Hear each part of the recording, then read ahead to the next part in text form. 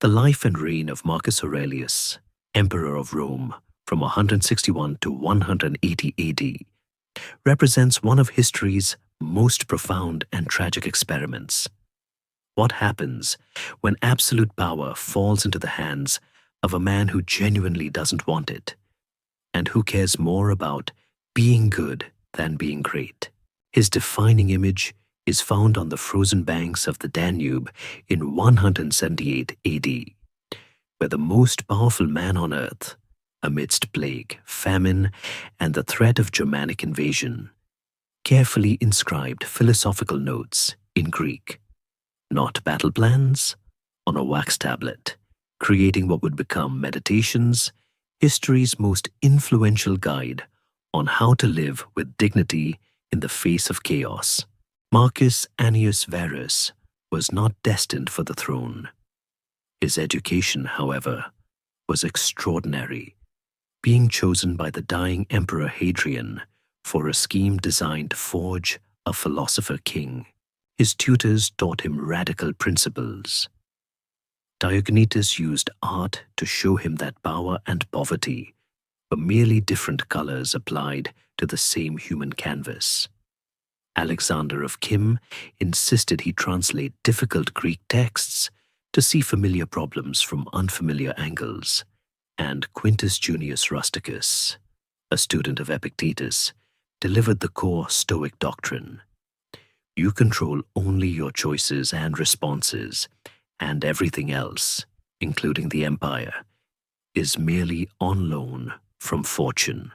This intense philosophical preparation made the moment of his adoption by Antoninus Pius in 138 AD an iron collar, as the 19-year-old felt his freedom to think without consequence abruptly ended, his very affections becoming property of the state. For 23 years, Marcus served a meticulous apprenticeship under Antoninus, learning the practical costs of justice by enduring tedious legal proceedings and Senate debates, absorbing lessons no philosophy book could teach. When Antoninus died in 161 AD, Marcus shattered 1,500 years of precedent by immediately sharing supreme power with Lucius Verus as co-emperor, believing the vast empire was too large for one man and pragmatically creating a check on his own power.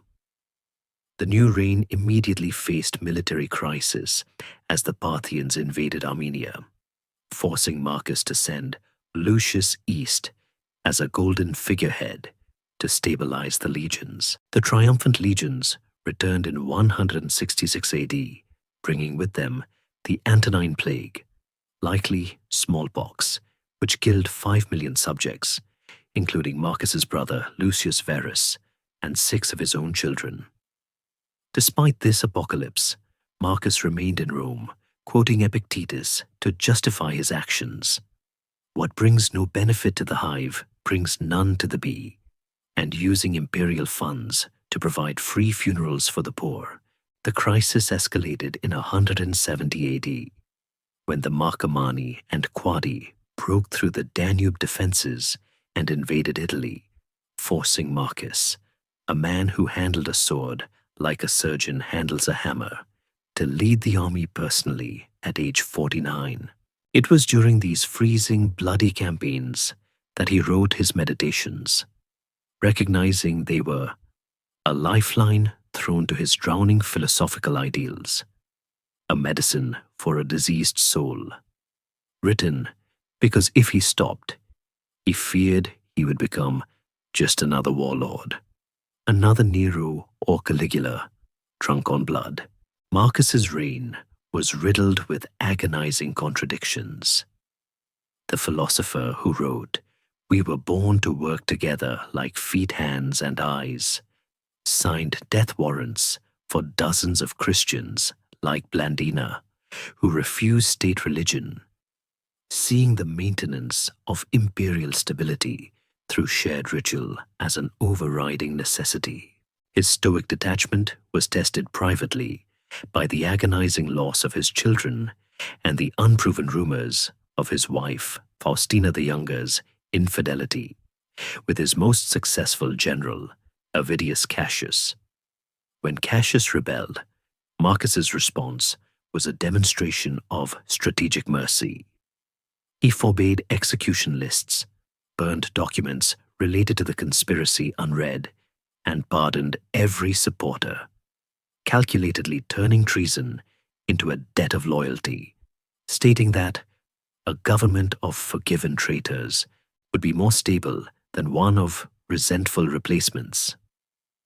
Furthermore, to fund the armies trained by continuous war, Marcus made the unprecedented move of publicly auctioning off all imperial possessions, including his wife's jewelry, art, and his personal library, proclaiming that dignity is not what you own, but how you behave when you own nothing. To compensate for the demographic devastation caused by the plague, he instituted the radical receptio policy, settling defeated Germanic tribes, like the Nariste and Sarmatians, within Roman land, granting them their laws, religion, and eventual citizenship in exchange for military service, fundamentally transforming Rome's defense strategy. The ultimate tragedy was the succession of his son, Commodus, a sadistic narcissist whom Marcus recognized as a monster who would destroy everything he built. Despite knowing Commodus was fundamentally unfit, he learned to perform virtue without feeling it. Marcus elevated him to co-emperor in 107 AD to avert civil war. In the final weeks of his life, while suffering from chronic illness and barely able to stand, Marcus mounted one final campaign to secure the Danube frontier, knowing that Commodus would abandon it immediately upon his death. Marcus Aurelius died on March the 17th, 180 AD, in Vindobona, having ensured his final military watchword was equanimitas, equanimity. His final heartbreaking instructions to his son were ignored, as Commodus immediately reversed Marcus's policies, abandoned the Danube frontier, bankrupted the treasury with excessive games and bonuses, and declared himself the reincarnation of Hercules Romanus, quickly reducing the empire to a parody of itself. However, the desperate private notes Marcus had intended to be forgotten were saved by a Greek slave named Crippus, hidden from Commodus's destruction. These meditations survived the collapse of the Western Empire, becoming humanity's permanent manual for dignity under pressure, influencing figures from Nelson Mandela and Viktor Frankl to modern neuroscientists, proving that while Marcus's empire of stone lasted centuries, his empire of wisdom lasts forever. Now close your eyes and let the weight of your own day dissolve into the river mist. Imagine the air turning crisp and cold, smelling faintly of wood smoke, wet wool, and the iron tang of deep winter snow. Before you get comfortable, take a moment to like the video and subscribe, but only if you genuinely enjoy what I do here. Let me know your city and local time in the comments so we can see where everyone is listening from. End of part 1. We drift now, moving like a phantom through the heavy curtains of time, arriving at the very edge of the known world in the winter of 178 AD. We are in Pannonia, near the fortress of Vindobona, modern-day Vienna, where the mighty Danube River acts as a frozen scar separating civilization from the wild, unknown forests of the north. It is late, perhaps 2 hours past the middle watch of the night. The wind here does not blow. It bites, howling across the ice floes with a sound like tearing silk, rattling the leather flaps of the imperial tent. Inside, the air is thick with the scent of burning oil and medicinal herbs, a heavy, earthy aroma meant to soothe the chest that has rattled with a cough for months. In the center of this tent sits a man who owns the world, yet possesses almost nothing of it for himself. Marcus Aurelius is 57 years old, though the candlelight flickering against his face maps the valleys of a man who has lived 100 lifetimes. His skin is pale, almost translucent, stretched tight over high cheekbones, and his beard, once dark, is now a cascade of silver and iron gray. He wears no purple imperial robes tonight, only a heavy, rough-spun tunic of gray wool scratching against his skin, a constant grounding reminder of his physical existence. His hands, stiff from the damp cold that seeps through even the thickest rugs, hover over a small folding tablet made of beeswax. Most emperors would be sleeping on silk cushions or drinking wine from goblets carved of fluorspar. But Marcus is awake, wrestling not with barbarians, but with his own mind. He presses a stylus into the soft wax. The only sound in the tent, the faint scritch-scritch of the tool, and the distant rhythmic clinking of a sentry's armor outside.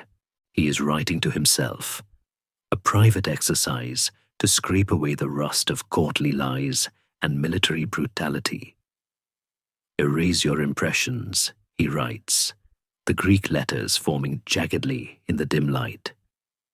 Stop pulling the strings like a puppet. He pauses, rubbing a thumb over a swollen knuckle. Historians still argue whether these late-night sessions were a symptom of chronic insomnia caused by an ulcer, or a deliberate spiritual discipline, a way to reclaim the hours stolen by the demands of the state. To look at him now, huddled near the brazier for warmth, you would not see the master of the Mediterranean, the commander of 30 legions.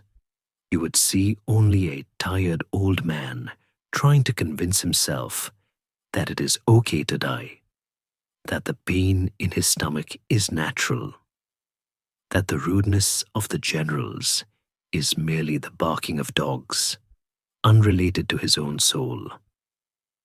He is trying to be good in a world that rewards only strength. Outside, a wolf howls from the dark Germanic tree line, a lonely, haunting sound that makes the young guards grip their spears tighter. But Marcus does not flinch. He has learned that the wolf, like the cold, like the ungrateful sun sleeping in a nearby tent, is just another thread in the great web of nature. He exhales, his breath pluming white in the chill air, and prepares to look back, to remember how a boy who loved books was forced to wear the purple mask of a king. Let the biting wind of the Danube dissolve now, melting away into the golden, honeyed light of a memory that predates the throne, drifting backward 40 years to a world not of ice, but of warm terracotta and sun-baked dust. To understand the philosopher, we must first dig into the soil that grew him. And surprisingly, the roots of this imperial oak are not found in the marble halls of ancient Roman nobility, but in the red clay of Spain and the pragmatic hustle of industry. We find ourselves in the province of Baetica, modern-day Andalusia, near the town of Akubi, where the Annius Verus family did not start as kings, but as men of the earth, extracting their fortune from the gnarled branches of olive trees and the muddy banks of riverbeds. History often paints emperors as descending from the gods, but Marcus's lineage was built on something far more durable: brick. His grandfather, Marcus Annius Verus II, was a titan of Roman industry, a man whose vast factories churned out the millions of bricks that were literally building the expanding empire, stamped with the family seal that archaeologists still dig up today in the foundations of the Pantheon and the Scholai of Ostia. There is a quiet, poetic irony here. The boy who would one day carried the metaphorical weight of the empire upon his shoulders, was born from a family that physically manufactured the weight of Rome itself. Imagine the young Marcus, not as a soldier, but as a small, serious child, wandering the gardens of his mother's villa on the Caelian Hill in Rome, a place that smelled of rosemary, heated stone, and the faint, sweet dust of the brickworks down in the valley. He was born on April 26th, 121 AD, into a world of immense, quiet privilege, yet touched immediately by the shadow of loss that would trail him all his life. His biological father, a man praised for his gentle nature and integrity, died when Marcus was only 3 years old, leaving the boy with no memory of his face, only a reconstructed image built from the whispered stories of his mother and the statues in the atrium. This absence created a vacuum that was filled by the formidable figure of his grandfather, the elder Verus, a man who had been consul 3 times, a rare honor that signaled supreme competence and political survival.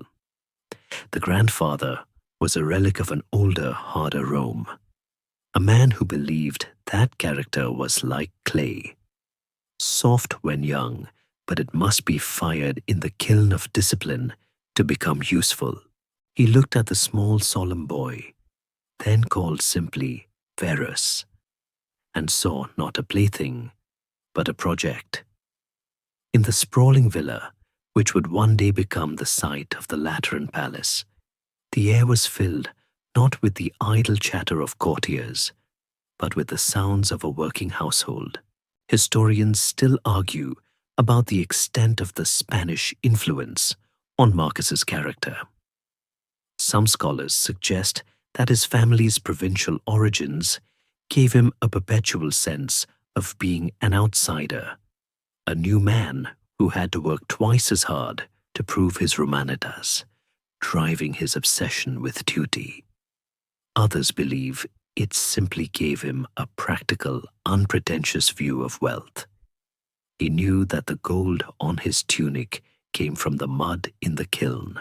It is easy to visualize the child, Marcus, here, perhaps sitting on a mosaic floor, tracing the geometric patterns with a finger, already showing the intense focus that would define his adulthood. He was not a wild child. Sources tell us he was a serious-minded boy, though he occasionally threw tantrums that his tutors would gently correct. There is a soft humor in imagining the future stoic sage screaming because his tunic scratched or his porridge was cold. A reminder that even philosopher kings start as toddlers who just want a nap. His mother, Domitia Lucilla, was a woman of immense wealth and culture, a fluent Greek speaker who owned the very brick factories that powered the family fortune. She was not the distant Roman matron of stereotype. She was present, affectionate, and intellectually demanding. She taught Marcus that wealth was not for hoarding. The simple life, she would whisper to him, guiding him away from the garish displays of the other rich families, teaching him to prefer a hard cot to a soft bed, a lesson he took so literally that as a teenager, he would sleep on the floor until his mother begged him to use a small skin rug for the sake of his back. It is a tender image. The richest woman in Rome pleading with her teenage son to please, just for tonight, be a little less comfortable. But the Caelian Hill was not just a nursery. It was a fortress of tradition. The grandfather, Verus, ran the household with an iron grip, banning actors and entertainers from the house, viewing them as frivolous distractions that rotted the mind. He instilled in Marcus a distinct distaste for the green and blue factions of the chariot races, the ancient equivalent of football hooliganism that consumed the Roman populace. While other boys his age were memorizing the stats of famous gladiators, Marcus was being taught to look at the stone of the villa walls and understand the labor that put it there. This grounding was essential because the Rome outside their garden walls was a dazzling, dangerous beast. The Emperor Hadrian was on the throne, a mercurial, brilliant, terrifying man who traveled the world and rebuilt cities on a whim. The Annius Verus family was close to Hadrian's circle, moving in the highest orbits of power, yet staying just far enough away to avoid the burns of his volatile temper. Young Marcus watched this dance of power from the periphery, observing how his grandfather navigated the Senate with a blend of Spanish grit and Roman polish. He learned early that words were dangerous, that silence was a shield, and that a man's reputation was built slowly, brick by brick, but could crumble in an instant. There is a sensory richness to this period of his life that is often overlooked. The scratch of the stylus on wax as he learned his letters, the taste of simple bread and figs which he preferred over exotic meats, the sound of water trickling in the impluvium where he would sit for hours just thinking. It was a cocoon of safety, wrapped in the wool of a loving, if strict family. He was the Verissimus, the most truthful one, a nickname Hadrian would later coin for him, playing on his family name Verus. But even as a child, the name fit. He had a gaze that was unsettlingly direct, eyes that seemed to strip away pretense. In the lush gardens of the Caelian Hill, surrounded by statues of ancestors he had to live up to, Marcus was unknowingly preparing for a burden no one had yet dared to imagine for him. The brickworks of his family were churning out the material for the city, but the tutors and the grandfather were churning out the material of a soul, firing it, hardening it, preparing it to hold up the roof of the world.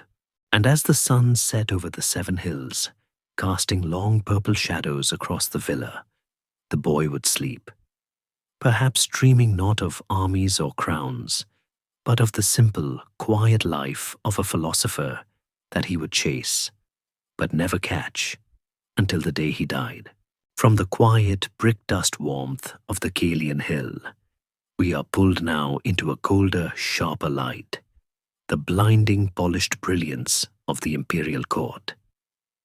We travel a few miles outside of Rome to Tibur, to the sprawling, dreamlike complex known as Hadrian's Villa, a place where the emperor had tried to carve his memories of the world into stone. Here, the air smells of cypress, standing water, and the metallic tang of fear, for the master of this paradise is dying. Emperor Hadrian, in the year 136 AD, is a man decomposing while still alive, his body swollen with dropsy, his temper fraying like an old rope. He is 60 years old, the most powerful man on earth, a bearded intellectual who wears his Greek affectations like armor, possessing a mind that is equal parts architect and assassin. He paces the marble colonnades of his canopus, a long reflecting pool lined with statues of Egyptian gods and Greek caryatids, a man who has seen everything and found most of it wanting. Into this lion's den walks a small, solemn boy of 15. Marcus Annius Verus is here not as a tourist, but as a curiosity, a young relative by marriage who has somehow caught the emperor's terrifyingly observant eye. It is here, amidst the splashing fountains and the whispered conspiracies of sycophants, that the nickname sticks. Hadrian, watching the boy's refusal to lie, even when a lie would be polite, even when a lie would be safer, chuckles through his pain and calls him Verissimus. It is a pun on his family name, Verus, but it means the truest. Imagine the scene. the bloated, brilliant emperor, wrapped in blankets to ward off a chill only he feels, leaning down to look into the clear, unblinking eyes of the teenager. "You do not flatter, little Verus," he might have wheezed, a rare smile cracking his bearded face. "It will get you killed, or it will make you immortal." Historians still debate the true nature of this affection. Some argue it was purely political, a way to secure the loyalty of the powerful Spanish-Roman faction Marcus belonged to, while others, perhaps more romantically, insist that Hadrian, a man exhausted by the endless masks worn by courtiers, simply fell in love with the boy's radical, uncorrupted honesty. To Hadrian, surrounded by men who would poison his wine for a promotion, Marcus must have felt like a glass of cold water in a desert. But affection in Rome is never just affection. It is a calculation. Hadrian's health was collapsing, and with it, the stability of the empire. He had no son. His first choice for an heir, a handsome but somewhat vapid nobleman named Lucius Aelius Caesar, had just died of tuberculosis, coughing his life away before he could even sit on the throne. The empire teetered on the edge of a succession crisis. The Senate held its breath. The Praetorian Guard sharpened their swords. In this vacuum, Hadrian's gaze turned not to the generals or the seasoned politicians, but to the truthful one. However, Roman law and custom were stubborn things. You could not simply hand the keys of the world to a teenager without inviting civil war. The boy was too young, too raw. He needed a shield, and so the dying emperor concocted a scheme of breathtaking complexity, a multi-generational bank shot that would secure the throne for decades. He summoned a respected, middle-aged senator named Antoninus, a man of unimpeachable character, boringly reliable, and wealthy enough not to steal.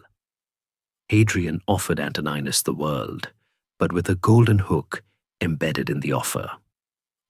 Antoninus could be emperor, yes, but only if he agreed to adopt Marcus Annius Verus as his own son and heir immediately, to balance the scales, and perhaps to honor the memory of his dead first choice.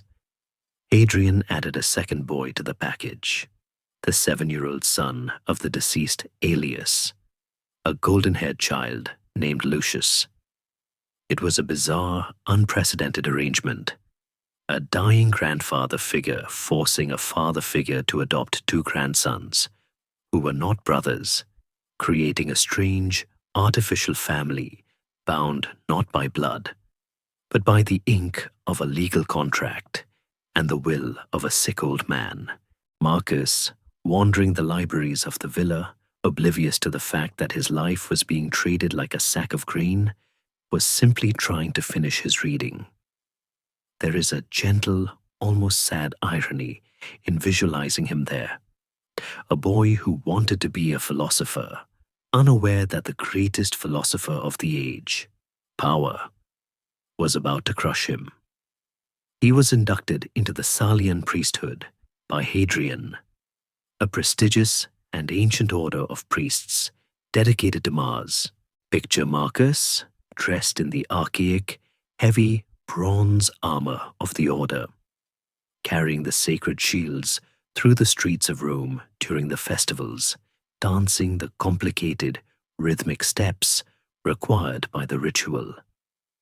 It was said that while other boys stumbled or laughed at the old-fashioned ceremony, Marcus performed it with a terrifying, graceful seriousness, never missing a step, never dropping the heavy shield, his face a mask of pious concentration. Hadrian watched from his litter, nodding. He saw the discipline. He saw the capacity for endurance. He saw the king inside the boy's soul. But the tragedy of Hadrian's choice was that it required the sacrifice of Marcus's obscurity. The boy would never again be just Verus. He was becoming a vessel. The sensory world of Hadrian's villa, the smell of sulfur from the baths, the echo of Greek poetry recited in the dining halls, the peacocks screaming in the gardens, became the backdrop for the death of his childhood. He was being groomed. Hadrian began to grant him offices and titles far beyond his years, testing him, pushing him into the deep end of the administrative pool. We can imagine the boy's confusion and perhaps his quiet dread. He didn't want to rule the world. He wanted to understand it. But in Rome, desire is irrelevant. The machinery was in motion. Hadrian's breath was rattling in his chest. His nights consumed by pain so intense, he begged his servants to kill him. Yet his mind remained fixed on the future. He was building a bridge to the next century, and Marcus was the keystone. One afternoon, as the sun dipped low over the olive groves, casting long shadows that looked like grasping fingers, the summons came. Marcus was called to the imperial presence not for a chat, but for a revelation. The golden eye of Hadrian had blinked, and when it opened again, it was fixed permanently on him. The boy who loved the truth was about to be told the biggest, most terrible truth of all, that his life was no longer his own. He was to be the master of the world, a role he viewed as a prison sentence. And as the wind rustled the dry leaves of the villa's expansive grounds, blending with the distant rhythmic chanting of the priests, the weight of the purple began to descend, invisible but crushing, onto the slim shoulders of the boy who just wanted to be good. Step now from the blinding sun of Hadrian's ambition into the cool, dust-moated silence of the study. For before a man can rule an empire, he must first learn to rule his own mind, and Marcus's mind was the battleground for a quiet, intense war between two titans of intellect. The education of a Roman aristocrat was usually a rote affair of memorizing speeches and poets, but for the heir designate, the stakes were infinite, and so the tutors were the masters of the age. First, imagine the smell of expensive papyrus and the scratching of a reed pen, accompanied by the voice of Marcus Cornelius Fronto. Fronto was the greatest orator in Rome, a man who believed that the right word could move armies and that a clumsy sentence was a moral failing. He loved Marcus with a fierce, possessive affection.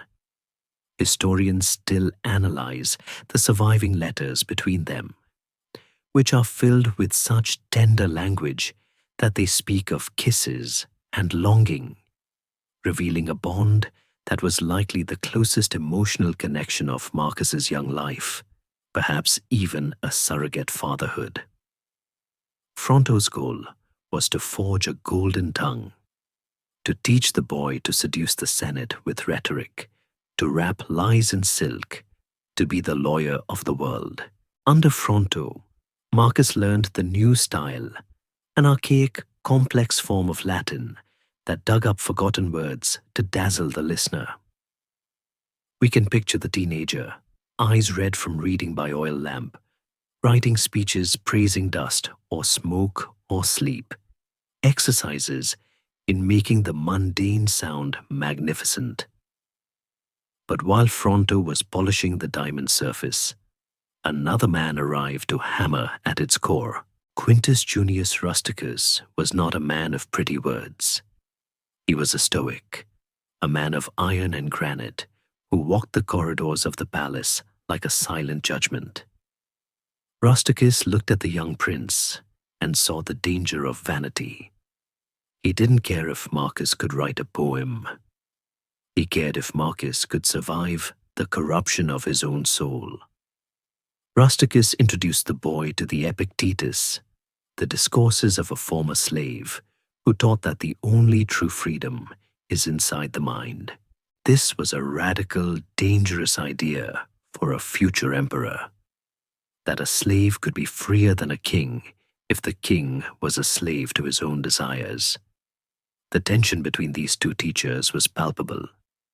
Fronto wanted a performer. Rusticus wanted a monk. There is a profound moment of transformation that occurs in these quiet years, a philosophical conversion around age 12 or 13, where the boy began to dress in a rough Greek cloak and sleep on the floor, rejecting the softness of his station. We can imagine Fronto's dismay as his star pupil began to lose interest in the flowery metaphors of the court and became obsessed with the hard, dry logic of ethics. "I am busy with the care of my soul," Marcus would later write, a phrase that must have sounded like madness to the political elite.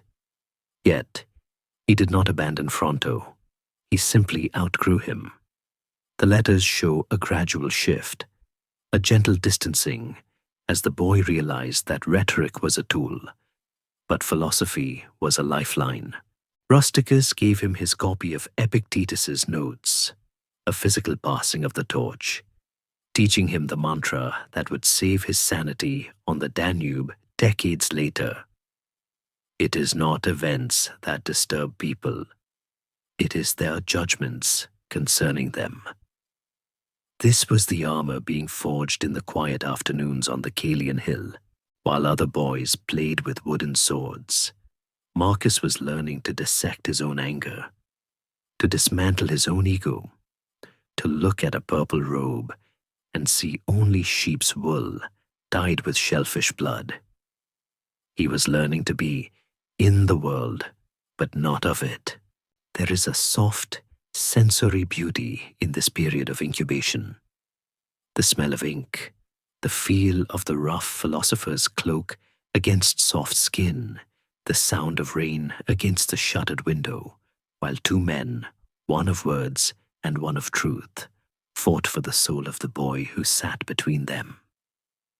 It was here, in the safety of the classroom, that the inner citadel was built, a fortress of solitude that he would retreat into when the world outside turned to fire and plague. He was becoming a man who could command a legion with a gesture, but who would spend his life trying to command his own thoughts. The teachers molded him, yes, but in the end, the clay surprised the sculptors. Fronto created a speaker who spoke only when necessary, and Rusticus created a stoic who felt everything too deeply. The tools were ready, the mind was sharpened, and just in time, for the golden cage was about to snap shut. The quiet scratching of reed pens and the warm debates of the classroom were abruptly silenced on February 25th, 138 AD, shattered by the heavy, ceremonial tread of lictors' boots. The theoretical world of philosophy was about to collide violently with the practical world of power.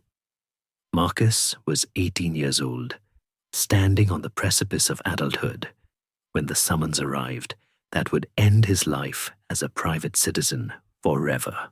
We must visualize this day not as a celebration, but as a funeral for a young man's freedom. The location was likely the imperial residence, where the air was thick with incense to mask the smell of Hadrian's decaying body.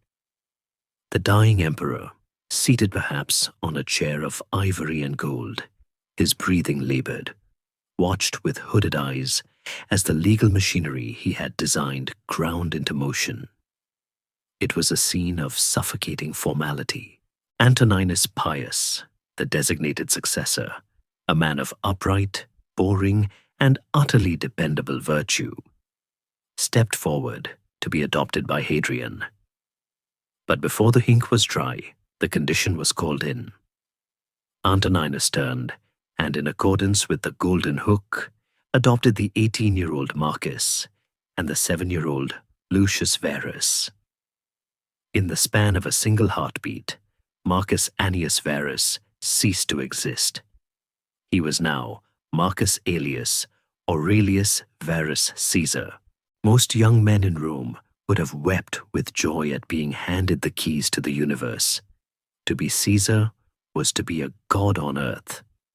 But historians record a reaction from Marcus that chills the blood with its foresight. He was terrified. When his household slaves congratulated him, expecting a bonus or a feast, Marcus looked at them with a haunted expression and quoted a line from a lost Greek play, or perhaps simply spoke the grim truth that Rusticus had taught him. We have lost the life we had. He saw clearly what others were blind to. He saw the iron collar of adoption snapping around his neck. To him, the imperial purple was not a robe of glory, but a shroud that suffocated the soul. He understood that from this moment on, he had no privacy, no friends who weren't sycophants, no freedom to walk the streets or speak his mind. He was now a symbol, a statue that breathed. The psychological weight of this transition is hard for us to grasp today. But imagine being told that your face, your name, and your future belong entirely to the state, that you are no longer a person, but a function of the government. The physical move that followed was a wrenching dislocation, a sensory shock that Marcus would feel for decades. He had to leave the warm, sun-drenched villa of his mother on the Kelian hill, the home of brick dust, garden herbs, and maternal love, and move into the Domus Tiberiana, the vast, echoing imperial palace on the Palatine Hill. We travel with him now, the cart rattling over the cobblestones, carrying his few possessions, his books, his simple tunic, his copy of Epictetus. As he ascended the Palatine, the air changed. The palace was not a home. It was a city within a city, a labyrinth of cold marble, towering columns, and shadowed corridors where whispers traveled faster than wind. It smelled of stale lamp oil, old wax, and the metallic tang of the Praetorian Guard's armor. The silence here was not the peaceful silence of a library. It was the dense, listening silence of a place where walls had ears. For a young man who craved solitude and authenticity, the palace was a nightmare of performative existence. He was surrounded by the Oliki, the court officials, the chamberlains, the tasters, the dressers. He could not eat a fig without someone handing it to him on a silver platter. He could not use the latrine without a guard standing watch nearby. The gilded cage had closed. He found the pomp of court life repulsive, referring to it later as stepmother, while referring to philosophy as mother. Yet, he did not run. He did not rebel. This is the first great test of his stoicism. He accepted the role because it was his duty, his officium. He moved through the cavernous halls like a ghost, observing the excesses of the court with a detached, clinical eye. He saw the sycophants fawning over Antoninus, saw the ambition in the eyes of the generals, saw the fear in the eyes of the slaves. He realized that the palace was a theater where everyone was acting, and he had been cast in the lead role without an audition. One of the most poignant aspects of this transition was the forced separation from his mother, Domitia Lucilla. Though she remained a powerful figure, the protocol of the palace created a glass wall between them. He could no longer simply sit at her feet and talk about the brickworks. Every interaction was now mediated by ceremony. We can imagine him looking out from the high balconies of the Palatine, gazing across the sprawling city towards the Kelian hill, seeing the smoke rise from the chimney of his old home, yearning for the simplicity he had lost. It was a grief that had no outlet, for how can the heir to the empire complain about his lot? Who listens to the sorrows of a god? The iron collar tightened as the reality of his new father settled in. Antoninus Pius was a good man, but he was a demanding master. It required Marcus's presence constantly. There were no vacations, no travels. Antoninus famously never left Italy during his entire 23-year reign, believing that an emperor's travel was too expensive for the provinces to bear. This meant Marcus was grounded. He was tethered to the side of the emperor, sitting silently in Senate meetings, standing for hours at religious sacrifices, enduring the crushing boredom of administrative ritual. He was being broken in, like a wild horse forced to pull a heavy cart. He learned to keep his face impassive while foolish men spoke for hours. He learned to listen to the drone of legal petitions without screaming. He learned that power is mostly patience. Yet, even in this gilded prison, he found ways to smuggle his soul to safety. At night, when the palace finally slept and the torches burned low in the sconces, he would retreat to his small room, strip off the purple-bordered toga that felt so heavy, and return to his books.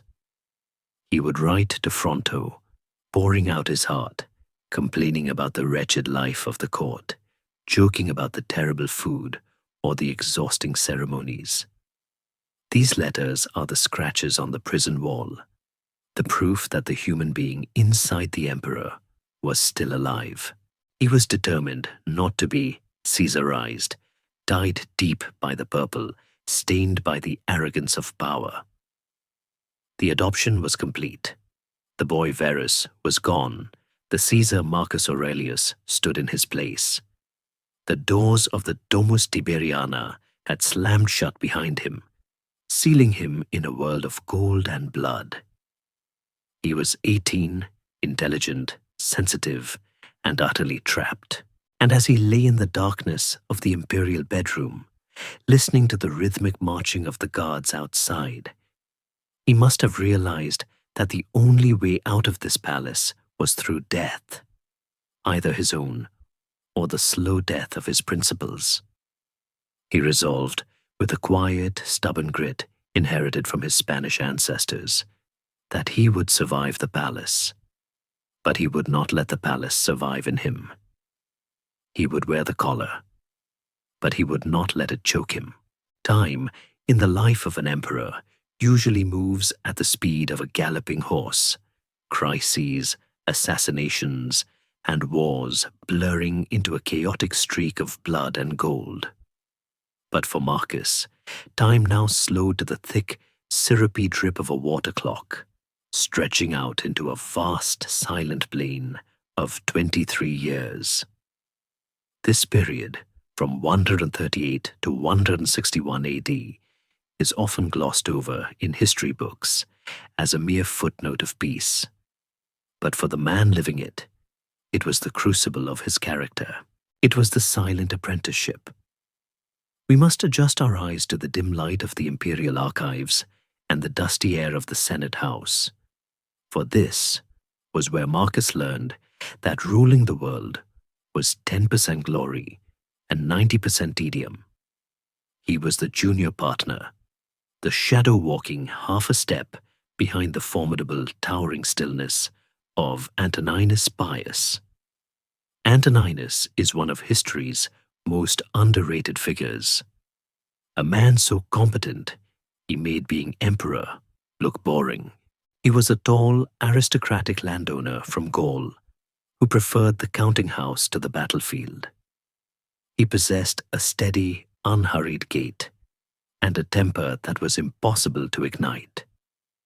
Under his tutelage, Marcus was not taught how to swing a gladius or how to besiege a city. He was taught how to read a tax ledger until his eyes burned.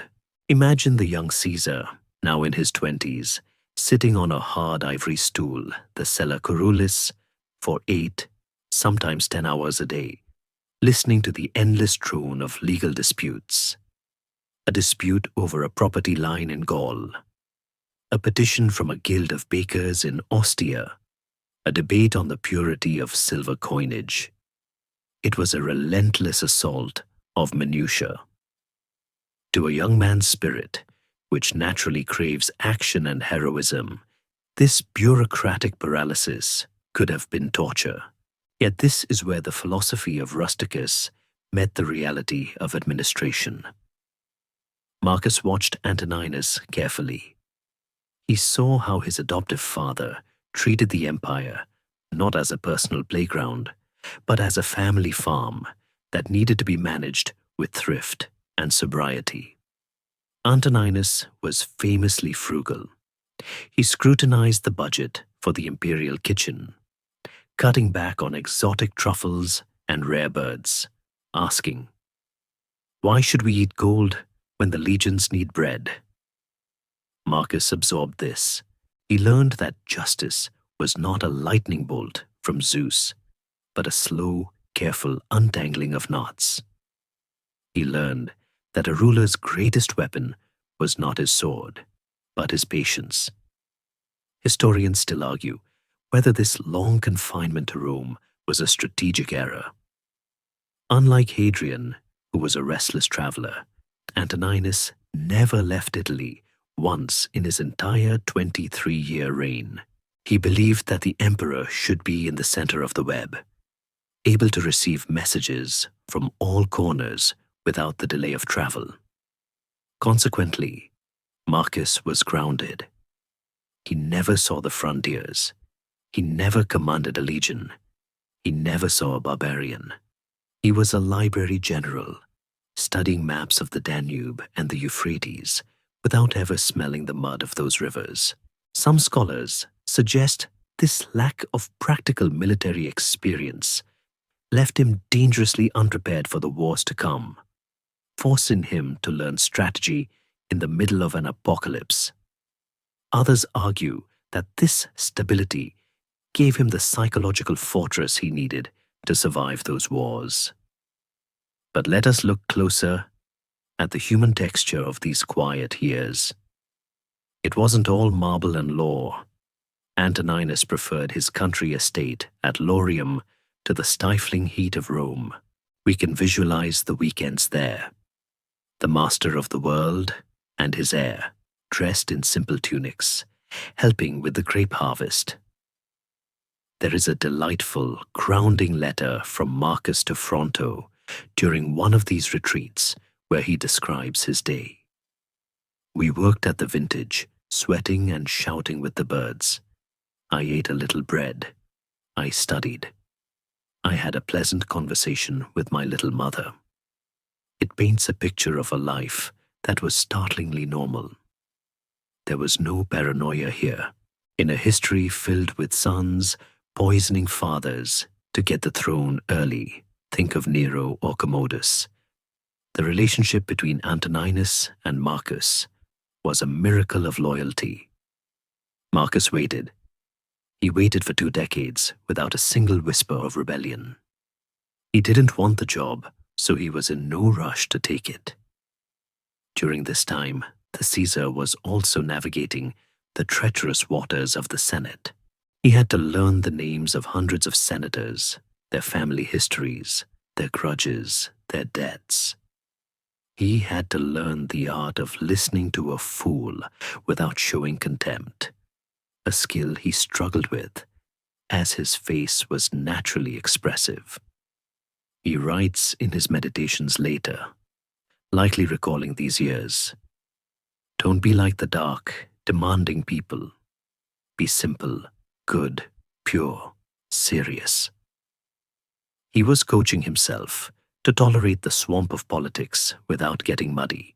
He served as consul multiple times, the highest office in the land, learning the ceremonial rhythm of the state. He learned that the Roman people didn't just want a ruler, they wanted a show.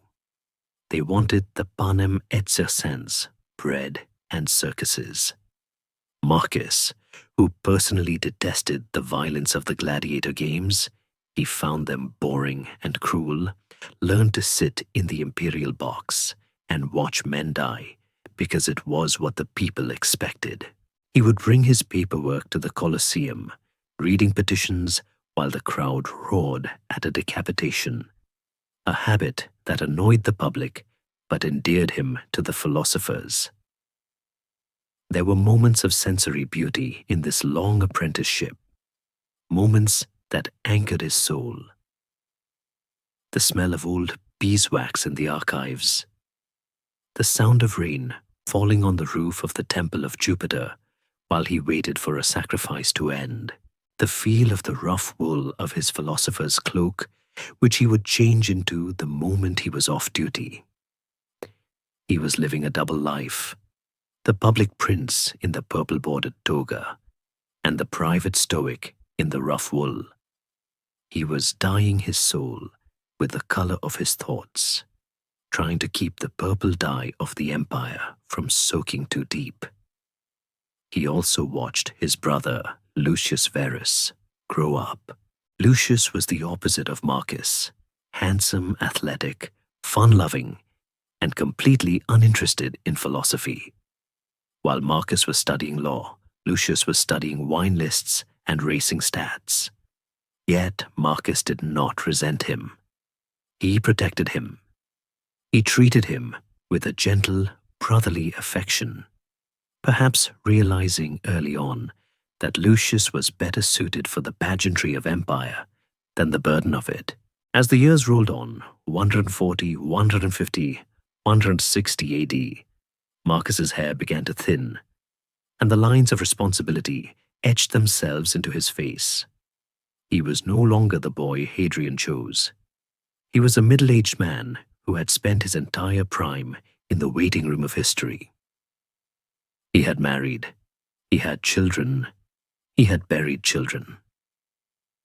The silence of the apprenticeship was heavy, but it was safe. The Pax Romana, the Roman peace, seemed eternal. The borders were quiet, the treasury was full. It was the Indian summer of antiquity.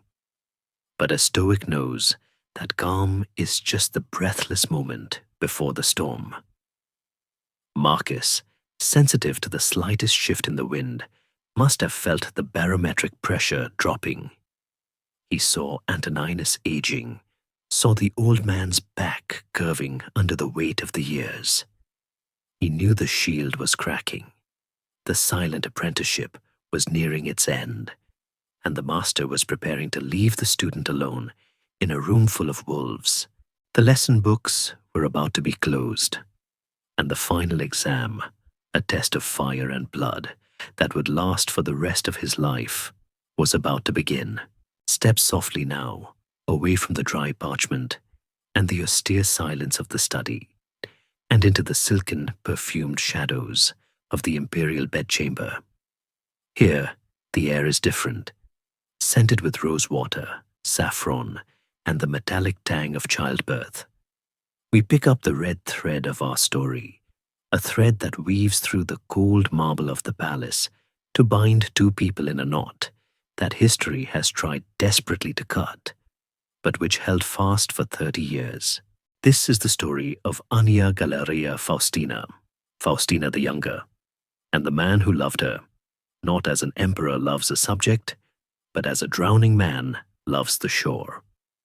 Their union, formalized in 145 AD, began not with a spark of romance, but with the cold scratching of a quill on a contract. It was a political maneuver of incestuous complexity. Faustina was the daughter of the Emperor Antoninus Pius, making her Marcus's first cousin, and legally his adoptive sister.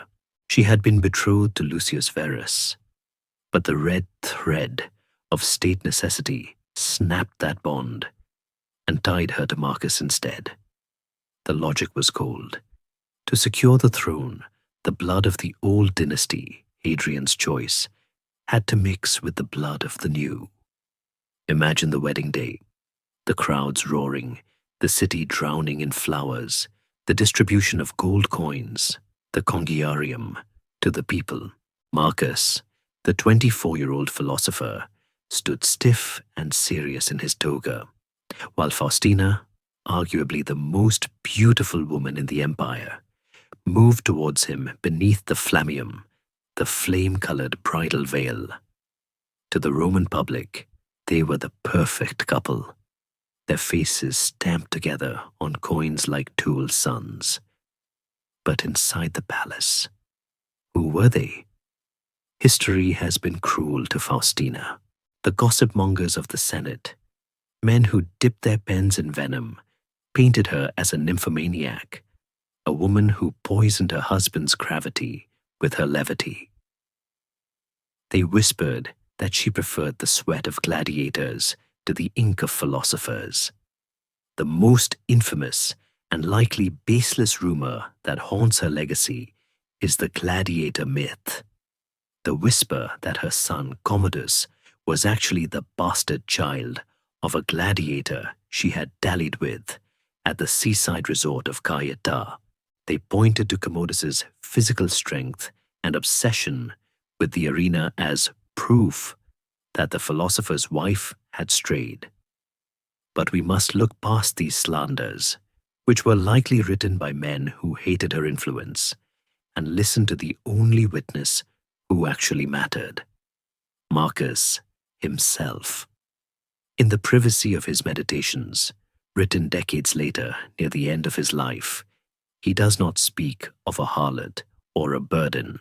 He thanks the gods explicitly that I have such a wife, so obedient and so affectionate and so simple. This is not the language of a cuckold. It is the language of a man who found in his wife a sanctuary. We can imagine the dynamic between them, a study in contrasts. Marcus was the man of marble, constantly striving for self-control, waking before dawn, eating plain bread. Faustina was the woman of blood, vibrant, passionate, perhaps a little reckless. A woman who loved the games, the theater, and the pulse of the city. She was the one who pulled him out of his books and forced him to live. Historians still argue whether her alleged infidelities were real or merely the inventions of a misogynistic court culture that couldn't handle a woman with political agency. But perhaps the truth lies in the middle. Perhaps she found the atmosphere of the palace suffocating and sought solace in livelier company, yet remained fiercely loyal to the partnership where it counted. The true bond between them, however, was forged not in the bedroom, but in the nursery and the graveyard. The red thread that connected them was soaked in tears. Faustina bore Marcus at least 13 children, possibly 14. In a world without antibiotics, even for the masters of the universe, birth was a coin toss with death. We must visualize the recurring tragedy that defined their marriage: the swelling of the belly, the hope, the frantic prayers to Juno Lutina, the birth of a child, a Titus, a Domitia, a Hadrianus, and then the silence. Of their 13 children, only 5 survived Marcus. They watched child after child fade away from fevers, coughs, and sudden seizures. There is a profound sensory heartbreak in imagining the emperor and empress standing over a small crib in the middle of the night. The most powerful man on earth, who could order the execution of thousands, was helpless to stop the fever burning in his infant son's forehead. He would have held Faustina as she wept, her grief a raw primal sound echoing off the frescoes. This shared suffering created a fortress of intimacy that no rumor could breach. When their twin sons were born in 161 AD, shortly after Marcus took the throne, the joy must have been terrified and fragile. One twin, Antoninus, died at age 4. The other, Commodus, survived. The survival of Commodus was seen as a divine miracle, a gift that they cherished with a desperate, blinding love that would ultimately doom the empire. Faustina was not just a mother, she was a partner. As the years passed and the shadows lengthened, she evolved from the decorative bride into the mater castrorum, the mother of the camps. She did not stay in Rome to weave wool while her husband went to war. She went with him. She traveled to the harsh, freezing frontiers of the Danube and the scorching deserts of the east. She lived in the military tents, smelling the mud and the horses, earning the loyalty of the legions who saw her not as a distant goddess, but as a gritty, present queen. The red thread of their marriage was also a political lifeline. Marcus, with his head in the clouds of stoicism, needed Faustina's feet on the ground. She understood the court. She knew which senator was lying, which general was ambitious, which cousin was jealous. She was his eyes and ears in the social labyrinth he detested. When rebellions brewed, it was often Faustina who urged him to act, to be harder, to protect the dynasty. She was the fierce lioness guarding the philosopher's flank. So let us discard the scandalous pamphlets of ancient historians and replace them with a warmer, more human image. Picture them in the quiet evenings at the palace, after the children were asleep and the scrolls were put away. Marcus, tired and burdened by the state, resting his head on Faustina's shoulder. She, playing with the silver in his beard, teasing him gently about his somber mood, reminding him that the empire would still be there in the morning. She was the color in his black and white world. She was the chaos that balanced his order. And as the golden peace of Antoninus began to fade, and the real storms of history gathered on the horizon, Marcus held on to that red thread tighter than ever. He knew that without her, he was just a lonely man talking to himself in the dark. With her, he was complete. The apprenticeship was over. The partnership was sealed. And together, they turned to face the thunder that was rolling in from the north. We move now from the warmth of the marriage bed to the cold, polished mirror of the dressing room, where the private man must put on the public mask.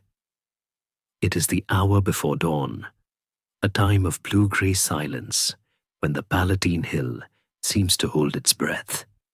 In the center of a vast chamber frescoed with scenes of conquering gods, Marcus stands alone, shivering slightly in the morning chill. He is about to undergo the daily transformation from philosopher to prince, a ritual he views with a mixture of resignation and dread. This is the paradox of the Stoic in silk robes, the struggle of a man trying to keep a monk's soul alive inside an emperor's costume. Imagine the sensory dissonance of his morning. A slave enters, carrying the toga praetexta, the heavy, broad-striped garment of his station. It is a masterpiece of Roman weaving, soft as water and white as milk, bordered with a rich, Tyrian purple dye extracted from thousands of crushed sea snails. To the slave, it is a holy object. To Marcus, it is a costume. As the heavy wool is draped over his shoulder, arranged in the complex, statuesque folds required by protocol, Marcus is performing a mental exercise Rusticus taught him. Decomposition.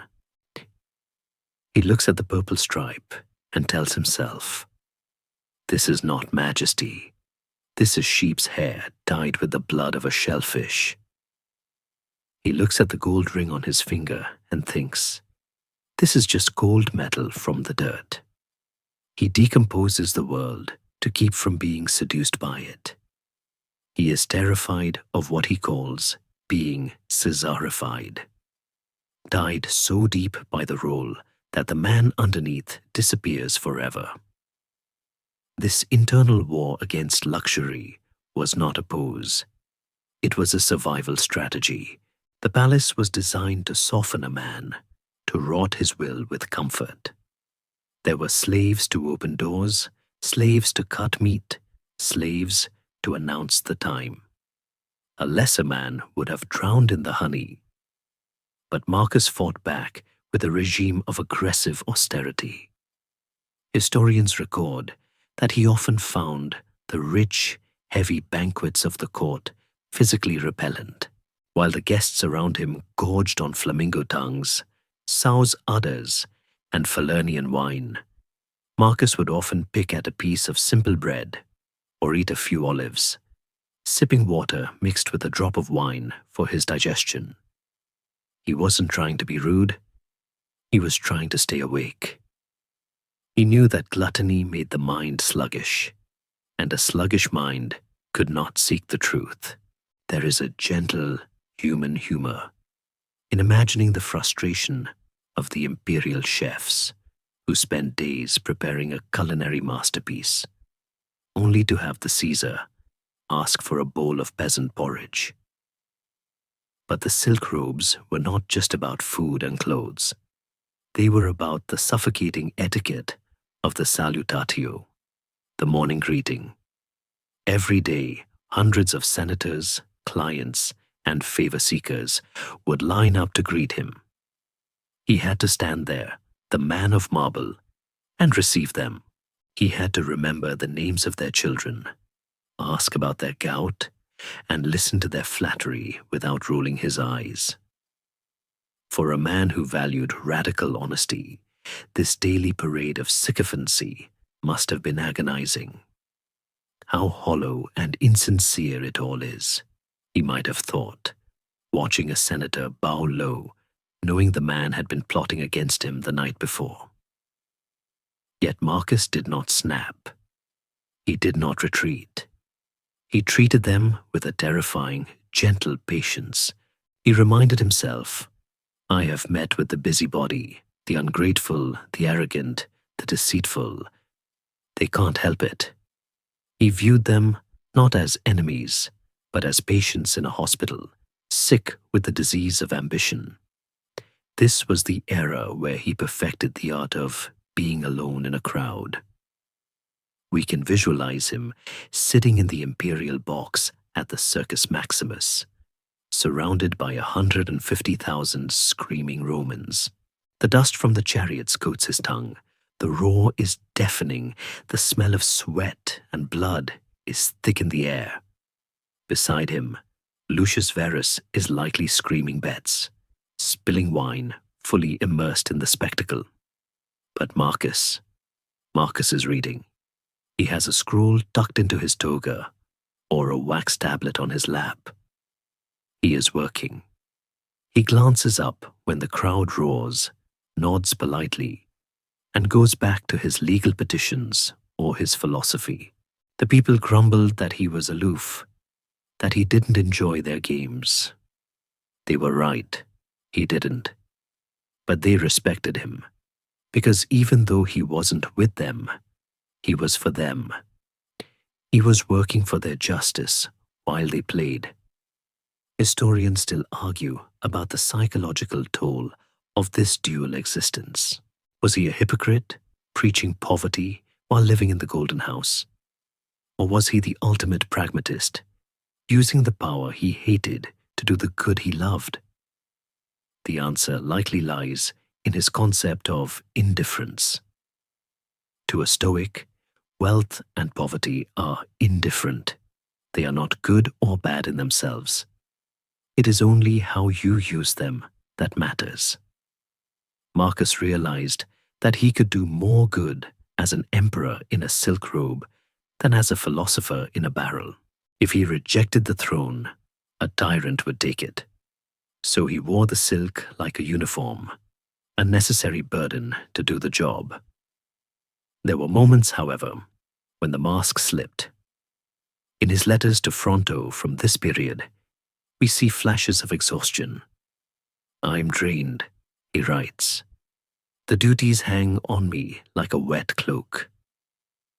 He complains about the chains of his station. These are the whispers of the prisoner rattling the bars. He missed the freedom to just be a man. He missed the ability to walk down a street without a guard. He missed the silence. But whenever the self-pity rose in his throat, he swallowed it with a dose of duty. "You are here to work," he told himself, "like a bee in a hive, like a foot on a body." The Stoic in silk robes also had to navigate the delicate ego of his father, Antoninus. Antoninus was a good man, but he was the emperor. Marcus had to shine, but not too brightly. He had to be competent, but not threatening. He walked a tightrope of humility for 2 decades. He never built a faction of his own. He never undermined the old man's authority. He waited, dressed in the trappings of power, but possessing none of the actual final say. It was a long, slow lesson in submission. As the year 160 AD turned to 161 AD, the atmosphere in the palace began to shift. The silence of the apprenticeship was deepening into the silence of the grave. Antoninus, the pillar of stability, was eating some alpine cheese at his estate in Laurium when he fell ill. The fever spiked. The cough rattled. Marcus was summoned to the bedside. He stood there, the silk of his toga rustling softly, looking down at the man who had been his jailer and his teacher for 23 years. He saw the mortality of power. He saw that all the gold, all the marble, all the legions could not stop the breath from leaving a lung. He knew what was coming. The iron collar was about to be locked. The keys to the cage were being handed over. The Stoic in silk robes was about to become the master of the world.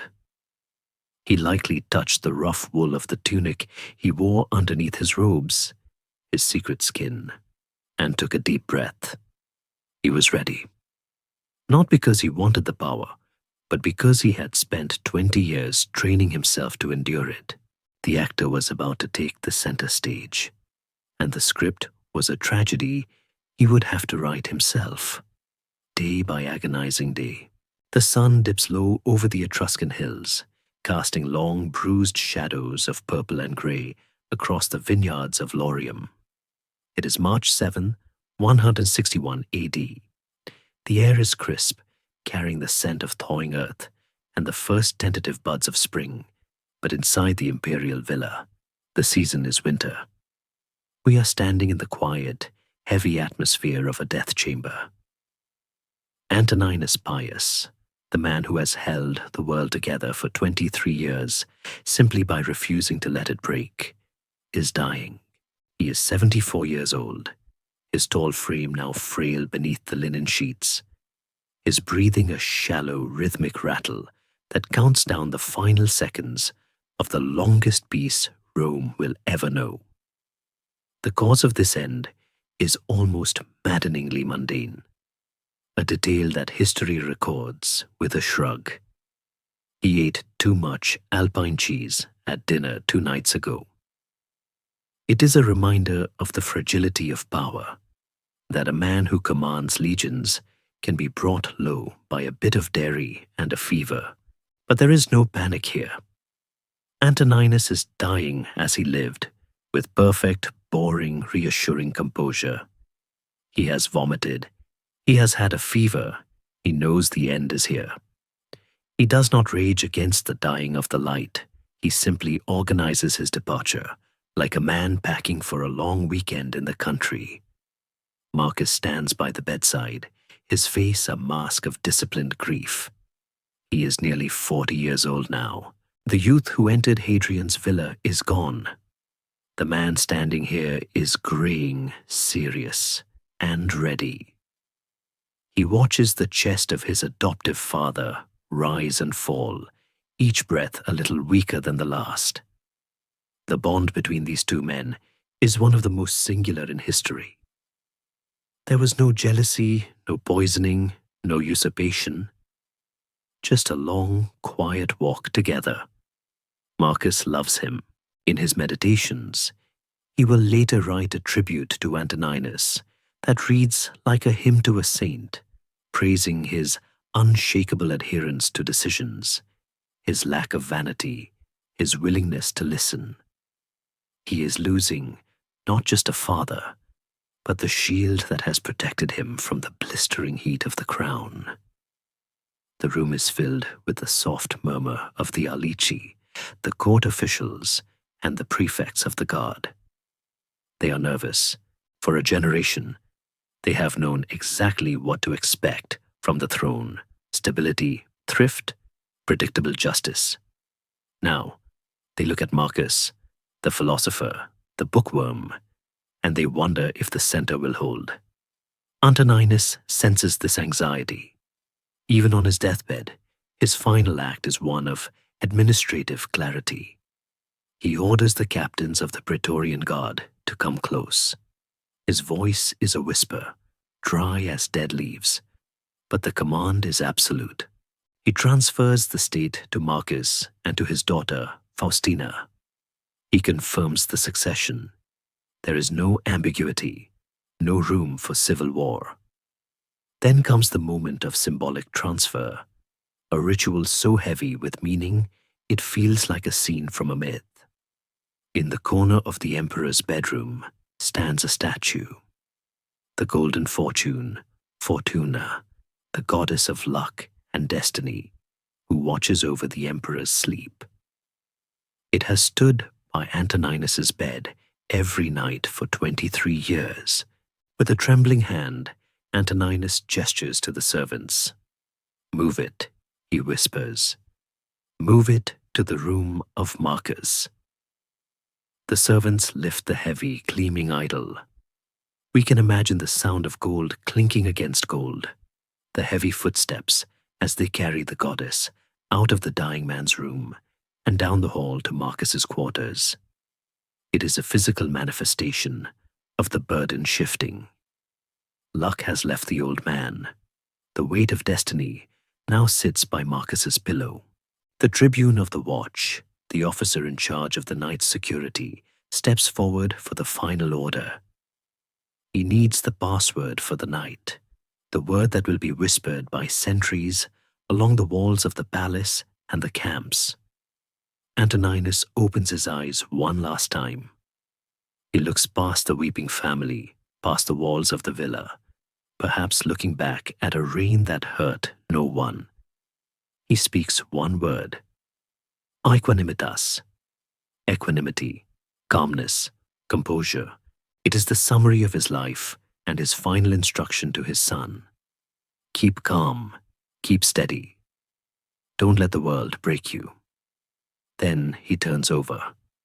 History records this detail with heartbreaking simplicity. He turned as if to sleep, and he dies. The silence that follows is not just the silence of a room. It is the silence of an era ending. The golden peace is over.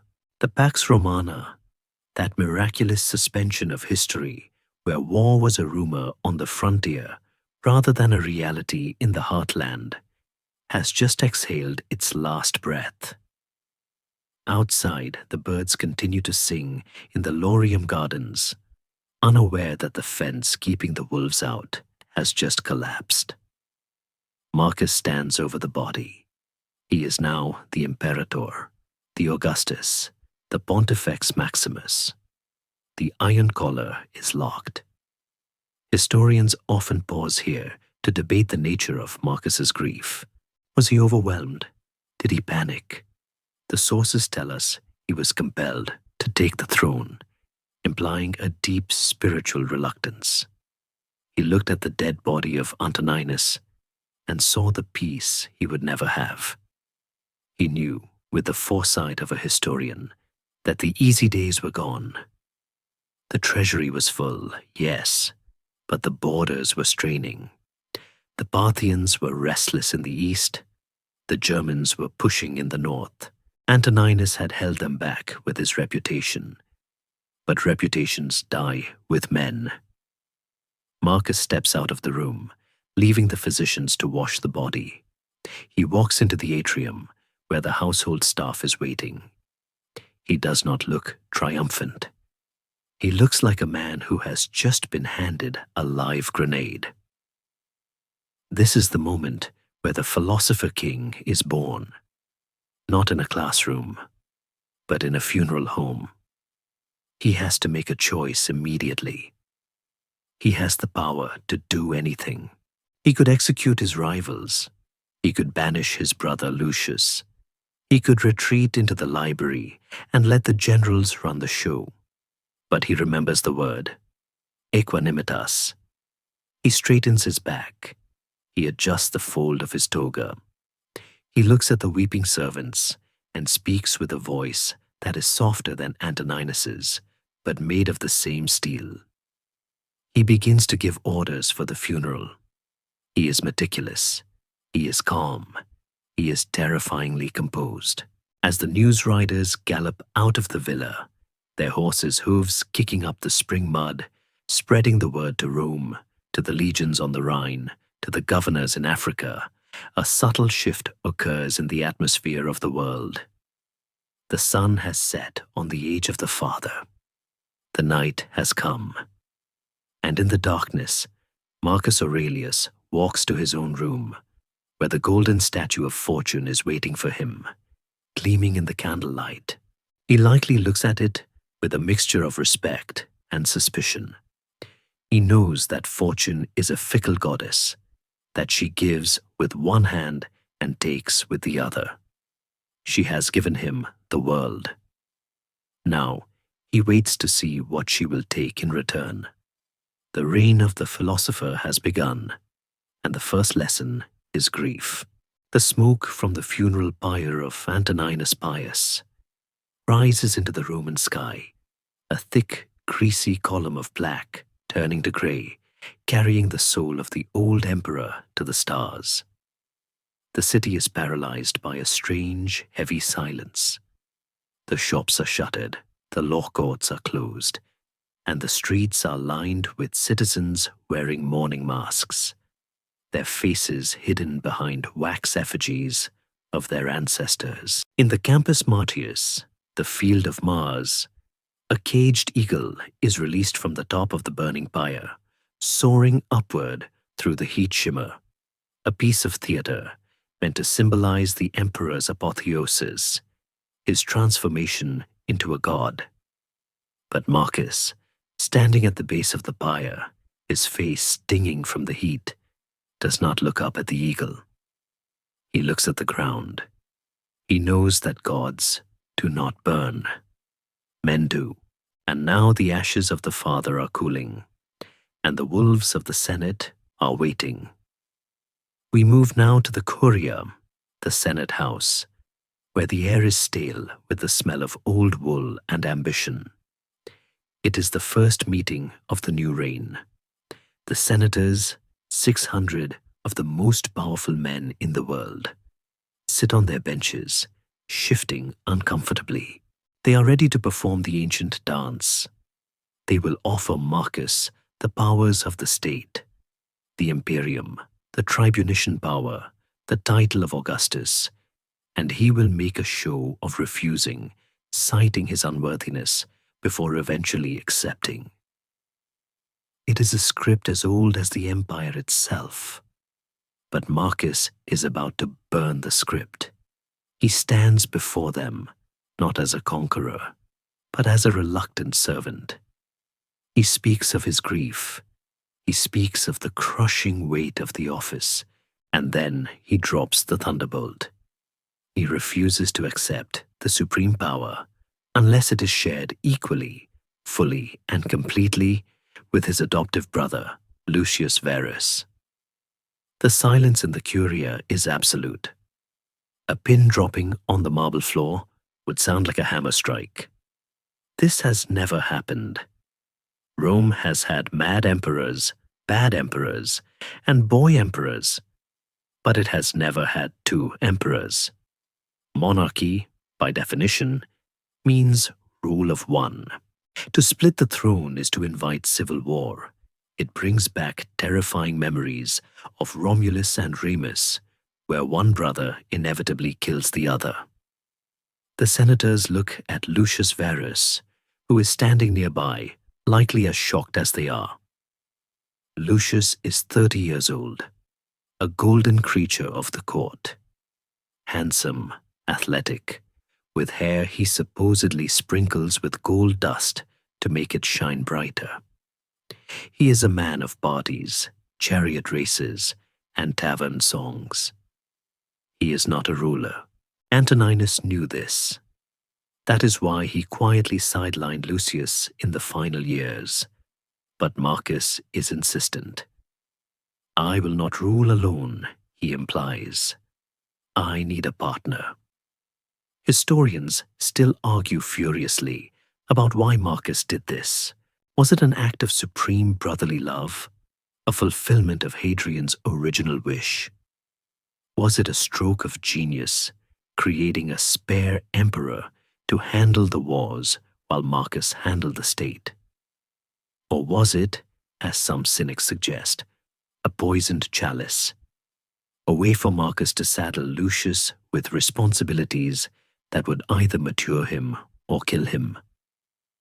There is a darker theory, too, that Marcus, the student of history, knew that Lucius had strong connections to the military aristocracy. If left as a private citizen, Lucius might become the figurehead for a rebellion. By making him co-emperor, Marcus hugged him so close he couldn't reach for a dagger. Whatever the motive, the Senate, stunned and pliable, agrees. They vote to bestow the equal powers. For the first time in 900 years, the Roman eagle has two heads. The titles are adjusted. Marcus remains the senior partner by virtue of his auctoritas, moral authority. But legally, they are twins. They are both Augustus. They are both Imperator. Imagine the scene as they leave the Senate house. Two curule chairs are set side by side on the dais. Two lictors march in front. The crowd outside, initially confused, begins to cheer. Two for the price of one, the wits in the tavern might have joked. But for Marcus, this is not a joke. It is a desperate insurance policy. He looks at the map of the empire, from the foggy moors of Britain to the burning sands of Syria, and he sees it cracking. The borders are too long. The enemies are too many. The empire is too big for a single mind, he thinks. He is trying to clone himself, but the clone is flawed. Lucius Verus is the shadow to Marcus's light, or perhaps the color to his sketch. While Marcus retreats to his study to read legal briefs, Lucius hits the streets. He loves the Greens, the chariot racing faction, with a fanaticism that embarrasses the court. He throws dinner parties that last until dawn, filled with actors, dancers, and gamblers. Yet surprisingly, they work well together. It is a good cop, bad cop routine on an imperial scale. Lucius handles the pageantry, the smiles, the public relations. Marcus handles the grind. Marcus treats Lucius with an infinite patient indulgence, never scolding him in public, always referring to him as my partner. It is a masterclass in management. There is a sensory dissonance in the palace now. In one wing, the austere silence of Marcus, where the lamps burn late into the night as he reviews the grain supply. In the other wing, the raucous laughter of Lucius, the smell of roasted meats and heavy perfumes, the sound of dice rolling on silver tables. The two emperors meet every day, exchanging the kiss of peace, presenting a united front. To the people, it seems like a new golden age. They have a wise father and a fun uncle. What could go wrong? But the gods have a cruel sense of timing. No sooner has the ink dried on the decree of joint rule than the horizon begins to darken. In the late summer of 161 AD, a messenger arrives from the east, his horse frothed with sweat, his face grey with dust and fear. He brings news that shatters the party. The king of Parthia, Legacies IV, has invaded Armenia. He has destroyed a Roman legion. The governor of Cappadocia has trapped himself and committed suicide. The eastern frontier is collapsing. Marcus looks at Lucius. The theory of the two emperors is about to be tested in blood. One of them must go to war. One of them must stay in Rome. Logic dictates that Marcus, the senior ruler, should stay. But Marcus also knows that Lucius, with his love of glory and his lack of discipline, is a dangerous man to send alone. Yet he cannot go himself. He has no military experience, and his body is already frail. He makes the decision. He will send Lucius. He will dress the party boy in armor and send him to save the empire. He hopes that the weight of the helmet will straighten the head beneath it. As the legions prepare to march, the two heads of the eagle look in opposite directions. Marcus looks inward, steeling himself for the administrative nightmare of funding a war. Lucius looks eastward, dreaming of Alexander the Great, seeing only the glory and none of the grave. The experiment has begun. The dual monarchy is no longer a legal fiction. It is a war machine. And as the standards of the legions are raised, gleaming in the Roman sun, the first cracks in the marble facade begin to appear. The honeymoon of the joint reign is over. The wolves are at the door. The map of the world, when spread out on the heavy oak table of the imperial study, looks less like a geography lesson and more like a menu for disaster. And in the autumn of 161 AD, Marcus Aurelius is staring at the eastern edge of the parchment until his eyes burn. We must shift our gaze now from the marble floors of Rome to the scorching ochre dust of the Armenian highlands, where the thunder from the east has just struck with the violence of a breaking dam. The Parthian Empire, Rome's ancient mirror image rival in the desert, a superpower of silk, steel, and horse archers, has decided to test the new emperors. Legacies IV, the King of Kings, has made his move, deposing the Roman-backed King of Armenia and installing his own puppet, conquerors, effectively turning the buffer state into a Parthian fortress.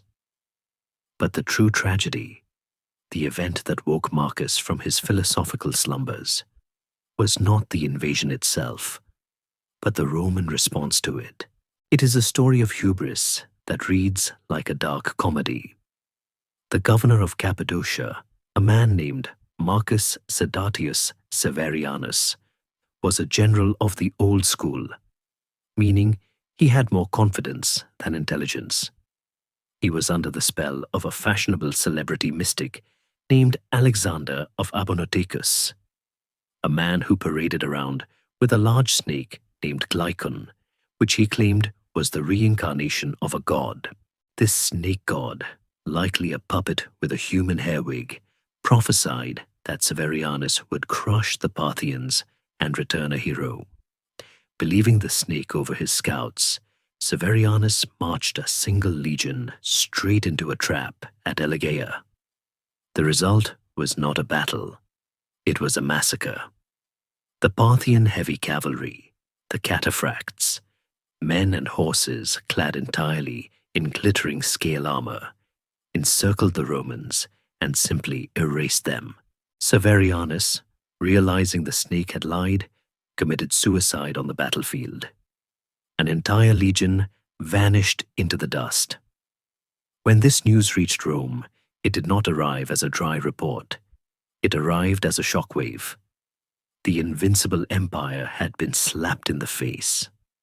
Marcus, sitting in the silence of the Palatine, had to absorb the reality that thousands of men were dead because a governor listened to a ventriloquist snake.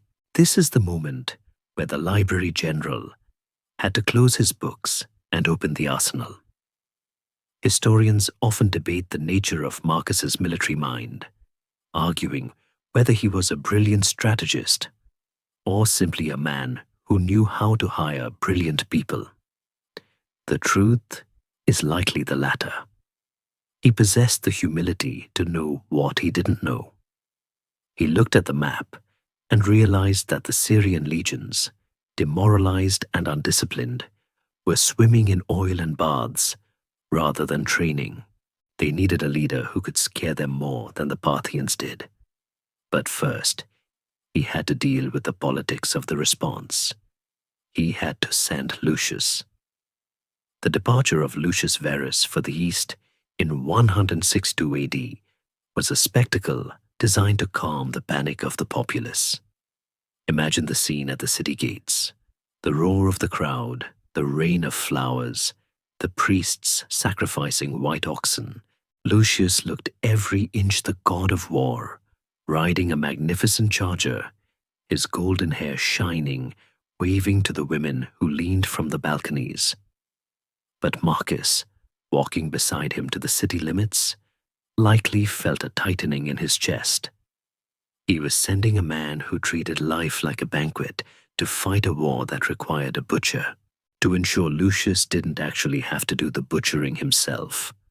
Marcus packed his staff with the hardest, grimmest professionals in the Roman military. Men like Statius Priscus and the terrifyingly competent Avidius Cassius, a Syrian-born general who ate glass for breakfast and believed the legions should be run like a prison colony.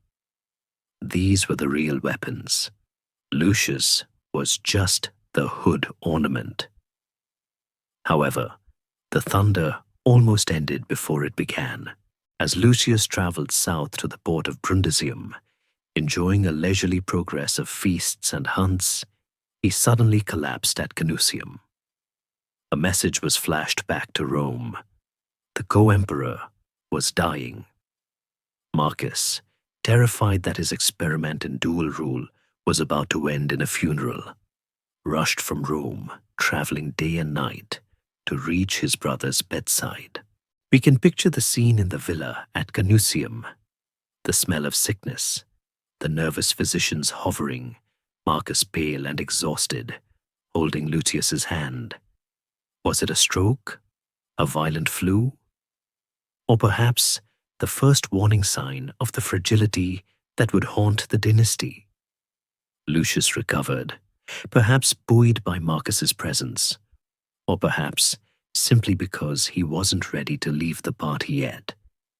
But the scare deepened Marcus's anxiety.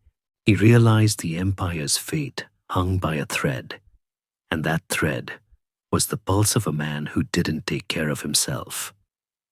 Once Lucius sailed, Marcus returned to Rome, and the atmosphere of the city changed. The phony war began, the long wait for news.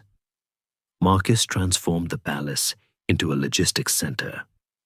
He was up before dawn, reading reports on grain shipments from Egypt to feed the armies, calculating the cost of mules, approving the conscription of new recruits from Italy. He was fighting the war with a quill pen. He learned that war is not mostly about courage. It is mostly about shoes, wheat, and water. He had to squeeze the treasury without breaking it. He had to navigate the Senate, whose members were already grumbling about the cost. "We are spending gold to fight over sand," they whispered. Marcus ignored them. He knew that if the Parthians took Syria, the grain supply would be cut and Rome would starve. There is a quiet, sensory intimacy to these nights of planning.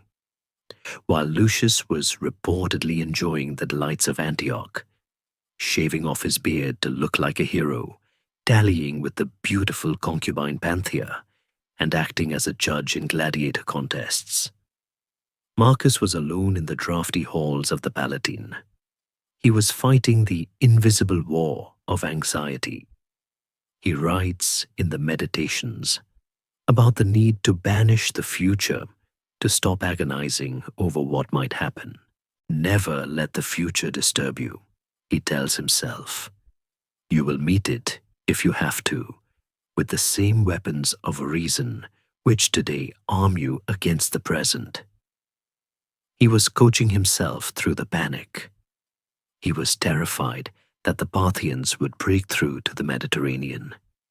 He was terrified that Lucius would make a fool of himself. He was terrified that he was failing. But he didn't fail. He appointed the right men. He trusted Avidius Cassius to discipline the troops, and discipline them he did. Cassius famously threw soldiers out of the army for the crime of smelling like perfume, and reinstated the death penalty for minor infractions. The legions toughened up. The machine began to turn. Marcus's role was to be the anchor, the silent, stationary point around which the violence revolved. He communicated with the front constantly, sending letters of encouragement, strategy, and mild correction to Lucius. Enjoy the theater, he might have written between the lines, but please let Priscus handle the siege engines. The thunder from the east was a wake-up call. It shattered the illusion that the Pax Romana was a permanent state of nature. Marcus realized that the empire was a besieged fortress, and he was the reluctant warden. As the reports of the first skirmishes began to trickle back, not disasters this time, but small, tentative victories, he allowed himself a small sigh of relief. But he knew, with the intuition of a man who watches the sky, that this was just the first storm. The air remained heavy, the pressure remained low, and while the eyes of Rome were fixed on the burning sands of the east, Marcus's gaze began to drift, almost against his will, to the dark, silent forests of the north, where a different, colder kind of thunder was beginning to rumble. Leave the austere brick and marble silence of Marcus's study in Rome, and let the warm, spiced wind of the Levant carry us east across the sea to the city of Antioch. In the year 162 AD, Antioch was not merely a city. It was a sensory explosion, the Paris of the East, a place where the air hung heavy with the scent of jasmine, roasting lamb, and uninhibited desire. It was here, in a golden twilight of luxury, that the co-emperor, Lucius Verus, decided to wage his war. Or rather, it was here that he decided to watch it. If Marcus was the soul of the empire, struggling in the dark, Lucius was its ED, basking in the sun. To understand the dynamic of this war, we must visualize the gilded cage that Lucius built for himself. While the legions were marching through the scorching heat of Mesopotamia, drinking muddy water and sleeping on rocks, Lucius established his headquarters in the lush suburb of Daphne, a resort town famous for its laurel groves and its utter lack of moral restraint.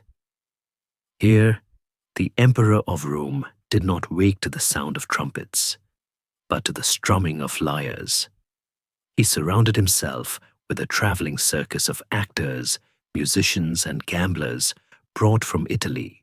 He famously shaved off his beard, a shocking breach of the philosopher style set by Hadrian and Marcus, simply because the local Syrians found a smooth face more attractive. He was 32 years old, beautiful, vain, and having the time of his life. History has been relentless in mocking Lucius as a lazy hedonist, a man who played dice while Rome burned. The ancient sources delight in telling us how he sprinkled gold dust in his blonde hair to make it shine like the sun, and how he became obsessed with a pantomime actor named Memphis. But historians today offer a more nuanced, perhaps more charitable debate. Was this laziness, or was it a stroke of accidental genius? By staying in Antioch, Lucius effectively removed his own incompetence from the battlefield. He handled the logistics, ensuring the grain and gold flowed to the front, and crucially, he let the real killers do the killing. He didn't try to be a general. He was content to be a mascot. In doing so, he allowed the Roman war machine to function without the interference of an amateur's ego. And what a machine it was! While Lucius was feeding grapes to his mistress, the legendary beauty, Panthea, a woman so intelligent that even Marcus, in his letters, admitted she was impressive, the Roman legions were being reforged into a weapon of terrifying precision. The hammer in this forge was Avidius Cassius, the Syrian-born general who would become one of the most pivotal figures in Marcus's life. Cassius was the anti-Lucius. He was a man of iron and leather, a disciplinarian who believed the army had gone soft.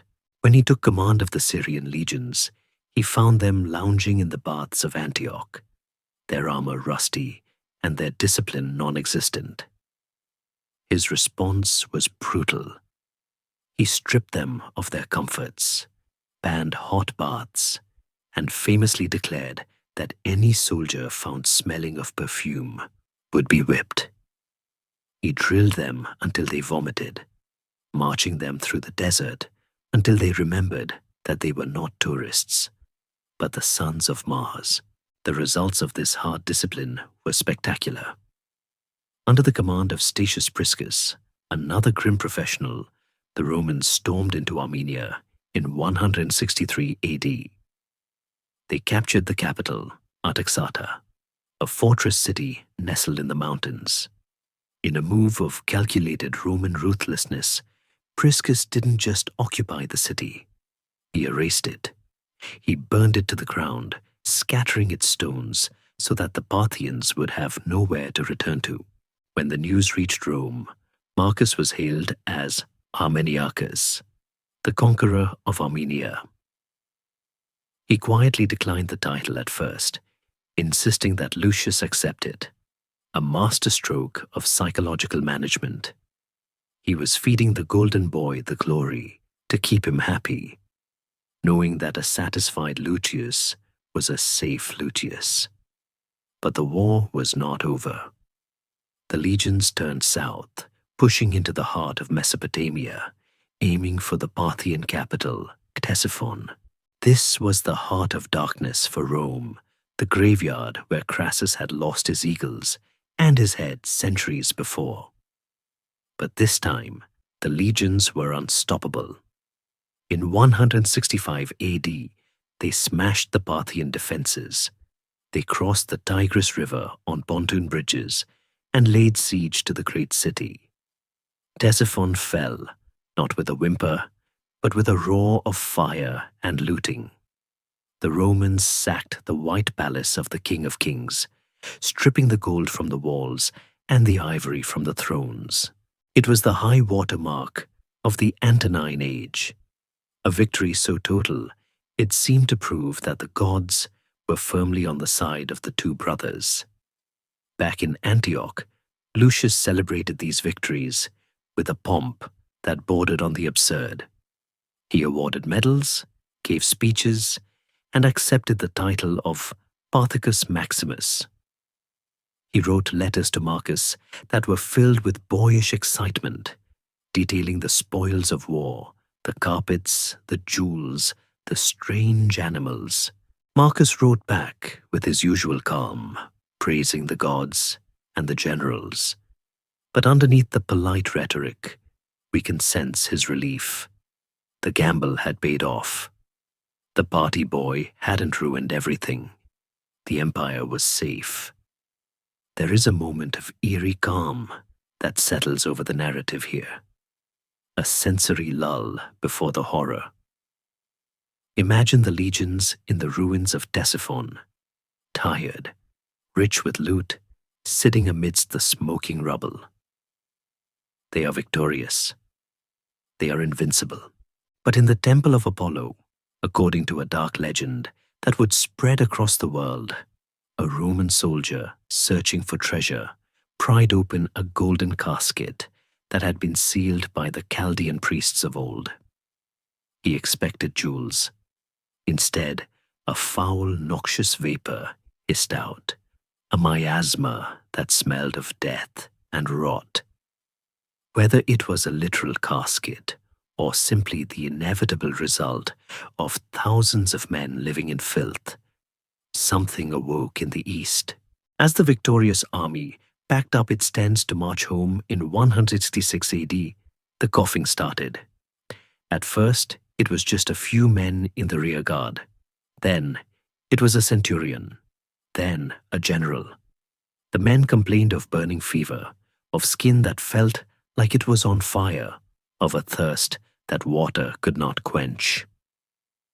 They marched west, back toward Antioch, back toward Rome, carrying their gold, their glory, and a microscopic hitchhiker that would kill more Romans than all the swords of Parthia combined. Lucius Verus, oblivious to the biological bomb ticking in the lungs of his escort, prepared for his triumph. He was bringing the army home. He expected a parade. He expected to be the new Alexander. He did not know that he was the angel of death. The gilded cage of Antioch had protected him from the arrows of the enemy, but it could not protect him from the air he breathed. As the ships set sail for Italy, their holds heavy with plunder, the sky seemed to turn a sickly shade of grey. The golden age was sailing home, but it was bringing the apocalypse with it. And Marcus, waiting on the dock at Brundisium to embrace his brother, had no idea that the brother he was hugging was the carrier of Rome's doom. The golden sunlight of an Indian summer bathes the streets of Rome in October 166 AD, illuminating a spectacle that marks the absolute zenith of the Antonine Age. The war is over. The East is tamed. The brothers are home.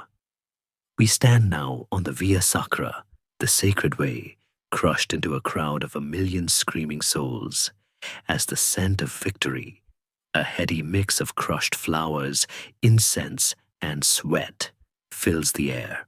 It is the day of the joint triumph, a historical anomaly where, for the first time, two emperors stand side by side in the same four-horse chariot. They are dressed in the toga picta, robes entirely of purple and gold, their faces painted red with cinnabar to resemble the god Jupiter. Lucius, the conqueror, beams and waves, blowing kisses to the crowd, soaking in the adoration he feels he has earned. Beside him, Marcus stands stiffly, his eyes scanning the horizon rather than the mob, perhaps feeling the precariousness of the moment. Behind them, the wagon trains of loot stretch for miles, gold from Ctesiphon, silver statues of Parthian gods, and exotic animals that roar in their cages. To the average Roman citizen, this is the end of history. Rome has won. The world is safe. The golden age is eternal. But if you look closely at the soldiers marching in the rear guard, past the glitter of the captured standards, you will see it. A legionary stumbles, wiping a black sheen of sweat from his forehead. Another coughs, a wet, rattling sound that is lost in the roar of the trumpets. They are not just carrying gold, they are carrying the invisible enemy. The plague has hitched a ride on the very roads that make Rome powerful, turning the empire's greatest strength, its connectivity, into its fatal weakness.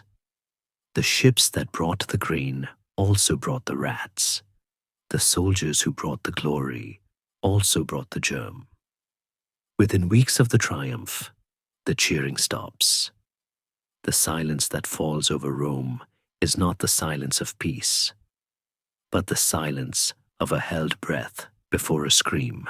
The Antonine Plague, now believed by modern epidemiologists to be a virgin soil outbreak of smallpox, explodes with the ferocity of a biological wildfire. It does not discriminate. It moves from the slave quarters of the Subura to the marble villas of the Palatine with terrifying speed. The symptoms meticulously recorded by the famous physician Galen, who, in a moment of very unstoic cowardice, briefly fled the city before being summoned back by Marcus, are the stuff of nightmares. It begins with a fever that feels like fire in the marrow. Then comes the thirst, an unquenchable, maddening dryness. Then the skin erupts. Red spots turn to black, pustular blisters that cover the entire body, turning the victim into a mass of scabs. Inside, the body liquefies. Victims cough up blood and scabrous tissue. Death, when it comes, is often a mercy. We must visualize the sheer scale of the horror to understand the environment Marcus now ruled. At the height of the outbreak, 2,000 people are dying in Rome every single day. The carts that usually bring produce into the city are now used to haul bodies out. The funeral pyres burn day and night, choking the city in a bowl of greasy grey smoke that blocks out the sun. The eternal city begins to smell of rotting meat. The temples are overflowing with desperate citizens offering sacrifices, their prayers mixing with the groans of the dying. The gods, it seems, have gone deaf. For Marcus, this is the ultimate test of his philosophy. He is the father of the country, the pater patriae, watching his children die by the millions. He walks the halls of the palace, which is now a fortress of isolation. Yet even here, the plague creeps in. He loses friends. He loses trusted advisors. He watches the machinery of the state grind to a halt because there are simply no men left to turn the gears. The tax collectors are dead. The farmers are dead. The soldiers are dead. The economy collapses. Inflation skyrockets as goods become scarce. The golden age dissolves into a fever dream. Historians still argue about the total death toll, with estimates ranging from 5 to 10 million people across the empire, perhaps a third of the total population in some areas. It was a demographic catastrophe that Rome would never fully recover from. But what makes Marcus's response so extraordinary is his refusal to despair. A lesser man might have hidden in a bunker or blamed the Christians, though some local governors did exactly that. Marcus, however, viewed the plague through the lens of strict Stoic logic. In his meditations, likely reflecting on this time, he writes with chilling detachment, "The destruction of the understanding is a pestilence, much more indeed than such a corruption and change of this atmosphere which surrounds us. For this corruption is a pestilence of animals, but the other is a pestilence of men." He is telling himself that the death of the body is natural, inevitable, indifferent. The real plague is the corruption of the mind, panic, selfishness, cruelty. As long as he keeps his mind pure, the plague cannot truly touch him. This intellectual armor allowed him to act with practical, ruthless compassion. He saw that the poor were being thrown into mass graves without ceremony, so he used the imperial treasury to pay for their funerals. He saw that the laws regarding inheritance were causing chaos as entire families were wiped out, so he rewrote the codes to ensure property could pass to survivors quickly. He attended every meeting of the Senate, even when the hall was half empty, sitting amongst the coughing men to show that the state was still functioning. He was the captain of a sinking ship who refused to stop sweeping the deck. There is a poignant moment of myth versus reality here regarding the famous rain miracle legion, the Legio XIII Fulminata. Before they were famous for the rain, they were famous for the sickness. This unit, returning from the east, was one of the primary vectors of the disease. The irony was bitter. The heroes who saved the empire from the Parthians were now destroying it from the inside. The roads, the pride of Rome, became arteries of death. The plague moved north to the Rhine, south to Egypt, west to Gaul. It emptied the camps. The legions that were supposed to guard the Danube against the Germans were suddenly reduced to skeleton crews of sick men leaning on their spears. In the midst of this apocalypse, Marcus's relationship with Lucius shifted. Lucius, terrified of the sickness, retreated into fear and superstition. He surrounded himself with amulets and priests. Marcus, however, seemed to grow harder, colder, more marble-like. He looked at the pile of corpses and saw the operation of nature. All things fade and move quickly into legend, he wrote.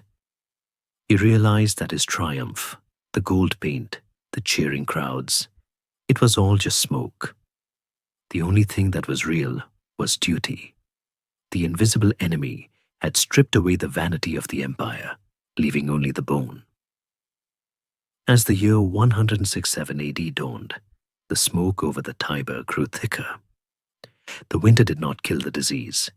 It merely incubated it in the huddled warmth of the tenements. Rome was a ghost town of boarded-up shops and wandering dogs. And in the silence of the palace, Marcus received a report that chilled him more than the fever. The scouts on the northern frontier, the Danube line, were reporting movement. The Germanic tribes, sensing the weakness of the giant, seeing the watchtowers empty and the fires burning low, were gathering. The plague had opened the door, and now the wolves were coming in. The philosopher emperor, exhausted, surrounded by death, realized that the war in the east was just a prelude. The real war, the war for survival, was about to begin. The mist that rises from the Tiber in the winter of 167 AD is not the clean white fog of the river, but a heavy yellowish smog, greasy with the tallow of 1,000 funeral pyres. We drift now through the twisted, narrow alleys of the Subura, the beating heart of working Rome, where the silence of the plague years has been replaced by a low, constant keen of terror. The invisible enemy has done more than kill bodies. It has murdered reason. As the death toll mounts, the thin veneer of Roman civilization strips away, revealing the primal, superstitious bone underneath. The people of Rome, watching their children turn to scabrous corpses in a matter of days, have stopped looking to the doctors. They are looking to the sky. They are looking for a reason. And in their grief, they have decided that the gods are angry. Fear, like the fever, is contagious. It spreads from the marketplace to the Senate, whispering that the Pax Deorum, the peace of the gods, the sacred contract that keeps Rome safe, has been broken. Someone has offended the heavens. Someone has neglected a sacrifice. The city begins to convulse in a spasm of religious hysteria. We see strange sights in the streets. Foreign priests beating drums, self-flagellating mystics shouting prophecies of doom, and terrifyingly, the revival of ancient blood-soaked rituals that had been forgotten for centuries. Marcus Aurelius stands at the center of this spiritual storm. He is not just the emperor. He is the Pontifex Maximus, the chief priest of the state religion. To a man who spends his nights writing that the gods are either good or they do not exist, the panic of the mob must seem like a childish nightmare. Yet, here we see the supreme discipline of the ruler. He does not mock their fear. He does not lecture them on the atoms of Epicurus or the logic of the Stoa. He understands that a terrified population is a dangerous one, and that if he cannot cure the plague with medicine, he must try to cure the panic with ritual. He decides to flood the city with the one thing it craves: magic. He orders a lustratio, a great purification of the city. Imagine the sensory spectacle of this desperate theater. The streets are swept clean of the dead. Incense burns on every corner, clouds of frankincense and myrrh drifting like holy smoke to mask the stench of decay. The College of Pontiffs, dressed in their heavy woolen robes, leads solemn processions through the forum, carrying the sacred shields, chanting hymns in archaic Latin that even they barely understand. Marcus walks at the head of the line, his head covered by a fold of his toga, his face a mask of pious concentration. He is performing the rituals with the meticulous exactness of a surgeon. If the people need a priest, he will be the best priest they have ever seen. He orders a lectisternium, a feast of the gods, a ritual not seen in Rome for hundreds of years. In the great temples, the statues of Jupiter, Juno, Apollo, and Diana are taken down from their pedestals. They are dressed in fine clothes, their marble faces painted to look alive, and they are placed on dining couches. Tables are set before them, piled high with food, roasted meats, fruits, wine, while the starving citizens watch from the temple steps. It is a surreal, haunting image. The marble gods feasting in silence while the city dies around them. Marcus oversees it all, perhaps thinking of his own line: live with the gods. He knows the statues cannot eat. He knows the food will be given to the priests later. But he knows the people need to see that the gods are still among them, that they have not abandoned Rome. But there is a darker edge to this piety. When the gods do not answer, when the smoke clears and the babies are still dying, the fear turns to anger. The mob needs a scapegoat. They look for those who refuse to bend the knee. They look for the atheists, the Christians. In the eyes of a terrified Roman, the refusal of the Christians to sacrifice to the state gods is not a matter of religious freedom. It is an act of biological terrorism. They are the reason the whisper runs through the baths and the taverns. They have angered Apollo. They deny the genius of the emperor. Historians still argue fiercely about Marcus's personal involvement in the persecutions that followed. Did he actively sign the death warrants, or did he simply allow the existing laws to function, turning a blind eye as local governors threw Christians to the beasts to satisfy the bloodlust of the crowd? The evidence suggests a tragic pragmatism. Marcus, who wrote so beautifully about the brotherhood of man, likely viewed the Christians not as villains, but as stubborn, dangerous fanatics who were destabilizing the state during a crisis. To him, their refusal to perform a simple ritual was an act of treason. And so, in the name of order, the philosopher allowed the blood to flow. The arrests began. The arenas, emptied by plague, were filled again for a different kind of spectacle. The atmosphere in the palace becomes suffocating. Marcus is fighting a war on two fronts: the biological war in the streets and the spiritual war in the minds of his subjects. He summons priests from every corner of the empire: Egyptian mystics, Chaldean astrologers, Etruscan haruspices. He tries everything. He is desperate to find the key that will lock the door against death. He delays his departure for the Northern War, waiting for the omens to be right. The Romans, he reportedly said, must not march without the gods. As the winter drags on, a heavy grey realization settles over the Pontifex Maximus. The rituals have been performed. The Christians have been punished. The incense has been burned. And yet, the carts still rumble over the cobblestones, heavy with the dead. The gods are silent. The smoke over the Tiber has not lifted. It has only become part of the landscape. Marcus retreats to his study, wiping the soot of the sacrifice from his hands. He picks up his stylus. He does not write a prayer. He writes a command to himself: dig deep within yourself, for there is a fountain of goodness ever ready to flow if you will keep digging. He realizes that no god is coming to save Rome. If the empire is to survive the coming storm, it will not be because of a marble statue on a couch. It will be because men of flesh and blood pick up their shields and stand in the mud. The time for praying is over. The time for bleeding is about to begin.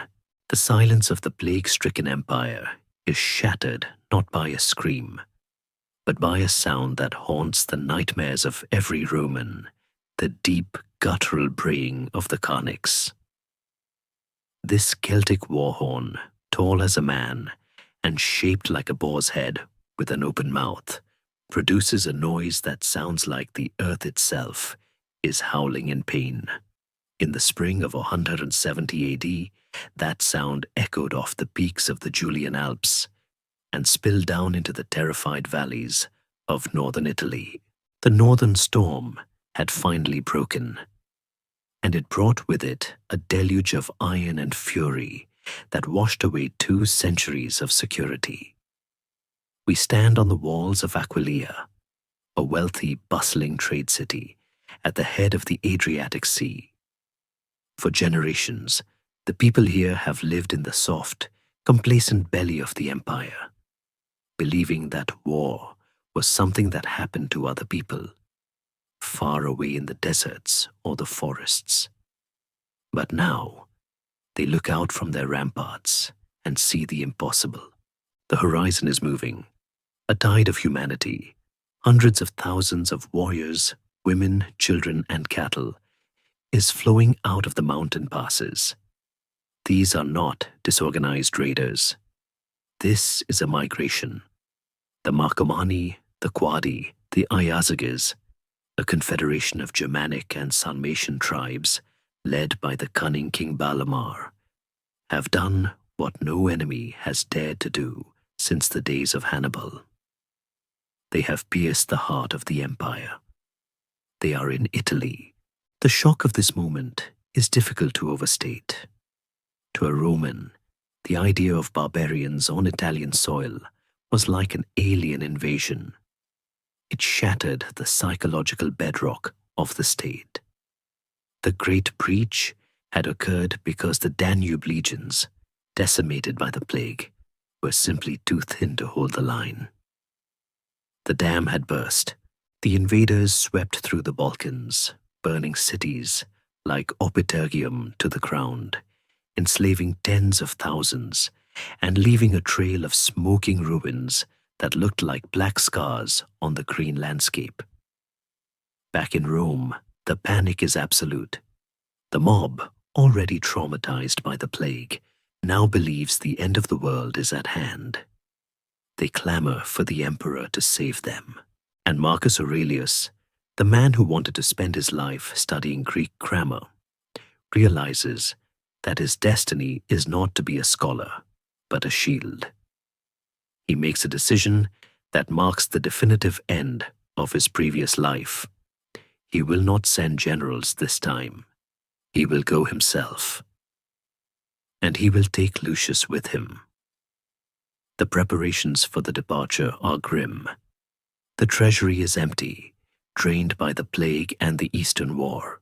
Marcus, in a gesture of desperate symbolism and practical necessity, orders the great auction in the Forum of Trajan. Imagine the scene. The emperor's personal possessions dragged out into the sunlight, gold goblets, silken robes woven with pearls, crystal chandeliers, even his wife Faustina's jewelry, and sold to the highest bidder. It is a humiliating, noble act. He is stripping himself of his luxury to clothe his soldiers in steel. Dignity, he seems to be saying to the silent, watching crowd, is not what you own, it is what you defend. He raises enough gold to fund the campaign for 2 years. Marcus and Lucius ride out of Rome in the autumn, exchanging the silk of the palace for the leather of the camp. The transition is jarring for Lucius, who is sick, bloated from excess, and terrified of the north. But Marcus is relentless. He drags his brother toward the storm. As they cross the Apennines and descend toward Aquileia, the sensory reality of the war hits them. The smell of burning villages, the sight of refugees clogging the roads, their eyes hollow with shock, the bloated bodies of livestock and men left in the ditches. This is not the glory of a triumph. This is the butchery of survival. When the emperors arrive at Aquileia, the mere presence of the imperial standards is enough to make the Germanic tribes hesitate. Balamar, realizing that the full might of Rome has finally arrived, pulls back from the siege. The invaders retreat into the Alps, but they do not disappear. They vanish into the forests, waiting. Marcus knows this is not a victory. It is merely a pause. He realizes that he cannot just defend the border. He must cross it. He must go into the dark, frozen lands beyond the Danube, the Barbaricum, and break the enemy's will. But before the counter-offensive can truly begin, the partnership that has defined the reign comes to a sudden, quiet end. In early 169 AD, as the emperors are traveling back toward Rome to regroup for the winter, Lucius Verus suffers a stroke near the town of Altinum. He loses the ability to speak. He lingers for 3 days, a confused, dying man in a roadside villa, far from the parties of Antioch. And then he is gone. Marcus is left alone. The 2 heads of the eagle are reduced to 1. Historians often speculate on Marcus's feelings at this moment. Was there relief? Lucius had been a burden, a liability. But the sources suggest a genuine, deep sadness. Marcus accompanies the body back to Rome, mourning the brother he had protected for 30 years. He has lost his co-emperor, his shield, his contrast. Now, he faces the northern storm in singular solitude. He returns to the front alone. He is nearly 50 years old. His health is failing. He suffers from chronic chest and stomach pains, likely ulcers, and can only eat small amounts of food. He hates the cold. He hates the violence. And yet, he puts on the paludamentum, the scarlet cloak of the commander-in-chief. He draws his sword. He rides north, across the frozen Danube, into the dark forests of Germania. The philosopher is dead. The warlord is born. And as the Roman columns march into the tree line, swallowed by the mist and the shadows of the ancient pines, the snow begins to fall, burying the past, leaving only the white, silent canvas of the war that will consume the rest of his life. The narrative now contracts, shrinking from the grand sweep of geopolitics to a single, sun-baked valley in the territory of the Quadi, modern-day Slovakia, in the sweltering summer of 172 AD. We are crawling on our bellies through the dust with the men of the Legio Thuid Fulminata, the thunderbolted 12th. These soldiers, veterans of the East, are no strangers to heat, but they have never known a thirst like this. They have been lured into a trap, a killing box, surrounded by steep, wooded hills where the Quadi warriors wait in silence. The Romans are cut off from the river. They have been without water for 5 days. The sensory reality of this moment is a study in hell. The sun is a physical weight, hammering down on helmets that have become too hot to touch. The air is still, thick with the smell of dry pine needles and the ammonia stench of dying horses. The legionnaires are no longer an army. They are a collection of drying husks. Men are digging frantically into the dry riverbed with their bare hands, finding only dust. Shields are held up, not for defense, but for shade. Tongues are swollen black, filling mouths so completely that orders can no longer be shouted, only rasped. The discipline that defines Rome is evaporating along with the moisture in their blood. On the ridges above, the Quadi jeer, clashing their spears against their shields, waiting for the sun to finish the job before they descend to collect the heads.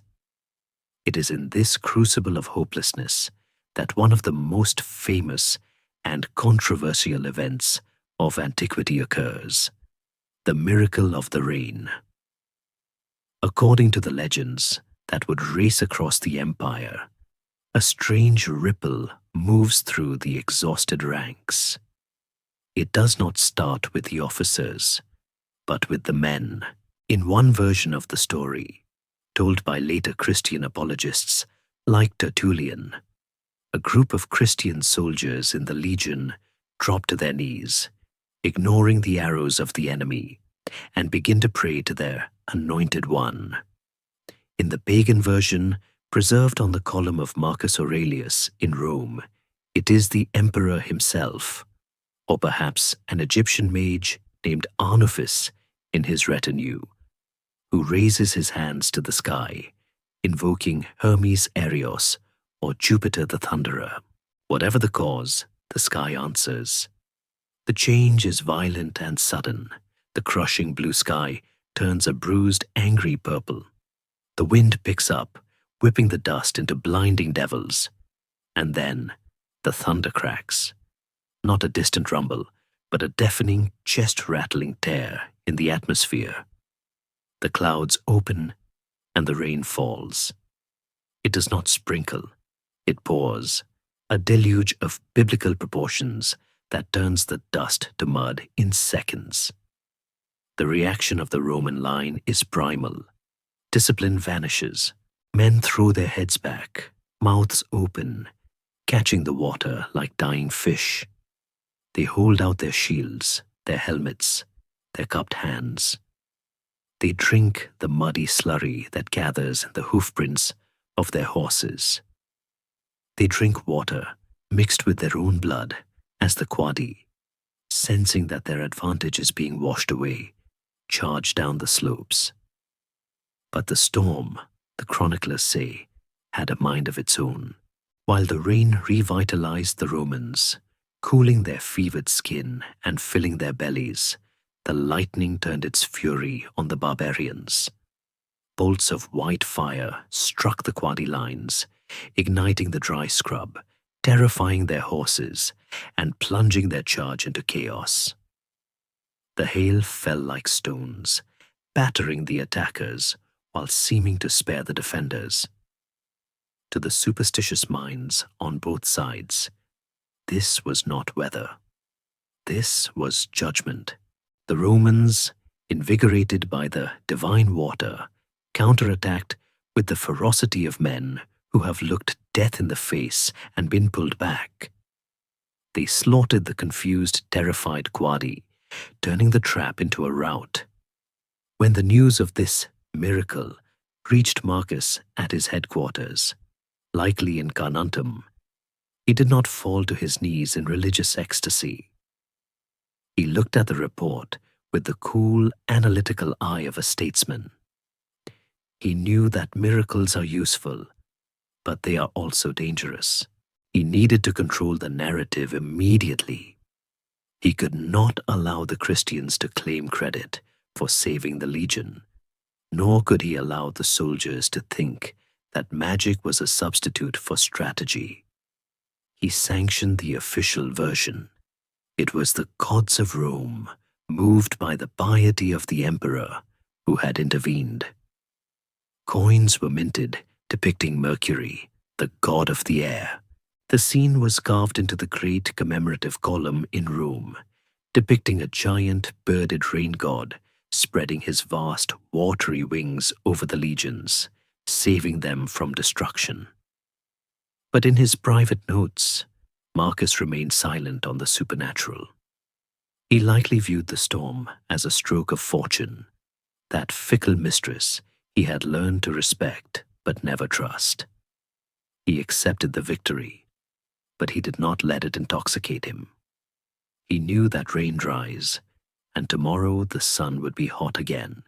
However, the miracle of the rain did something profound for the morale of the army. It convinced them that the philosopher emperor, the frail man who ate porridge and read books, possessed the felicitas, the divine luck, of a true king. They stopped seeing him as a library general and started seeing him as a talisman. He was no longer just Marcus. He was the man the gods listened to. This newfound devotion was essential because the war was changing. It was no longer a matter of pitched battles in open fields. It was a grim grind of extermination. Marcus realized that the Marcomanni and Quadi would not surrender after one defeat. They had to be broken, village by village, valley by valley. The miracle gave him the political capital to demand more from his men. He pushed them deeper into the forests, into the dark heart of Germania. But the miracle also highlighted the surreal duality of Marcus's existence. While his soldiers were drinking bloody water and thanking Jupiter, Marcus was sitting in his tent, surrounded by the spoils of the campaign, feeling utterly alone. He writes in the meditations during this period about the river of time that sweeps everything away: men, kings, memories, miracles. Alexander the Great and his mule driver both died, and the same thing happened to both. He reminds himself. He is unimpressed by his own legend. He knows that in 1,000 years, no one will care about the rain or the Quadi or the empire itself. This detachment creates a fascinating tension. The soldiers worship him as a living god who calls down storms. The man himself feels like a tiny clod of earth waiting to dissolve. He uses the miracle to save the empire, but he refuses to let it save his ego. He remains the stoic in the rain, wet, cold, and utterly unimpressed by the thunder, focused only on the next move, the next duty, the next day of the endless war. The thunder-bolted 12th had their miracle, but Marcus knew the truth. The only real miracle is a man who can keep standing when the sky falls down. The roar of the miraculous storm fades, replaced by the persistent, maddening drip of water leaking through a canvas roof. We are now deep in the kingdom of mud, the Roman forward base at Carnuntum on the banks of the Danube, sometime between 170 and 175 AD. It is the middle of the night, the hour of the wolf, when the only sounds are the rhythmic tramp of the sentries' hobnailed boots in the mud and the distant, mournful lowing of cattle. Inside the imperial tent, the air is cold enough to see your breath, smelling of wet wool, lamp oil, and the vague, sweet rot of an old man's stomach. Here, huddled over a small camp table that shakes every time the wind hits the tent walls, sits the master of the world. He is not plotting the destruction of the Quadi. He is not reviewing maps. He is trying to save his own sanity, one sentence at a time. This is the birthplace of the Meditations. We must strip away the modern reverence for this book, the leather-bound copies found in bookstores today, and see it for what it truly was: a desperate private exercise in psychological survival. Marcus did not give it a title. The manuscript found after his death was simply labeled Da Eisheaton, to himself. It was not written for us. It was written by a man who was terrified that the brutality of the war was slowly turning him into a beast, a Caesarified monster like Nero or Domitian. He wrote to scrape the blood off his soul. Imagine the sensory reality of his writing process. His hands, stiff with arthritis and cold, grip the stylus tight. The light from the single oil lamp flickers, casting long, dancing shadows that look like the ghosts of the men he sent to die that morning. He writes in Greek, the language of his philosophy, because Latin is the language of the army, the law, and the kill. Greek is the language of his soul. He writes short, punchy axioms, often repeating the same ideas over and over, hammering them into his brain like a blacksmith hammering a bent nail. You could leave life right now, he scratches into the wax.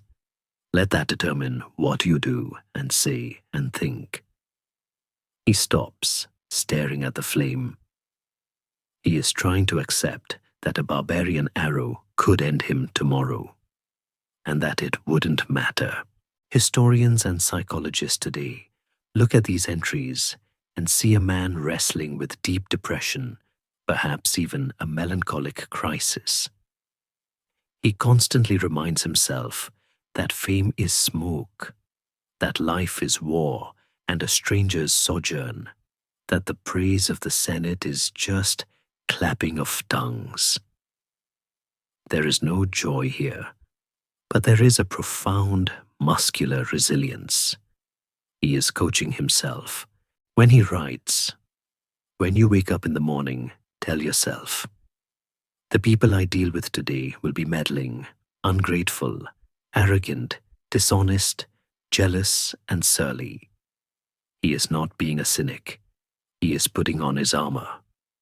He is preparing to walk out of that tent and face a world that wants to eat him alive without losing his temper. The setting of these nightly sessions adds a layer of poignant contrast. Just outside the thin fabric of the tent, the reality of the Roman war machine is visceral. There are cages filled with barbarian prisoners waiting for interrogation or slavery. There are piles of severed heads, the trophies brought in by auxiliary scouts to claim bounties. There is the groaning of wounded men in the hospital tents, their limbs gangrenous. And in the middle of this slaughterhouse, Marcus is writing about kindness. The best revenge, he writes, is to be unlike him who performed the injury. He is fighting a war against the Germans with swords, but he is fighting a war against hatred with his pen. He knows that if he starts to hate the enemy, he loses the only thing that actually belongs to him, his virtue. We catch glimpses of his physical suffering in the text. He mentions the clod of earth that is the body, the rotting meat, and viscous fluids. He was a man in constant pain, stomach ulcers, insomnia, chest congestion. He took distinct doses of theriac, a complex opium-based medicine prescribed by Galen, which some historians suggest gave the Meditations their detached, dreamlike quality. But the drugs didn't cloud his mind. They just dulled the screaming of his nerves enough to let him think. He writes to distance himself from the pain. Pain is neither unbearable nor unending, as long as you keep in mind its limits and don't magnify it in your imagination. He is telling his own stomach to shut up. One of the most touching aspects of this scene is the loneliness. He is the most powerful man on earth, yet he has no equals. His brother Lucius is dead. His wife Faustina is often with him, but she cannot share the burden of command. His generals are men of blood, not philosophy. He calls out to the ghosts of his teachers, Rusticus, Antoninus, Fronto. He makes lists of what he learned from them, trying to summon their voices to drown out the silence of the frontier. From Rusticus, to become aware of the fact that my character required improvement. He is building a family of ghosts to keep him company in the dark. Occasionally, the writing stops. A courier enters with a dispatch. The Quadi have burned a village. A supply train has been ambushed. Marcus puts down the stylus. The philosopher vanishes. The emperor returns. He gives the order to execute the deserters. He orders the burning of the forest. Then, when the courier leaves, he picks up the stylus again. Shame on the soul, he writes, to falter on the road of life while the body still perseveres. He forces himself back to the page. He had no idea that these wax tablets would survive. He likely intended to melt them down and smooth them over the next day, erasing the thoughts once they had served their purpose. But fate, or perhaps a devoted secretary named Crippus, who saw the value in the scribbles, saved them. As the dawn begins to bleed grey light through the tent flaps, signaling another day of mud and death, Marcus closes the tablets. He blows out the lamp. He stands up, his joints popping, and wraps the purple cloak over his grey tunic. He is ready to play the role of emperor again. But for a few hours in the dark, he was just a man trying to be good. And that, he realized, was the hardest war of all. We step back from the mud of the frontier for a moment to witness a scene in the heart of Rome that is perhaps the most surreal financial transaction in antiquity. It is late in the year 169 AD. The setting is the Forum of Trajan, a sprawling complex of white marble and bronze statues that usually serves as a monument to imperial conquest. But today, it looks like a high-end flea market. The sun beats down on long tables draped in velvet, upon which are piled the intimate, glittering guts of the imperial palace. This is the Great Auction, a 2-month-long fire sale where the master of the world is selling his own furniture to save civilization. The context for this spectacle is grimly simple. Rome is broke. The Antonine Plague has decimated the tax base, wiping out the farmers who grow the wheat and the merchants who pay the duties. The wars in the east and north have drained the treasury dry. Marcus Aurelius faces a choice that would define the soul of any ruler. He can squeeze the remaining blood from his dying subjects by raising taxes, or he can find the money elsewhere. Most emperors would have sent the tax collectors to break kneecaps. Marcus, however, looks at the golden goblets on his table, the silken robes in his wardrobe, and the pearls around his wife's neck, and sees a solution. He decides to liquidate the trappings of his office to fund the duties of it. Imagine the sensory dissonance of walking through the Forum on this day. The air is thick with the dust of the crowd and the smell of unwashed bodies, a reminder of the plague that still lingers, But the tables are groaning with items of blinding luxury. There are crystal goblets from Alexandria, carved so thinly they seem made of frozen breath. There are gold vases studded with gems, brought back by Pompey the Great centuries ago. There are the vestes serace, robes of pure Chinese silk, dyed in Tyrian purple, worth more than a legionary earns in a lifetime. And most shockingly, there are the personal jewels of the Empress Faustina. Necklaces of emeralds, earrings of heavy gold, tiaras that have sparkled at state dinners, all laid out on the wood like common wares. The auctioneer's voice booms over the murmuring crowd, driving up the prices, going once to the merchant from Ostia, going twice to the freedman of the Claudii. The buyers are a mix of nervous senators, wealthy freedmen, and opportunistic merchants. There is a strange transgressive thrill in buying the emperor's cup. It is a tangible piece of the divine power, now available for a price. Some buy out of loyalty to support the war effort. Others buy out of vanity, imagining the dinner parties where they can serve wine in a goblet that once touched the lips of Antoninus Pius. Marcus sits nearby, perhaps on a simple folding chair, overseeing the sale. He does not look humiliated. He looks relieved. To a Stoic, this is not a loss. It is a liberation. He has spent his life practicing decomposition, telling himself that purple robes are just sheep's wool and that gold is just dirt. Now, he is proving it. He watches the treasures disappear into the hands of strangers and feels the weight lifting.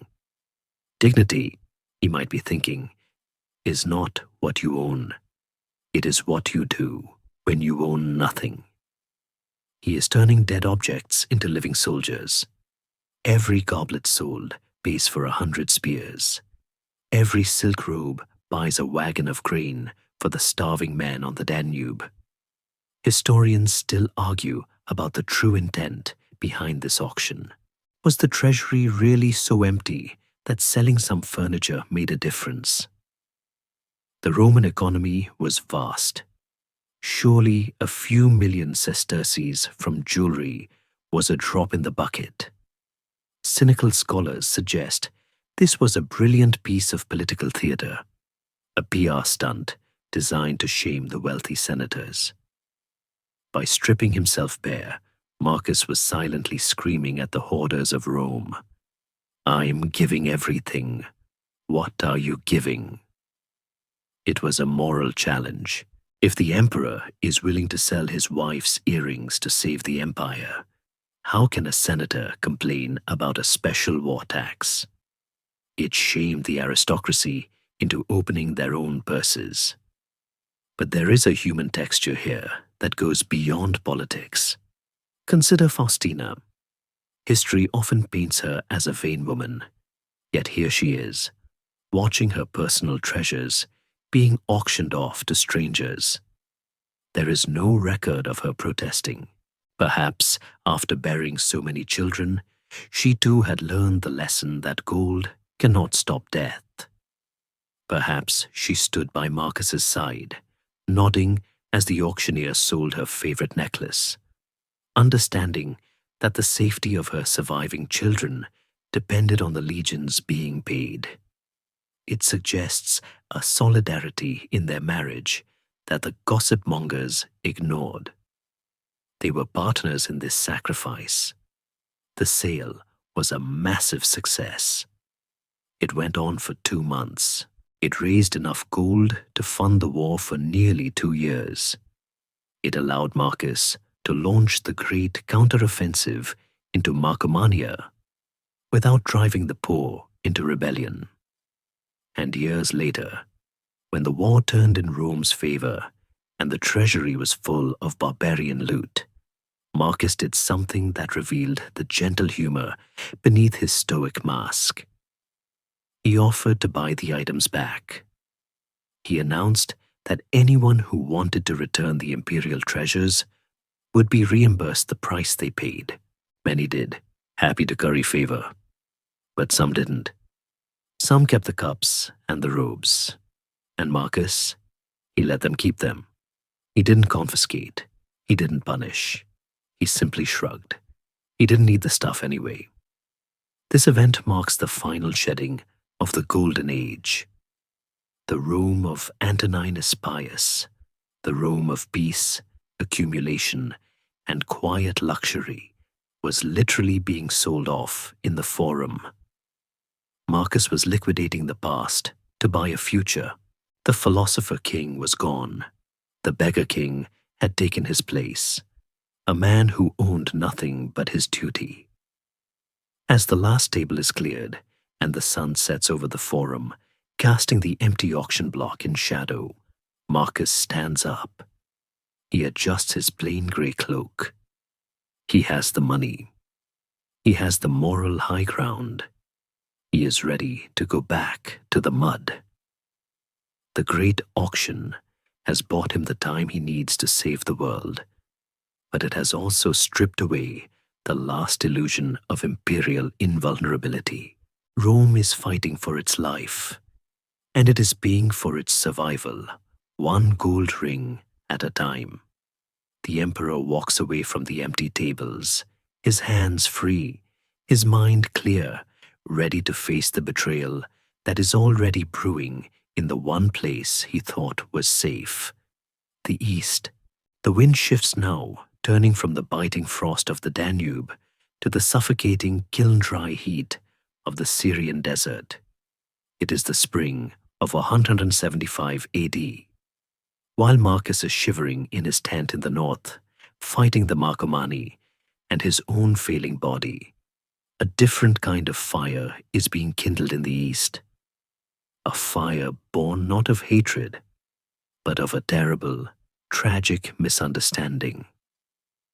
The Roman Empire is about to face its ultimate nightmare, civil war, and the man holding the match is the one man Marcus trusted to keep the candle burning, Avidius Cassius.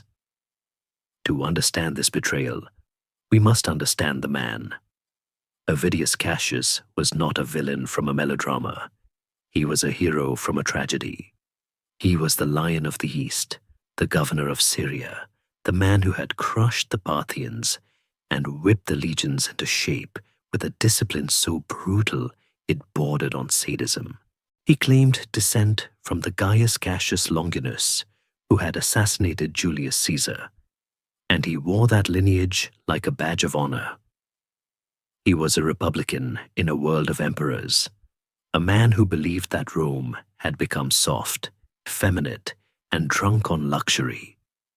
He looked at Marcus, the frail philosopher, writing in his diary while the barbarians burned the borders, and saw a good man, perhaps, but not a king.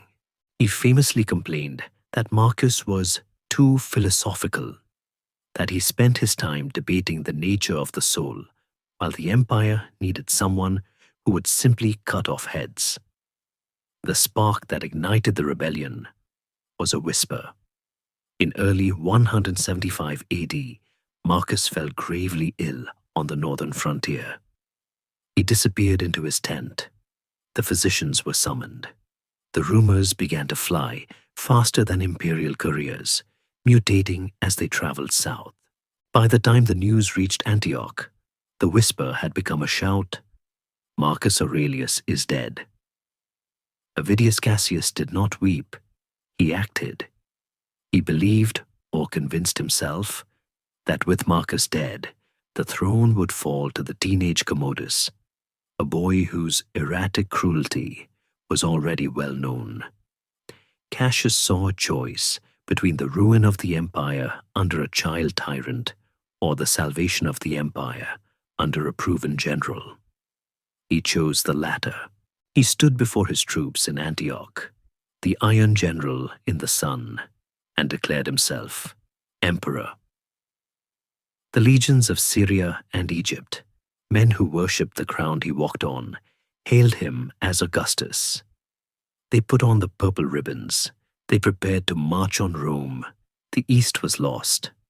But here, we stumble into one of the darkest and most debated shadows of Roman history, the role of Faustina. Did the empress betray her husband? The ancient sources, particularly Dio Cassius, suggest a conspiracy that reads like a Greek tragedy. They claim that Faustina, terrified that Marcus was dying, and knowing that Commodus was too young to hold the throne against the sharks of the Senate, secretly wrote to Avidius Cassius. Her offer: take the throne, protect my children, marry me. Historians still argue fiercely about this. Was it treason? Or was it the desperate act of a mother trying to secure a protector for her family in a world where the families of dead emperors were usually slaughtered? If she believed Marcus was already dead, her actions were not a betrayal, but a survival strategy. She was trying to choose the next stepfather for her children, rather than let fate decide, or, as some modern scholars argue, was this entire story a fabrication by later historians who love to blame women for the failures of men?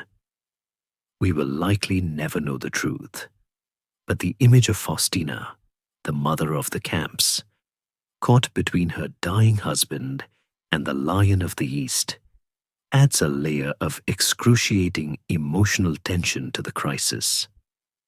The tragedy, of course, was that Marcus was not dead. He recovered. The philosopher's constitution was stronger than anyone thought. When the news reached him in the north that his best general had declared him dead and taken the crown, Marcus did not fly into a rage. He did not order executions. He felt a profound, heavy sadness. He saw the rebellion not as an insult, but as a failure of communication, a waste of good Roman blood. His handling of the crisis is a masterclass in leadership that has never been equaled. He kept the news secret from his own troops for days, afraid that the morale of the Danube legions would collapse if they knew they were fighting a two-front war. When the rumors finally leaked and panic began to spread in the camp, Marcus summoned his soldiers. He stood on a wooden tribunal, pale, thin, but calm. He spoke to them, not as a god, but as a man. I would have gladly given the empire to Cassius without a fight, he told the stunned soldiers, if it were for the good of the public. But the public has not been consulted. He framed the war not as a battle for his own power, but as a tragic necessity to restore order. He refused to demonize Cassius. He called him an old friend who had been misled. He famously prayed to the gods that he would not be forced to kill him. My greatest desire, he said, is to forgive a man who has wronged me, to remain a friend to one who has broken friendship, and to continue faithful to one who has broken faith. This was weaponized stoicism. By refusing to be angry, Marcus made Cassius look not like a liberator, but like a traitor. He stripped the rebellion of its moral legitimacy. He announced that he would march east, not to conquer, but to heal. He took Commodus with him, and crucially, he took Faustina. If she had been conspiring with Cassius, Marcus gave no sign of knowing it. He kept her close, perhaps to watch her, perhaps to protect her, or perhaps because he refused to believe the whispers about his simple and obedient wife. Meanwhile, in the east, the lion was finding that his roar was hollow. Avidius Cassius had gambled everything on Marcus being dead. Now that Marcus was alive, the calculation changed. The soldiers in Syria began to look at each other.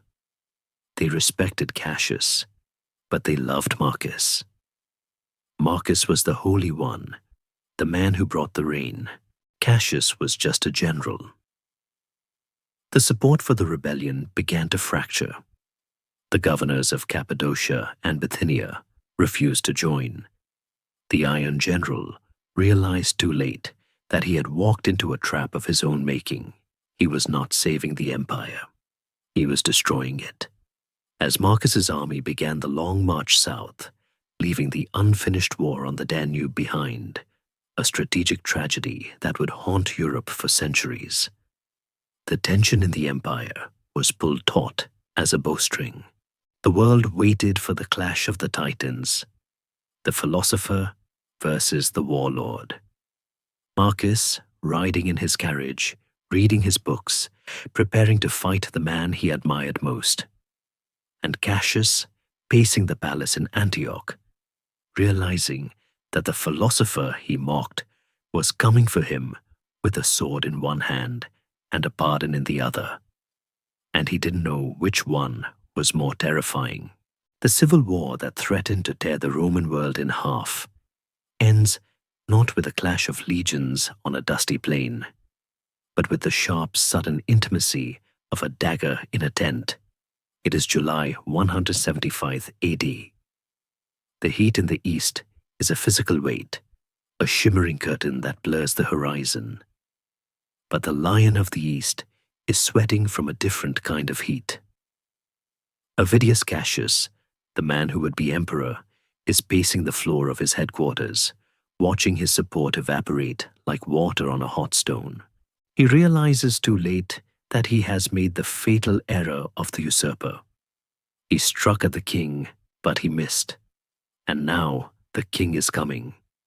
The end comes with brutal swiftness.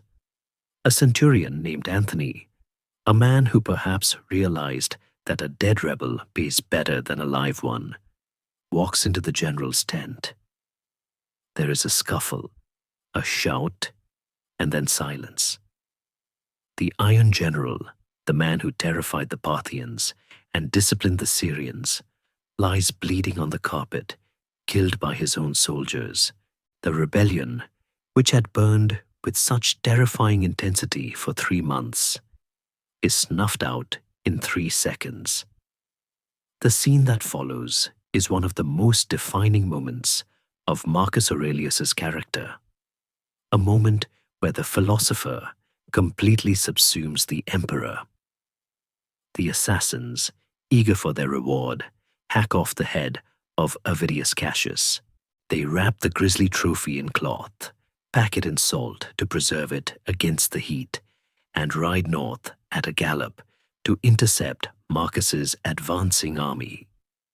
They expect gold. They expect promotion. They expect the emperor to smile. When they arrive at Marcus's camp, likely near the borders of Illyricum, they present the bundle with a flourish. But Marcus does not smile. He does not even look.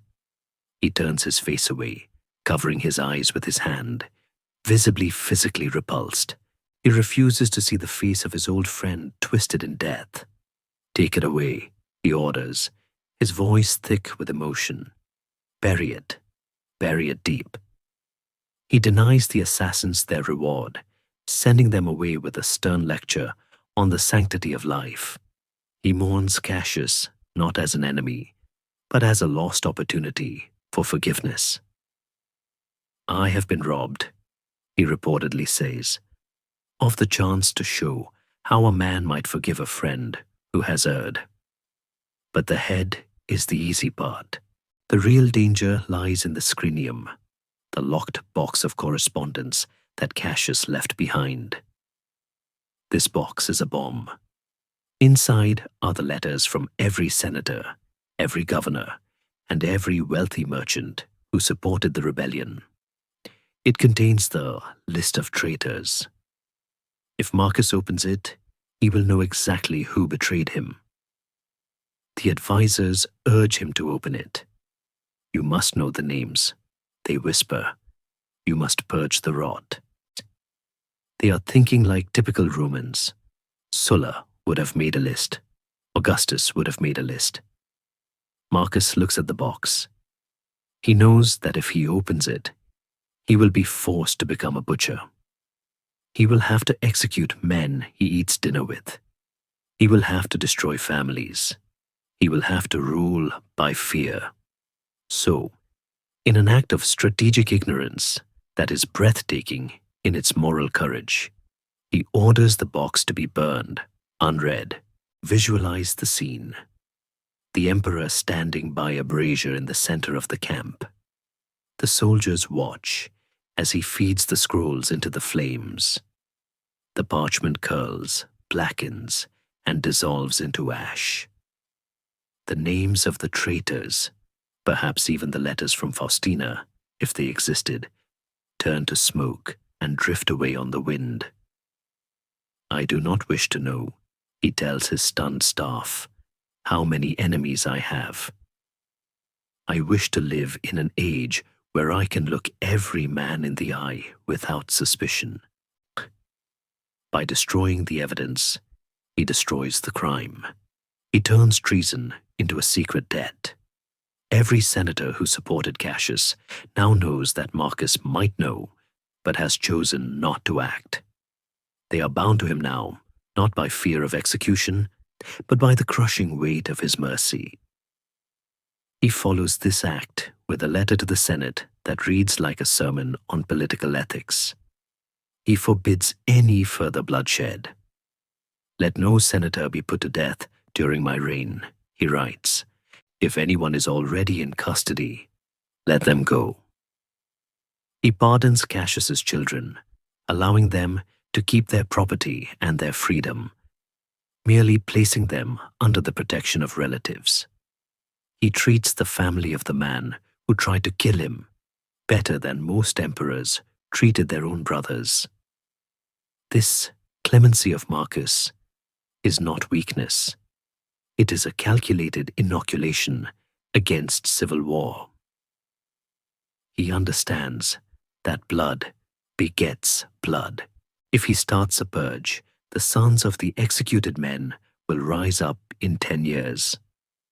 By stopping the wheel of violence, he breaks the cycle. He states, a government of forgiven traitors would be more stable than one of resentful replacements. However, there is a heavy, melancholy cost to this mercy. Marcus has saved the state, but he has lost his innocence. He now knows, with absolute certainty, that he is alone. The burning of the papers is a symbolic funeral for his trust in human nature. He has seen that even the best men like Cassius, are capable of betrayal. He has seen that his golden age is built on sand. The march continues, but the mood has changed. They are no longer marching to fight a war. They are marching to inspect the cracks in the foundation. Marcus travels through the rebellious provinces of the East, Syria, Cilicia, Egypt. He does not travel as a conqueror with a sword, but as a philosopher with a walking stick. He visits the cities that supported Cassius. He does not punish them. He walks their streets, listens to their grievances, and leaves them with a sense of shame so profound it ensures their loyalty better than a garrison. In Antioch, the capital of the rebellion, he refuses to visit the famous pleasure gardens of Daphne, silently rebuking the city for its softness. But he does not burn the city as his advisors suggest. He simply ignores it, a punishment of aggressive indifference that hurts the proud Syrians more than a fine. In Egypt, he wanders among the ancient temples, a small figure against the colossal statues of the pharaohs. He is looking for answers that Rome cannot give him. He is 54 years old. His hair is white. His body is failing. He has forgiven everyone who tried to kill him. But he cannot forgive himself for the one thing he cannot control: the passage of time.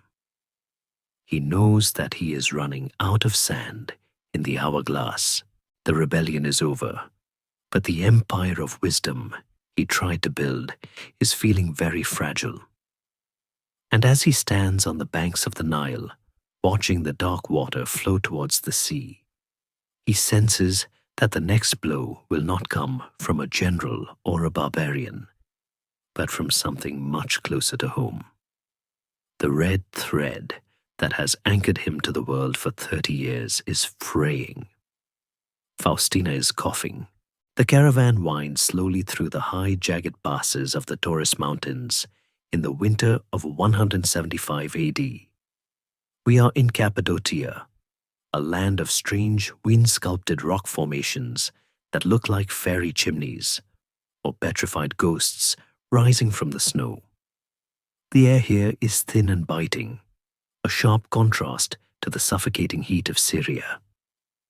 Marcus Aurelius rides in a covered carriage, listening to the creak of the wheels and the labored breathing of the woman lying beside him. The rebellion is over. The empire is secure. But the emperor is losing the only territory that truly matters to his heart. The red thread that has bound his life together for 30 years is fraying, thread by thread, in the cold mountain air. We arrive at the tiny mud brick village of Halala. It is a place of no significance, a mere way station on the map, dusty and forgotten. But tonight, it becomes the center of the Roman world because the empress is dying. Ania Galeria Faustina, the Augusta, the daughter of emperors and the wife of an emperor, is succumbing to an illness that history has left unnamed. Perhaps a resurgence of the plague, perhaps exhaustion from the years of travel, or perhaps the gout that plagued her family. She is roughly 45 years old, though her face, once the most celebrated beauty in Rome, now wears the mask of a woman who has buried too many children and seen too much war. Inside the imperial tent, or perhaps a requisitioned villager's hut, the atmosphere is hushed and heavy. The mother of the camps is surrounded not by courtiers, but by the silence of the mountains. Marcus sits by her side. We must strip away the marble image of the Stoic here and see the husband. He holds her hand, the hand that smoothed his brow when the headaches came, the hand that wrote letters to generals, the hand that held their dying babies. For 3 decades, she has been the color in his gray world. She was the one who laughed when he was too serious. She was the one who whispered the truth about the senators when everyone else lied. She was his connection to the earth, to passion, to life itself. Her death, when it comes, is quiet. There are no grand speeches, no final political decrees, just a slowing of the breath, a final squeeze of the fingers, and then the stillness. The red thread snaps. Marcus is alone. The reaction of the emperor to this loss is the ultimate rebuttal to the historians who claimed she was a traitor or a whore. If Faustina had been the scheming adulteress of rumor, Marcus would have buried her with polite ceremony and moved on. Instead, his grief is a tidal wave that reshapes the landscape. He refuses to let her disappear. He immediately petitions the Senate to deify her. She becomes Diva Faustina, a goddess to be worshipped. He orders that a golden statue of her be placed in the very chair she used to occupy in the theater, so that when he attends the games, she is still sitting beside him. He commands that the women of Rome, when they marry, must offer a sacrifice at the altar of Faustina to ensure a happy union. But the most poignant tribute is geographical. He looks at the dusty, insignificant village of Halala, where she took her last breath, and decides It is not good enough. He renames it Faustinopolis, the city of Faustina. He pours money into it, elevating it to the status of a colony, building temples and baths, trying to turn the site of his tragedy into a monument of his love. He creates a new charitable foundation, the Puellae Faustinianae, the Girls of Faustina, a fund to provide dowries and food for poor girls, ensuring that her legacy will be one of maternal protection. This is not the act of a cuckold. It is the act of a man who feels half of his soul has been ripped away. There is a scholarly debate here that touches on the nature of Stoicism. How does a philosophy that preaches indifference to death reconcile with such profound grief? The answer lies in Marcus's own writings. He never claimed that a Stoic should not feel. He claimed that a Stoic should not be enslaved by feeling. He writes, "Loss is nothing else but change, and change is nature's delight." He is trying to convince himself. He is trying to see Faustina's death as a return to the elements, a reintegration into the cosmos. But the sheer volume of his honors for her suggests that for once, the philosophy wasn't working. The man was stronger than the monk. He missed her. The death of Faustina also shifts the dynamic with Commodus. The boy is now 15, standing on the threshold of manhood. He stands beside his father at the funeral pyre, watching the smoke rise into the Cappadocian sky. With Faustina gone, the buffer between the austere father and the hedonistic son is removed. Faustina understood Commodus's wildness. She indulged him, protected him, perhaps saw herself in his love for the sensory world. Marcus, however, sees only a soul in danger. He looks at the boy and sees the future of the empire, and he is terrified. He pulls Commodus closer, suffocating him with tutors and moral lessons, trying to fill the void of the mother with the discipline of the father. It is a tragic miscalculation. The boy needs comfort. The father gives him lectures. As the army packs up to leave Faustinopolis, leaving behind a marble temple in the middle of nowhere, Marcus looks older. The white in his beard is now dominant. His shoulders are stooped. He has lost his co-emperor Lucius. He has lost his best general Cassius. Now he has lost his wife. The circle of trust has shrunk to a single point, himself.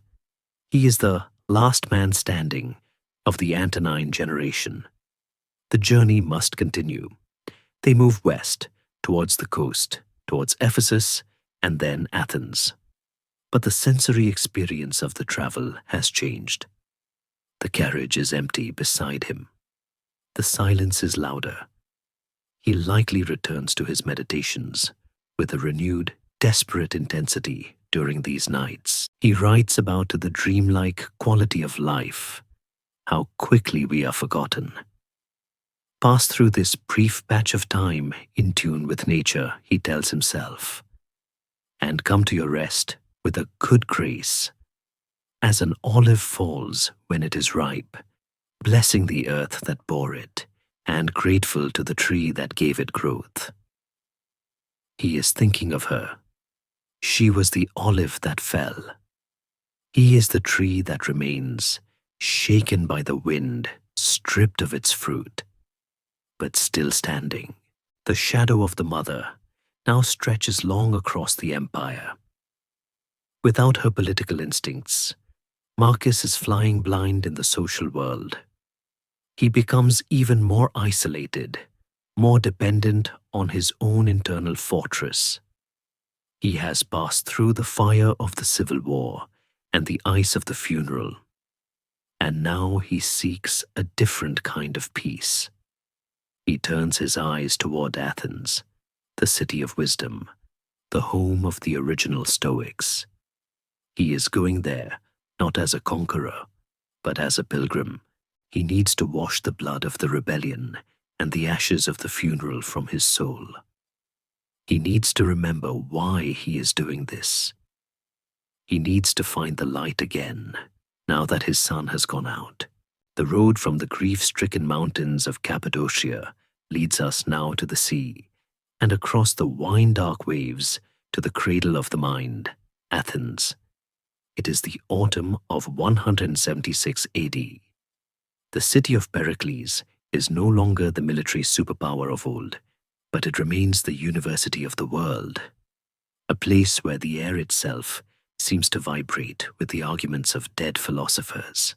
Marcus Aurelius arrives here not as a conquering Caesar, but as a pilgrim in a grey cloak, seeking a medicine that neither Galen nor the Stoics can fully provide.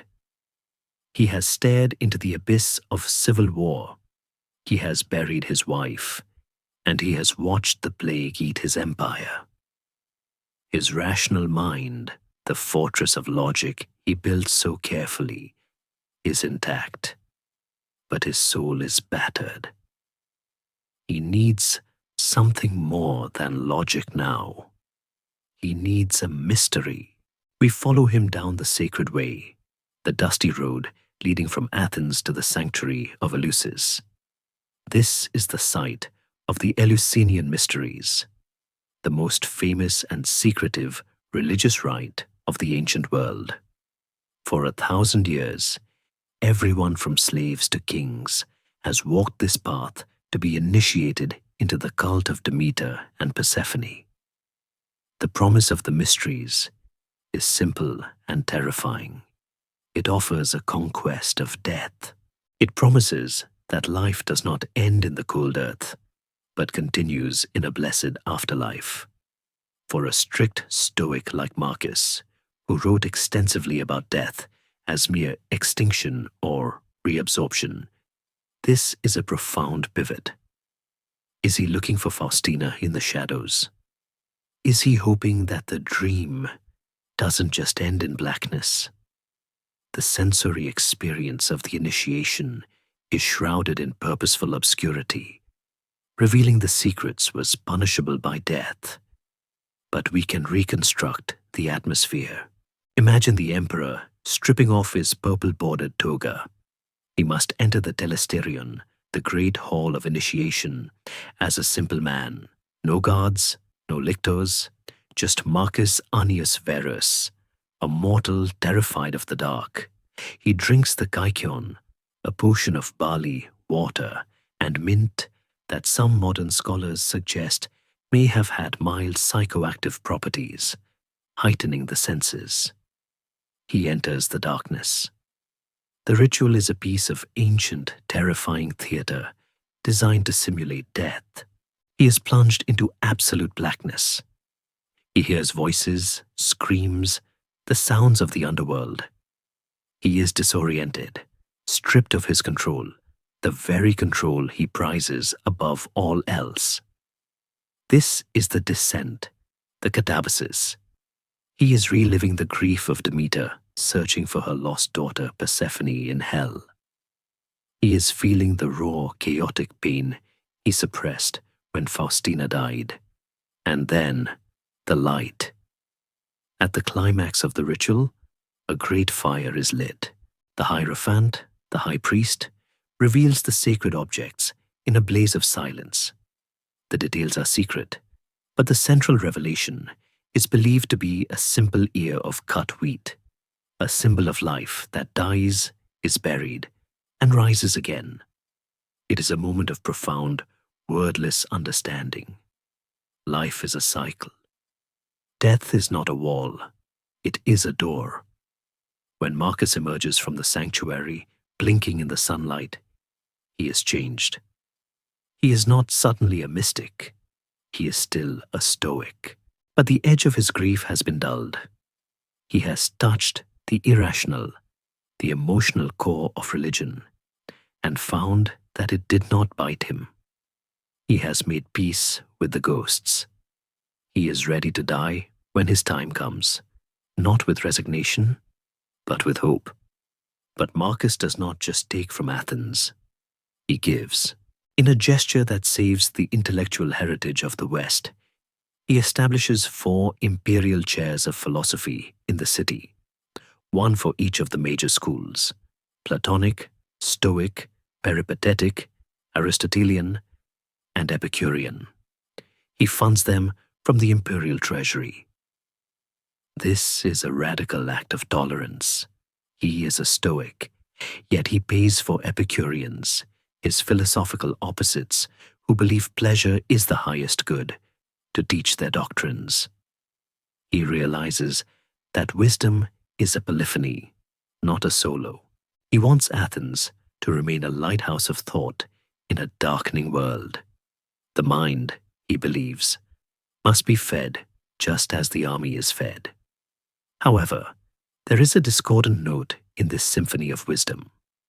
Walking beside Marcus during these days in Athens is his son Commodus. The boy is 15, handsome, athletic, and utterly bored.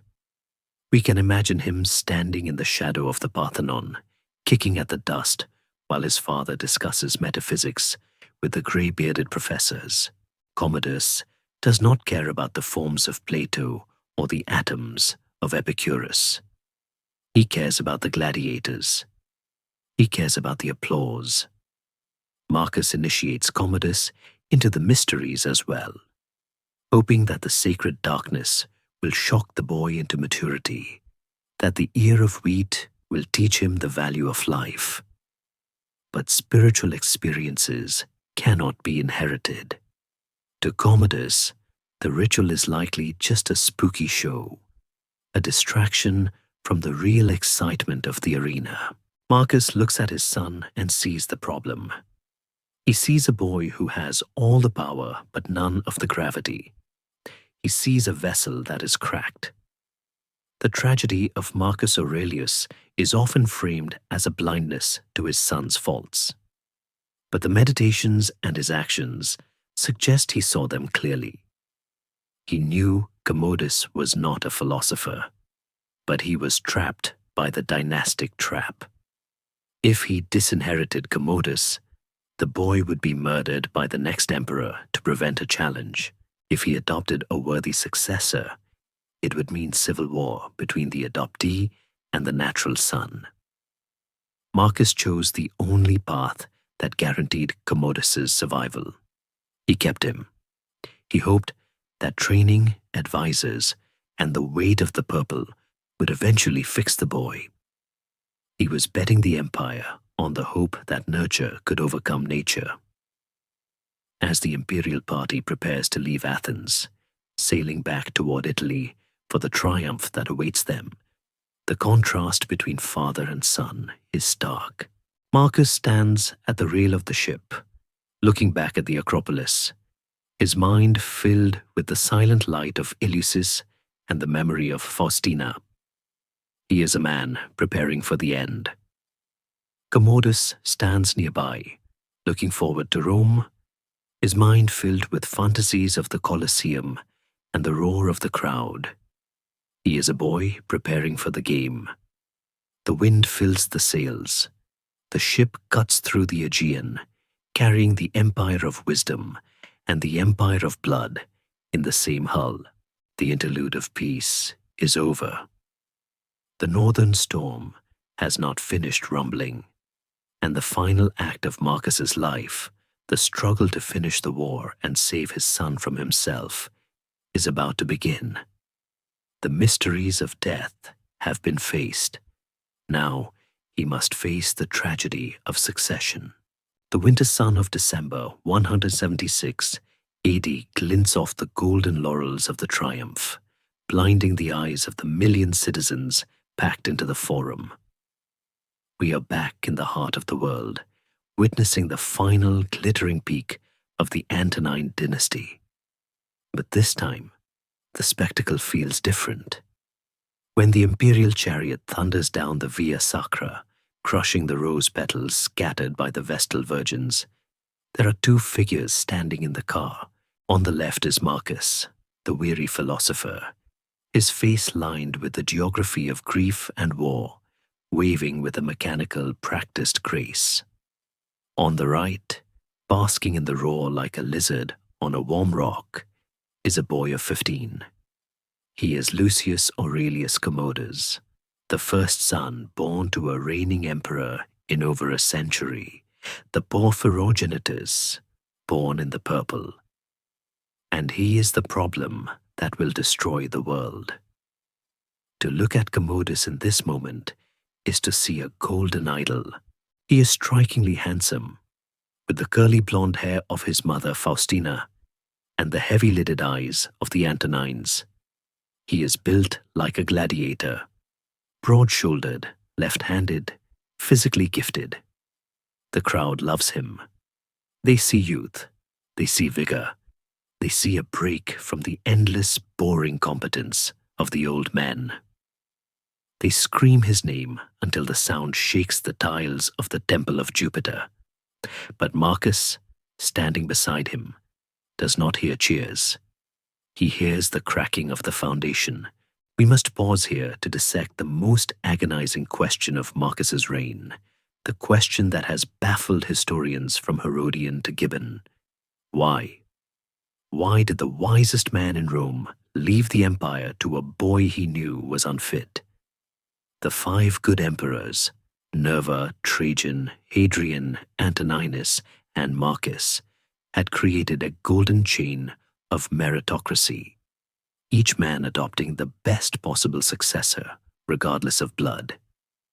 Why did Marcus break the chain? The answer is not blindness, it is a tragic pragmatism. The previous emperors adopted successors because they had no biological sons. Marcus had a son. This biological fact was a political cage. Marcus understood the dynastic trap with terrifying clarity.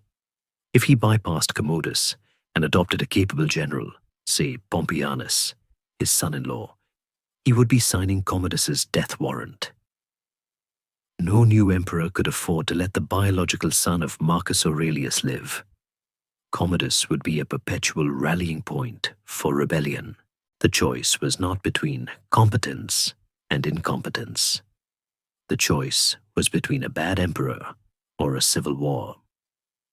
Marcus chose the bad emperor, hoping that the weight of the office would crush the vice out of the boy. It was the only gamble he ever lost completely. We can visualize the private agony of this decision in the months following the triumph. We see Marcus in the palace, surrounded by tutors, trying to force-feed wisdom to a boy who only hungers for applause. The tutors are the best in the world, but Commodus is bored. He is not interested in the meditations or the nature of justice. He is interested in the ludus, the gladiator school. He spends his days sparring with wooden swords, learning to kill with style. He surrounds himself with a court of the depraved, freedmen, actors, and sycophants who whisper to him that he is special, that he is Hercules reborn. Marcus sees this. He is not the doting, oblivious father of the movies. In his writings, there are hints of his disappointment, his desperate attempts to correct the boy's course. He writes about the need to teach them, but do not be angry with them. He drags Commodus to Senate meetings, forcing him to sit through hours of debate. We can imagine the teenager rolling his eyes, tapping his foot, dreaming of the arena sands, while his father discusses grain subsidies. The disconnect is absolute. It is the clash between a man who lives in his head and a boy who lives in his body. In 177 AD, Marcus makes the decision official. He elevates Commodus to the rank of Augustus. The boy is now 16 years old, and he is legally the equal of his father. They are co-emperors. Coins are minted, showing their profiles overlapping. The old bearded sage and the young smooth-faced prince. It is a visual plea for continuity. Marcus is saying to the empire, "He is me. Trust him." But the Senate knows better. They look at Commodus and they see Nero. They see Caligula. They see the chaos that comes when a child is given a thunderbolt. There is a disturbing sensory detail from this period that highlights the growing darkness in the boy. Historians record that even as a youth, Commodus had a fascination with cruelty. He enjoyed dissecting animals. He once ordered a servant to be cast into a furnace for overheating his bath. Though the sheepskin rug was burned instead to trick him, the impulse was there. Marcus likely saw these flashes of sadism and responded with the only tool he had: more philosophy, more lectures, more duty. He believed that virtue could be taught like math. He did not realize that some souls are simply deaf to the music of reason. The joint rule of wondrous entity 180 AD is a strange twilight period. The father and son rule together, but they are inhabitants of different planets. Marcus continues to govern with his usual exhaustive care, trying to clear the backlog of legal cases, trying to rebuild the treasury. Commodus, meanwhile, begins to taste the absolute freedom of his station. He realizes that when he speaks, people tremble. He realizes that the laws apply to everyone else, but not to him. The monster is not yet fully grown. He is not yet dressing as Hercules or slaughtering senators, but the teeth are coming in. As the year 177 AD turns to 178 AD, the northern storm begins to howl again. The Marcomanni and Quadi, sensing that the Roman grip is loosening, break the peace treaties. They attack the frontier forts. The war is not over. Marcus realizes he must go back. He cannot die in a warm bed in Rome. He must die in the mud, finishing what he started. But this time he must take the problem with him. He cannot leave Commodus alone in Rome. The sharks would eat him, or he would eat the city. He orders the boy to pack his armor. They will march to the Danube together. It is a final, desperate attempt at mentorship. Marcus hopes that the harsh reality of war, the cold, the fear, the responsibility, will shock Commodus into manhood. He hopes that seeing men die for the empire will teach the boy to respect it. The departure from Rome is somber. There are no cheers this time. The people watch the two emperors ride out of the city gates, the graybeard and the golden boy, and they feel a chill that has nothing to do with the winter wind. They know that the old man is dying, and they know that when he falls, there will be nothing standing between them and the whims of the teenager who smiles too much. Marcus rides with his back straight, looking ahead at the Flaminian Way. He has conquered his own passions. He has conquered the Parthians. He has held back the Germans. But as he glances at the boy riding beside him, a boy who is checking the reflection of his own face in his polished breastplate, Marcus Aurelius faces the crushing realization that his greatest failure is riding right next to him. He has saved the world, but he has failed to save his son. And for a Stoic who believes that character is fate, this is a tragedy deeper than any sword wound. The iron-grey sky of late autumn, 128 AD, hangs heavy over the Temple of Bellona in Rome, a place where the air always smells faintly of old blood and cold stone.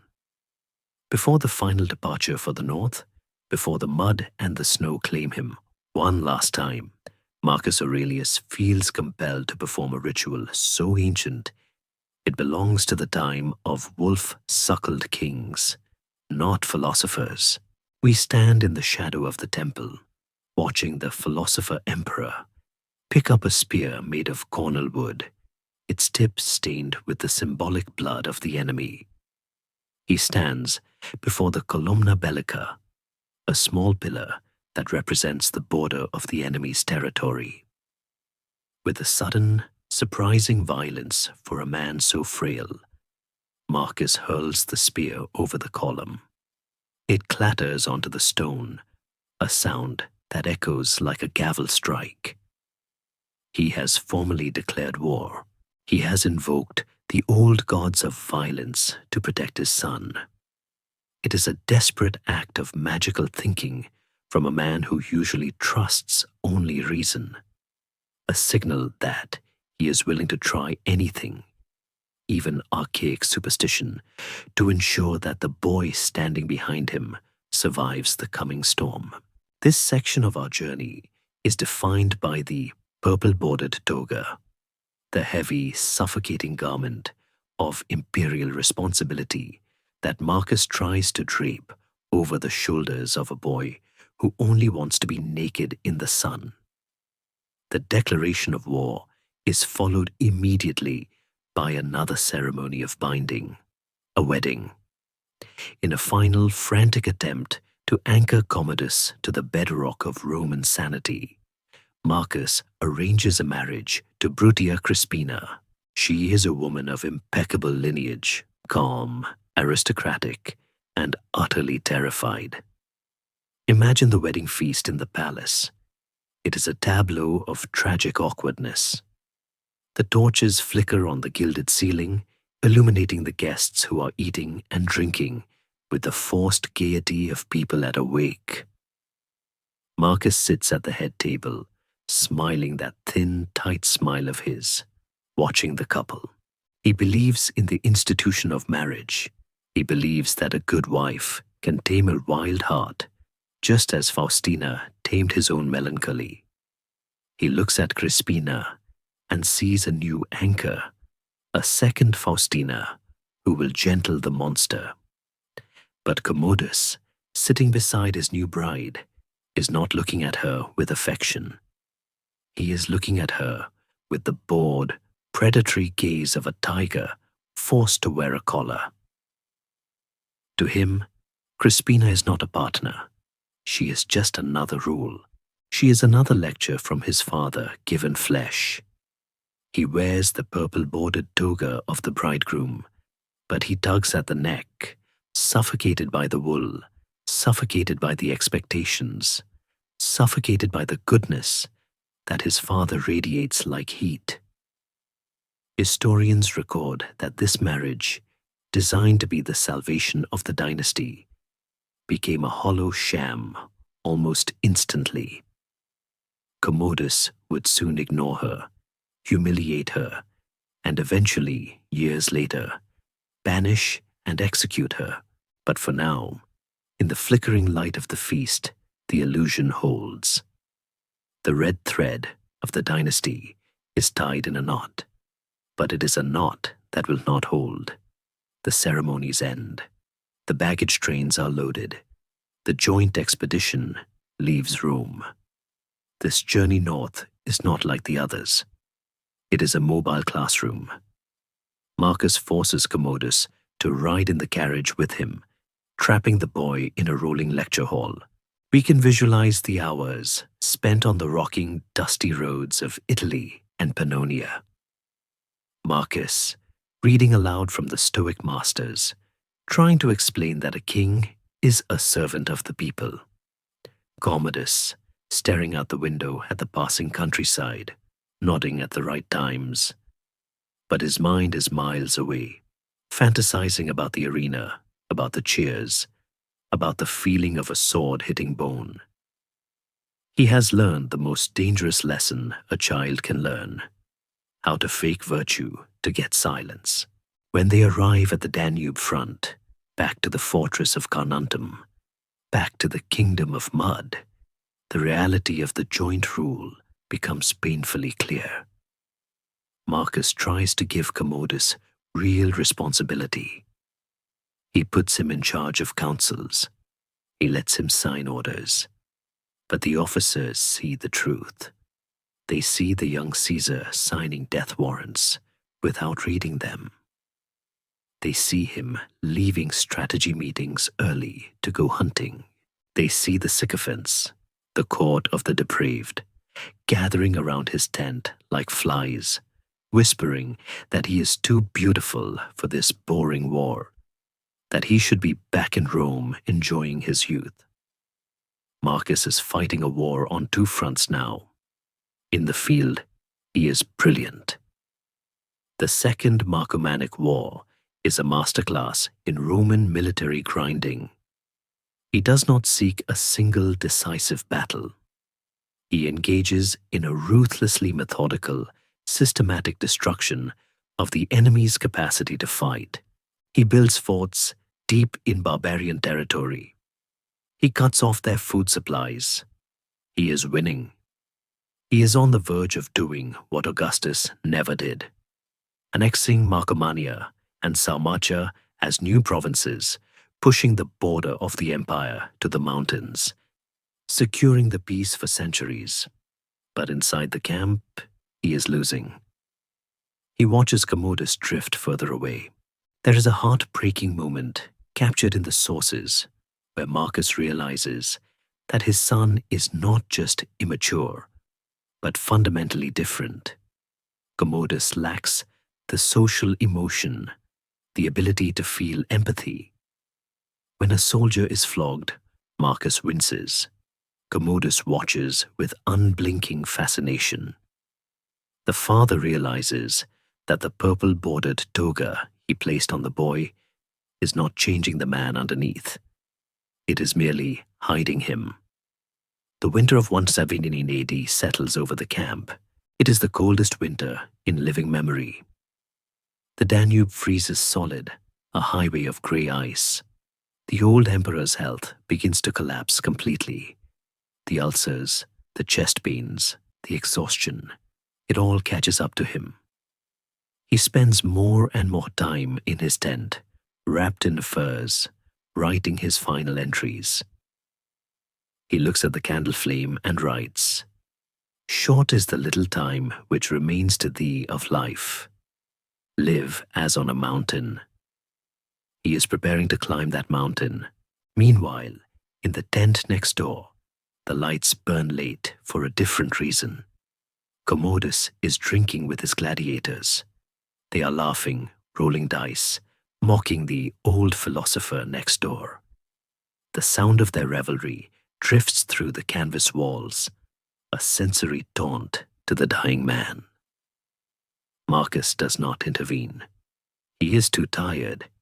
He realizes, perhaps with a final, crushing acceptance, that he cannot save Commodus from himself. He can only save the empire from Commodus for as long as he breathes. The purple-bordered toga has become a shroud. The experiment of the philosopher king raising a son has failed. The laws of genetics have defeated the laws of logic. And as the snow piles up against the tent flaps, burying the Roman camp in a white silence, Marcus Aurelius prepares for the final act. He stops trying to teach. He stops trying to mold. He simply tries to endure, holding the line for one more day, one more hour, knowing that the moment he lets go, the toga will fall and the gladiator will rise. The iron rims of the carriage wheels grind against the frozen ruts of the military road, a sound like teeth chewing on bone that vibrates through the spine of the 58-year-old man sitting inside. It is the winter of 179 AD, and the return to the northern front is not a journey of glory. It is a death march undertaken by a man who simply refuses to leave a job unfinished. Marcus Aurelius has left the relative comfort of the winter quarters to inspect the forward lines, pushing deep into the territory of the Quadi, into the dark, tangled forests of what is now the Czech Republic. The sensory reality of this campaign is a study in grey. Grey sky, grey ice, grey trees, and the grey face of the emperor, who is now so frail that his physicians have to lift him onto his horse when the terrain becomes too rough for wheels. We must understand the sheer physical grit required for this moment. Marcus is dying. His stomach rejects almost all food. He subsists on a thin gruel of milk and honey, taken only at night. His chest is plagued by a chronic cough that rattles his thin frame. To manage the pain, he takes a daily dose of theriac, a complex, tar-like electuary containing 64 ingredients, including opium and viper's flesh. Galen, his physician, prepares it fresh every morning. Historians have often wondered if the dreamlike, detached quality of the later meditations was influenced by the narcotic haze of the opium. Yet, looking at his strategic decisions in 179 AD, we see no haze. We see a mind as sharp and cold as a flint knife. The philosopher has been left in the tent. The Roman is in the saddle. The war has changed. It is no longer a desperate defense of the Italian border. It is a war of conquest. Marcus has learned the hard lesson of the frontier. You cannot hold the Danube by standing behind it. You must own the land beyond it. He has stationed 40,000 Roman soldiers inside enemy territory, building a chain of fortified outposts that strangle the barbarian supply lines. Archaeologists today still find the remains of these temporary forts, the earthworks scarred into the soil of Central Europe, proving that Marcus's plan was not just a raid, but an annexation. He is on the verge of a geopolitical masterpiece, the creation of two new Roman provinces, Marcomannia and Sarmatia. Imagine the scene as the emperor arrives at one of these forward outposts. The legionaries, men with skin hardened like leather and beards caked with frost, stand at attention. They do not cheer. They are too cold and too tired for that. But they watch him with a fierce, possessive reverence. They call him the Old One. They have seen him auction his own robes to pay them. They have seen him refuse the comfort of Rome to freeze with them. When he dismounts, shivering, leaning heavily on a spear, the silence in the ranks is not one of pity, but of awe. They know that he is spending his life, force like a coin, to buy their victory. The strategy Marcus employs is brutal. It is a war of attrition. He orders the burning of the Germanic granaries, the systematic destruction of their semi-subterranean villages, the hunting down of the guerrilla bands. It is a grim, ugly business, lacking the clean lines of a set-piece battle. There is a dark irony here. The man who wrote, "The best revenge is to be unlike him who performed the injury," is now overseeing a campaign of ruthless extermination. But Marcus views it through the lens of duty. He sees himself as a surgeon cutting out a tumor. If he stops now, the tumor grows back. If he cuts it all out, the patient, Rome, lives for another century. Historians still argue furiously about the great what if. If Marcus had lived just one more year, just 12 more months of breath, he likely would have completed the conquest. The map of Europe would have been redrawn. The Roman Empire would have extended to the Elbe or the Vistula. The Germanic tribes that would eventually destroy Rome might have been Romanized, turning the barbarian invasions into a mere internal migration. The history of the Western world turned on the fragile health of this one old man shivering in a tent. But while the father is building a new world, the son is busy ignoring it. Commodus is there, nominally in command of a wing of the army, but his presence is a ghost. He stays in the rear, complaining about the cold, the food, the lack of baths. He surrounds himself with a clique of sycophants who whisper poison in his ear. Why are we here?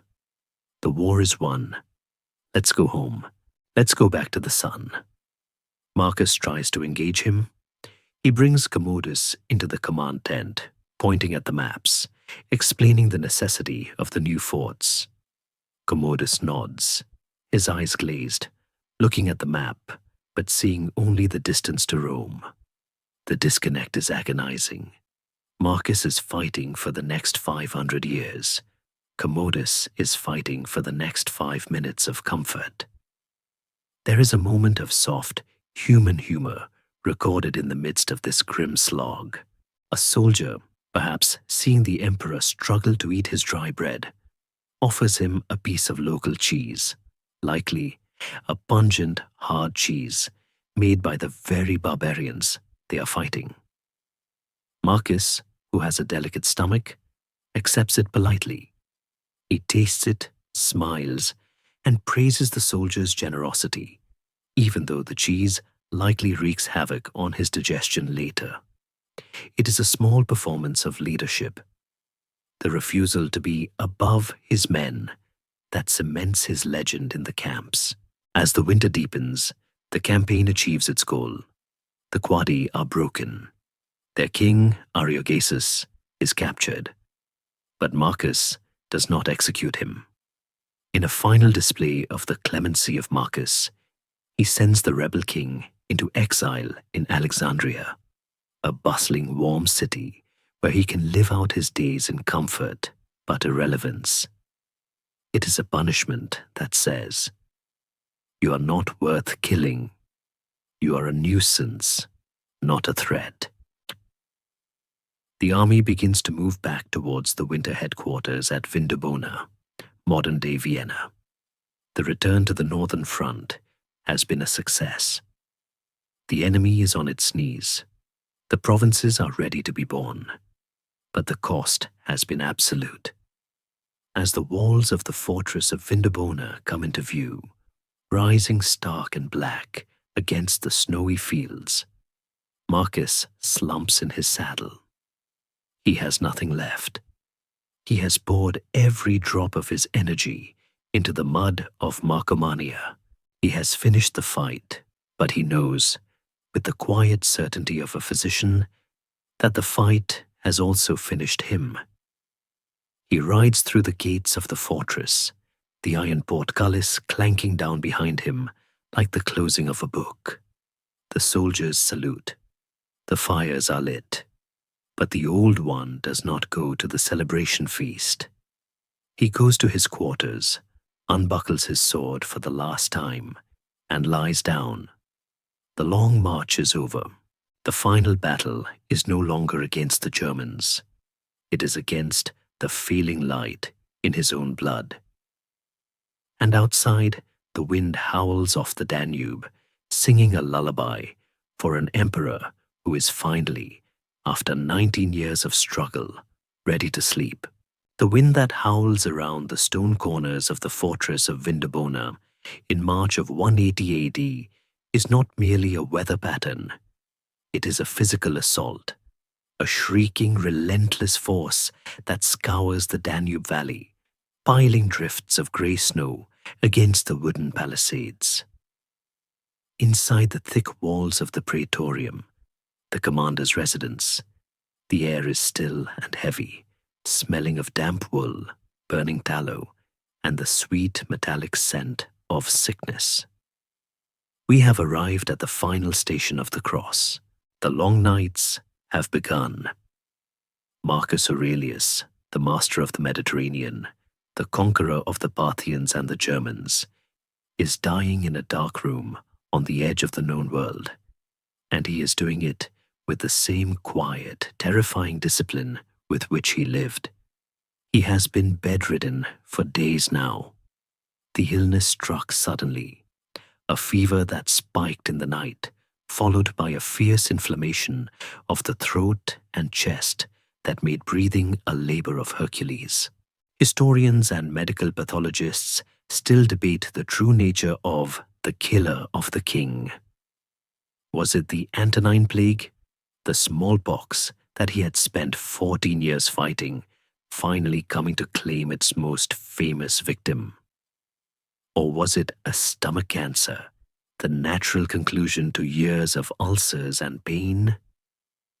The ancient historian Dio Cassius whispers a darker rumor that the physicians, eager to curry favor with the rising sun Commodus, may have hastened the end. But looking at the man in the bed, such conspiracies feel unnecessary. Marcus is 58 years old, but his body is that of a centenarian, worn down by 19 years of sleepless vigilance. He is simply a candle that has burned all the way down to the wax. The sensory reality of these nights is a study in isolation. The room is dimly lit to spare his eyes, the shadows dancing on the frescoed walls like the ghosts of the Marcomanni. He lies on a simple military cot, covered in heavy furs. He can no longer eat solid food. He refuses even the milk and honey, taking only small sips of water. He is engaging in a voluntary abstinence, a final act of control, perhaps to starve the fever, or perhaps to hasten the inevitable release. He is practicing the ultimate decomposition.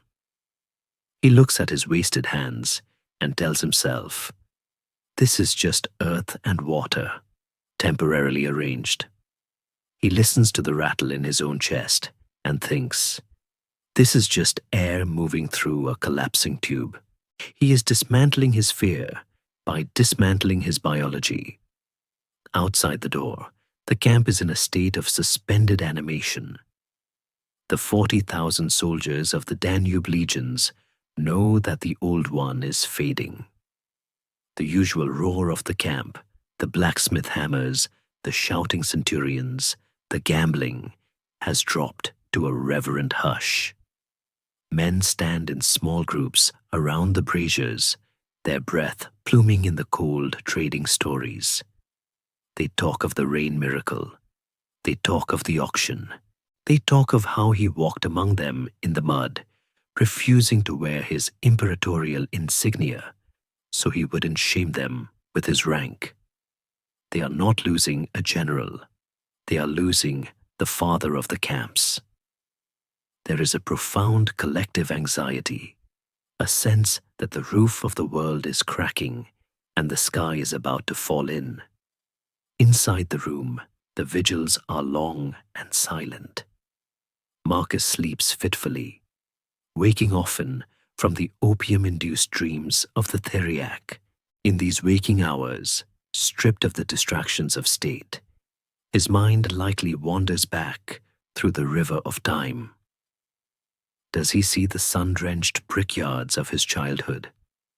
Does he feel the hand of Antoninus on his shoulder? Does he hear the laughter of Lucius Verus in the gardens of Antioch? Or does he see the face of Faustina waiting for him in the dark? He writes no more. The wax tablets are closed. The meditations are finished. There is nothing left to say to himself, because the self is dissolving. But there is one final, agonizing duty left to perform. The problem is sitting in the next room. Commodus. The 19-year-old co-emperor has been pacing the corridors, a mixture of grief and impatience radiating from him like heat. The relationship between the dying philosopher and the living gladiator is the tragedy that hangs over the deathbed. Marcus summons him. The boy enters, smelling of the cold outdoors and the leather of his armor. He stands by the bed, looking down at the wreck of his father. The conversation that follows is not the Hollywood melodrama of Gladiator. There is no strangulation, no shouting. It is far more heartbreaking. Marcus, struggling to speak through his swollen throat, does not lecture. He pleads. He asks Commodus to finish the war. "Do not leave the work half done," he rasps. "If you leave now, the enemy will regroup. The sacrifice of the legions will be for nothing." He is begging his son to choose duty over comfort, just for one more year. Commodus listens, his face a beautiful, impassive mask. He nods. He says the right things. "Yes, father, I will honor the empire." But Marcus, looking into those heavy-lidded eyes, sees the truth. He sees the flight. He knows that the moment his heart stops, Commodus will pack the wagons. He knows the boy hates the cold, hates the mud, and hates the Germans. He knows that the peace he built is about to be abandoned for a chariot race in Rome. It is the final, crushing burden of his life, the knowledge that his death will be the signal for the dismantling of his life's work. Yet, even in this despair, Marcus finds a way to be kind. He sees the fear in Commodus, not fear of war, but fear of the sickness. The plague is highly contagious. Commodus is terrified of catching the fever. Marcus sees him recoil when he coughs, and so the father makes the ultimate sacrifice. He orders Commodus to leave the room. "Go," he whispers. "Go to the safe quarters. Do not risk yourself." He dismisses his son to save him, even though he knows the boy is unworthy of the saving. He chooses love over politics one last time. As the door closes behind Commodus, Marcus is truly alone. The long night deepens. The sentry outside strikes the hour on a bronze shield. Clang, clang, clang. 3 hours past midnight, the darkest time. Marcus closes his eyes. He is not afraid of the dark. He has spent his whole life training for this moment. "You have been a citizen of this great city," he thinks, reciting his own words. "What difference does it make if you are dismissed by a tyrant or by nature?" The exit is not tragic. He focuses on his breathing. In, out, equanimitas. He is waiting for the dawn, but he knows that this time the sun will rise for the empire, but not for him. The fortress of Vindobona, a tiny island of stone in a sea of barbarian darkness, holds its breath. The philosopher is ready to leave the classroom. The lesson is over. The sun that rises over the Pannonian Plain on March 17th, 180 AD, is a pale, watery disk, struggling to pierce the morning mist, casting a grey, dreamlike light into the room where the Roman Empire is about to lose its soul. The silence in the praetorium is now absolute. The physicians have stepped back, their potions and poultices useless against the finality of nature. The generals have gathered, men of iron like Pompeianus and Pertinax, standing in the shadows, their armor clinking softly as they shift their weight, their faces wet with tears they are trying desperately to hide. They are watching the end of an era, and they know it. The man in the bed is no longer the emperor. He is simply Marcus, a frail, gasping human being who is working hard to perform his final duty, dying well. The scene is intimate and crushing. Marcus is conscious, his mind lucid despite the agony in his chest. He sees his friends weeping, and the philosopher in him summons the strength for one last rebuke, one last lesson in perspective. He props himself up on a weak elbow, his voice a dry whisper that forces them to lean in close.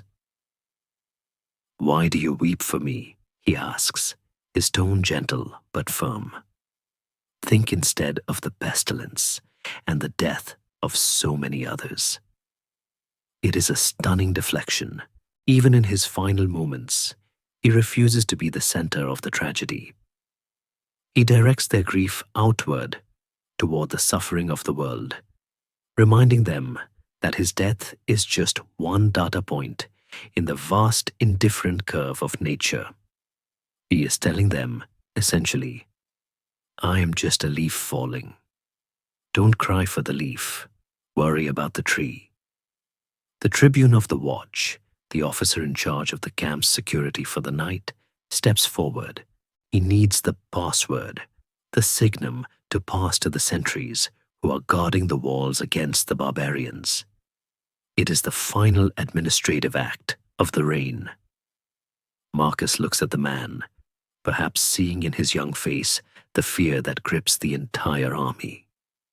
He takes a breath, a rattling inhalation that sounds like dry leaves scraping together.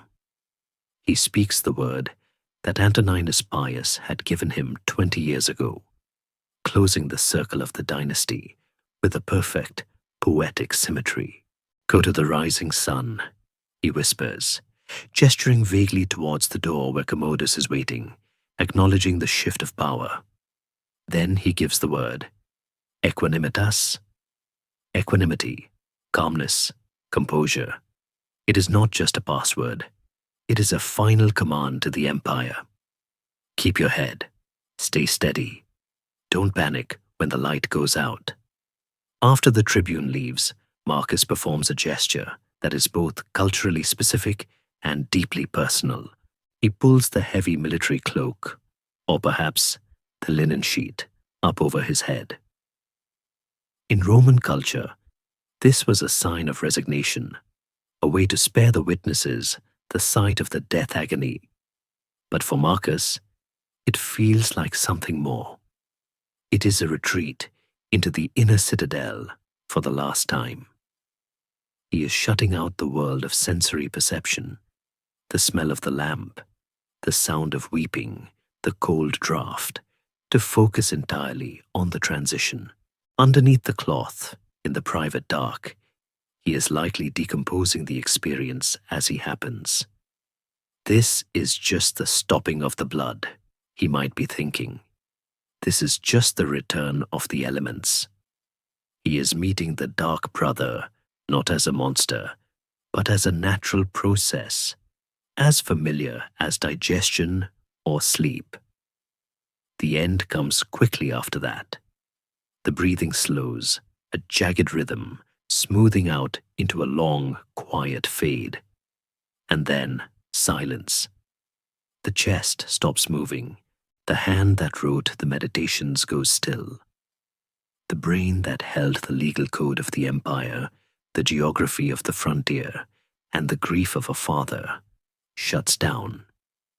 The reaction in the room is a sudden, sharp intake of breath. Pompeianus, the son-in-law who knows exactly what kind of monster is waiting in the wings, likely puts his head in his hands. The physicians move in to verify. They touch the neck. They check the breath with a feather. They nod. The Augustus is dead. Outside, the news travels with the speed of a shock wave. A standard bearer on the wall lowers the eagle. A trumpet blows a single, mournful note that hangs in the frozen air. The soldiers, 40,000 strong, stop what they are doing. They look at the praetorium. They do not cheer for the new emperor yet. They stand in a heavy, terrified silence. They know that the golden age didn't just end. It died in that room. The father is gone. And the orphans are left in the snow with a boy who thinks war is a game. Historians often mark this moment, March 17th, 180 AD, as the end of the Pax Romana and the beginning of the decline and fall. It is the moment when the philosophy stopped and the politics began. But for Marcus, the tragedy is over. He has escaped. He has laid down the burden. He has fought the good fight. He has finished the race. He has kept the faith. His body, now just a clod of earth, lies peaceful under the sheet, while outside, the wind picks up, blowing the snow over the tracks of the legions, preparing to bury the history he fought so hard to write. The body of Marcus Aurelius is barely cold, the funeral incense still smoldering in the braziers of Vindobona, when the machinery of the empire grinds into reverse with a jarring, screeching halt. We are witnessing one of the most abrupt and catastrophic U-turns in history. Commodus, the 19-year-old master of the world, does not spend his first days as sole emperor mourning his father or studying the maps of the conquered territories. He spends them packing. The boy who wanted to play is done with the mud, the ice, and the lectures. He looks at the dark forests of Germania not as a prize to be won, but as a prison to be escaped. He wants the sun, he wants the baths, he wants Rome. The confrontation that takes place in the command tent in the days following March 17th, 180 AD, is recorded by the historian Herodian with the tension of a courtroom drama. The senior generals, men like Pompeianus, the son-in-law of Marcus, and Pertinax, the grim veteran, stand in a semicircle around the young emperor. They are pleading. They explain that the war is virtually over. The Quadi are broken, the Marcomanni are starving. Just one more campaign, Pompeianus urges, likely pointing to the map, where the new provinces are already sketched out. Stay until the autumn. Finish the work. If you leave now, it will look like a retreat. The barbarians will think we are afraid. Commodus listens, picking at his fingernails, his face a mask of petulant boredom. He offers excuses that sound like they were rehearsed in a nursery. He claims he is afraid of catching the plague if he stays in the camp. He claims he needs to return to Rome to reassure the people and secure his succession against usurpers. But the generals see through it. They see a teenager who is simply tired of adulting. When Pompeianus pushes too hard, Commodus cuts him off with a glare that chills the room. The best security for an emperor, he snaps, quoting a sycophant's advice, is the love of his people in the capital, not the mud of the frontier. The decision is made. The conquest is cancelled. What follows is a geopolitical fire sale. Commodus orders immediate peace negotiations with the barbarian tribes. The terms he offers are shockingly lenient. He demands the return of prisoners and a yearly tribute of grain. But in exchange, he gives back everything Marcus fought for. He abandons the forts built deep in enemy territory. He withdraws the garrisons. He recognizes the autonomy of the tribes. To the Marcomanni chieftains, sitting across the negotiation table, this must have felt like a divine joke. They were defeated, starving, ready to surrender their sovereignty, and suddenly the Romans were handing them their freedom and walking away. It was a peace with honor that was actually a surrender of ambition. The visual of the Roman withdrawal is a sensory tapestry of confusion and relief. Imagine the 40,000 legionaries striking their tents, extinguishing the fires, and turning their backs on the north.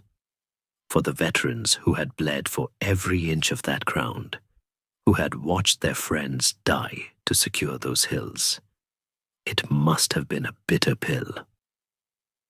They were marching away from victory, but for the conscripts, for the young men who missed the wine shops of Italy, it was a celebration. They were going home. The iron discipline of Marcus Aurelius evaporated the moment the order to march south was given. The army transformed from a conquering machine into a traveling escort for a bored prince.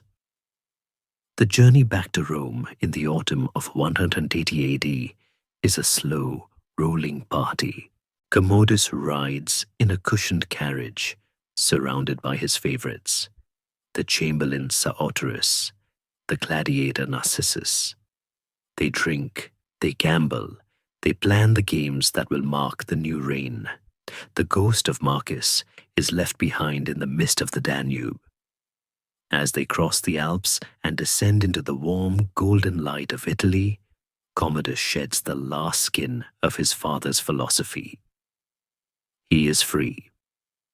There is no one left to tell him no. There is no one to make him read books. He is the most powerful human being on earth, and he intends to enjoy it. When he enters Rome in October 180 AD, the city goes insane. We must strip away our hindsight. We know he is a monster, but they don't. To the mob, he is a godsend. He is young, he is breathtakingly handsome, and he is alive. After 20 years of the austere, serious, plague-ridden rule of Marcus, Commodus feels like springtime. He throws a triumph that eclipses all others. He rides into the city, not in a somber toga, but in a chariot covered in gold leaf. He showers the crowd with coins. He announces games that will last for weeks. The people scream, Felicior Augusto, Melior Traiano. Luckier than Augustus, better than Trajan. They are drunk on the novelty of a prince of youth. But in the Senate House, the mood is different. The older senators, the men who knew Marcus, watch the spectacle with cold dread. They see the way Commodus looks at them, not with respect, but with a terrifying, blank indifference. They notice that he has replaced the capable advisors of his father with freedmen and bodyguards. They see the court of the depraved moving into the Palatine. They realize, with a sinking feeling, that the golden age was just a pause, and the normal, brutal reality of Roman tyranny is about to resume. Commodus does not settle into the duties of state. He delegates everything. He appoints a praetorian prefect named Berenice to run the government, effectively saying, "You do the homework, I'll go to recess." He retreats into the ludus. He builds a private arena in the palace. He begins to train seriously as a gladiator. This is the ultimate rejection of Marcus's legacy. Marcus hated the violence of the arena. Commodus worships it. He sees himself not as a philosopher king, but as Hercules Romanus, a demigod of strength. He begins to wear lion skins and carry a club. There is a tragic irony in the city's adoration. They love him because he is the son of Marcus, but he is doing everything in his power to erase Marcus. He takes the name Pius and Felix, pious and lucky. He wants to be the anti-Marcus. Where Marcus was frugal, Commodus is extravagant. Where Marcus was humble, Commodus is vain. Where Marcus was awake, Commodus is asleep to the reality of the world. As the year 180 AD comes to a close, the snow falls on the abandoned forts of Marcomannia. The wooden walls rot. The weeds grow over the Roman roads. The Germanic tribes, emboldened by the Roman retreat, begin to rebuild their strength. They whisper to each other that the giant has lost its teeth. The frontier is quiet for now, bought off with Roman gold, but the storm has not been stopped.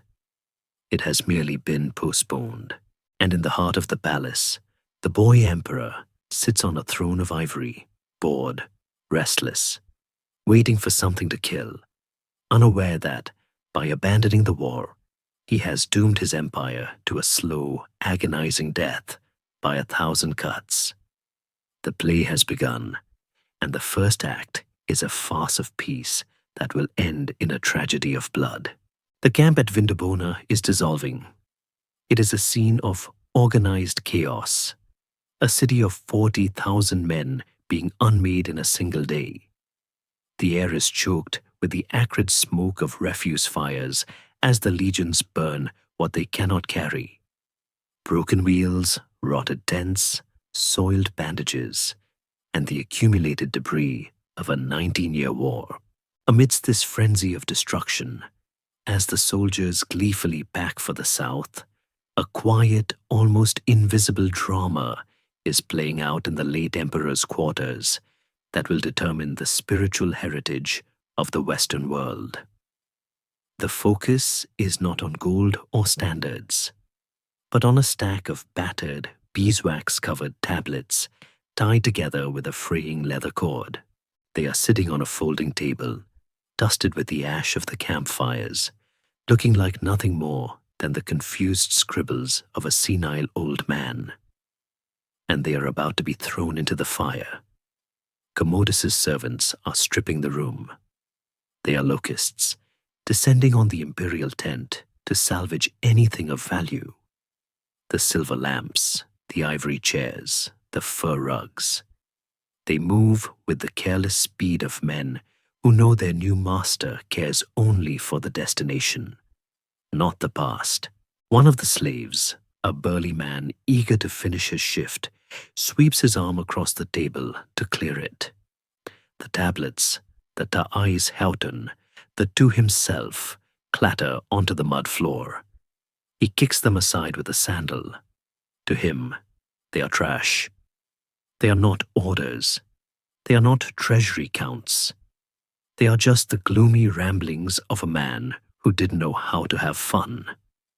"Burn it," a steward might have shouted, pointing to the pile of papers and stylus scraps. Clean the room. The new Augustus hates the smell of old wax. Enter Crispus. He is a character mentioned in the shadowed margins of the legend, a Greek secretary, a slave, or perhaps a freedman who had served Marcus during those long, sleepless nights. He is not a warrior. He is a man of ink and silence. He stands in the corner of the tent, watching the looting of the sanctuary. He sees the tablets hit the mud. He knows what they are. He has watched the emperor hunch over them by candlelight while the rest of the world slept. He has heard the scratching of the stylus that sounded like a prayer. He knows that inside those blocks of wax is the distilled soul of the man he loved. The moment of theft is undramatic, which makes it all the more perilous. Crispus does not draw a sword. He simply bends down. He pretends to be cleaning up the rubbish. He gathers the tablets, wiping the mud from the wooden frames with his sleeve. He looks around. The guards are laughing, gambling for a silver cup. The steward is yelling about a missing chest. No one is looking at the slave. Crispus slips the bundle under his tunic, the cold wood pressing against his skin, a hidden weight that feels heavier than gold. He walks out of the tent, past the bonfires where the history of the war is being turned to smoke, and disappears into the baggage train. He has just stolen the meditations. We must pause to appreciate the fragility of this transfer. If Crispus had been caught, he might have been executed for looting, or worse, the tablets might have been destroyed simply out of spite. If he had tripped and dropped them in the fire, the stoic wisdom that would console Nelson Mandela in prison and guide modern cognitive behavioral therapy would have vanished instantly. The survival of the text is a statistical miracle. The journey of the manuscript, from the mud of Vindobona to the libraries of the future, is a ghost story of its own. Crispus likely spent the journey back to Rome, guarding his satchel like a hawk. In the safety of a quiet room in the city, perhaps while Commodus was slaughtering ostriches in the Colosseum, Crispus, or a trusted scribe, began the painstaking work of transcription. The wax was soft. It would melt or smear. The words had to be transferred to papyrus. Imagine the scribe squinting at Marcus's cramped, pained Greek handwriting, deciphering the aphorisms written in the fever of the night. Waste no more time arguing about what a good man should be. Be one. The scribe writes it down, the ink flowing into the fibers of the reed paper, locking the thought into a more permanent form. For centuries, the book disappears. It goes underground. It was not a bestseller in Rome. It was too personal, too raw, too critical of the very values of fame and power that Romans cherished. It likely sat in a private library, a single copy gathering dust while the empire crumbled. We catch a glimpse of it again in the 4th century, mentioned by the orator Themistius, who speaks of Marcus's exhortations. Then silence again. The Western Empire falls. The Goths sack Rome. The libraries burn. The rats eat the scrolls. But somehow, one copy survives. It travels east to Constantinople, the new Rome. It sits in the vast labyrinthine libraries of Byzantium, preserved by monks who value the Greek language even if they suspect the pagan philosophy. In the 10th century, a figure emerges from the fog, Aurelius of Caesarea, a bishop and a bibliophile in Constantinople. He finds a rotting copy of the text. He is electrified. He pays a fortune to have it recopied onto durable parchment. He writes in a letter, "I have the old book of the Emperor Marcus, most profitable to the soul. This is the bottleneck of history. If Aurelius hadn't found it, if he hadn't cared, the meditations would be gone. Every copy we have today descends from this single Byzantine lifeline." There is a profound poetic irony in this survival.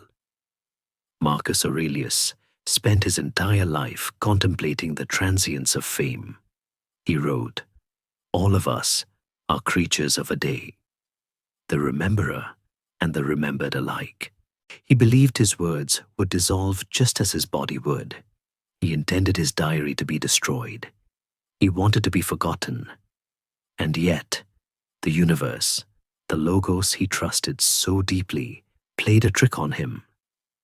His empire of stone, the forts he built, the borders he drew, the dynasty he tried to save, all of it turned to dust. The purple-bordered toga rotted. The golden age ended. But the fragile private thoughts he scribbled on wax in a freezing tent survived. The book became a time capsule. When we open it today, we are not reading a treatise. We are eavesdropping on a man trying to stay sane. We are standing in the tent with him. We can smell the lamp oil.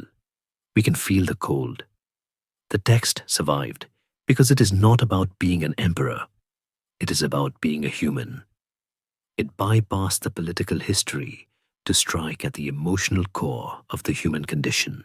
Crypus, the slave who picked it up from the mud, understood what Commodus didn't. That the true power of Marcus Aurelius was not in his sword, but in his sadness and his ability to master it. As the Roman army marches south, leaving the Danube behind, the dust settles on the empty space where the emperor's tent once stood. The wind blows through the abandoned camp, whistling through the gaps in the palisade. The physical traces of Marcus are already fading, but tucked away in a leather satchel, bouncing against the hip of a slave walking in the rear guard, is a bomb that will detonate slowly over 2,000 years. The scroll in the dust is safe, and as the column disappears over the horizon, heading toward a Rome that is about to descend into madness, the wisdom of the dead king begins its long, silent journey through the dark, waiting for a world that will desperately need it again. The marble dust of the Roman Forum has long since settled, burying the temples and the statues under meters of earth and time. The cries of the senators, the roar of the Colosseum crowds, and the rhythmic tramp of the legions have all faded into the absolute silence of history. But as we stand at the end of this journey, looking back across the chasm of 18 centuries, one figure remains standing amidst the ruins, not as a statue of stone, but as a beacon of mind. We have walked with Marcus Aurelius from the brickyards of his youth to the freezing mud of the Danube. We have seen him struggle, not as a god, but as a man, flawed, sickly, exhausted, and often heartbroken. And now, we must ask the final question: what remains? The empire of stone that Marcus fought so hard to preserve did not last. His nightmare came true. Commodus ruled for 12 years, a reign of such grotesque incompetence and cruelty that it shattered the Antonine legacy forever. The Prince of Youth became a paranoid tyrant who renamed Rome Commodiana, slaughtered senators for sport, and fought as a gladiator in the arena, debasing the purple until it was soaked in blood. He was eventually strangled in his bath by a wrestling partner on New Year's Eve, 192 AD, ending the dynasty in a sordid, whimpering climax. The stability Marcus sacrificed his life for evaporated in a decade. The borders he secured collapsed. The Golden Age became a memory, then a myth, then a footnote. But the empire of wisdom, the fortress he built inside his own head, proved to be indestructible. It is the ultimate Stoic paradox. The things he cared least about, fame, legacy, the future, are the only things he kept. He became the philosopher king that Plato dreamed of but never thought possible. We see his ghost lingering in the unlikeliest of places across the millennia. We see him in the cell of a South African prison on Robben Island, where Nelson Mandela read the Meditations to find the strength to endure 27 years of captivity without losing his dignity or his mind. We see him in the concentration camps of World War II, where Viktor Frankl, stripped of everything but his last human freedom, the ability to choose one's attitude, echoed Marcus's teaching that you have power over your mind, not outside events. We see him in the offices of modern cognitive behavioral therapists who use his ancient techniques of reframing to help people battle depression and anxiety. The notes written to soothe a dying emperor's ulcer are now used to soothe the neuroticism of the modern world. There is a profound beauty in this survival. Marcus was a man who felt deeply out of place in his own time. He was a pacifist forced to wage war. He was a recluse forced to be a public spectacle. He was a philosopher forced to be a king. He often felt that he was failing, that he was merely holding back the dark. But in his struggle, he created a manual for anyone who has ever felt overwhelmed by the world. He proved that it is possible to live in a palace and not be corrupted, to live in a war zone and not be brutalized, to live in grief and not be broken. The golden statue of Marcus Aurelius still stands today on the Capitoline Hill in Rome, or at least a bronze copy does, while the original is safe in a museum. It is the only equestrian statue of a Roman emperor to survive the Middle Ages intact, largely because the Christians mistook him for Constantine, the first Christian emperor. It shows him on horseback, his hand outstretched, not in a gesture of conquest with a sword, but in a gesture of peace, a blessing. He looks weary. His eyes are heavy. He looks like a man who wants to go home. As we leave him there, frozen in bronze, we realize that his true monument is not the statue, nor the column in the Piazza Colonna that depicts his wars. His monument is the voice that still whispers in the ear of anyone who opens his book at 3 a.m. when the world feels unbearable. It is the voice of a friend who reaches across the dark to say, "You are not alone. I was here too. I was tired too. I was afraid too. But I kept going, and so can you." The sun sets on the Danube. The wind blows through the grass where the fortress of Vindobona once stood. The legions are gone. The borders have been erased, but the light in the tent still burns.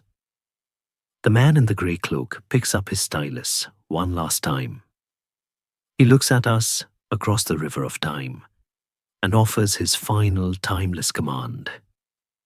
Dig deep within yourself, for there is a fountain of goodness ever ready to flow if you will keep digging. He closes the book. He blows out the lamp. And finally, Marcus Aurelius sleeps. The story is told. The scroll is rolled shut. The echoes of the legions marching on the frozen earth have faded into the gentle rhythm of your own breathing.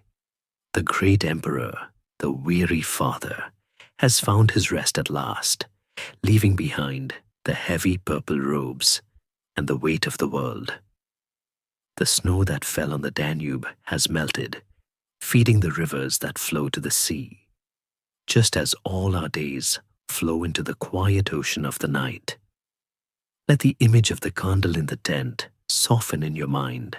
It is a warm, golden light, steady and calm, flickering gently against the dark. That light is safe now. It does not need to fight the wind anymore. It simply is. Imagine that warmth spreading through you, loosening the knots in your shoulders, smoothing the lines on your forehead, just as sleep smoothed the worry from Marcus's face. The history remains, carved in stone and written in stars, but the struggle is over. There are no more battles to fight tonight. No more walls to guard, no more duties to fulfill.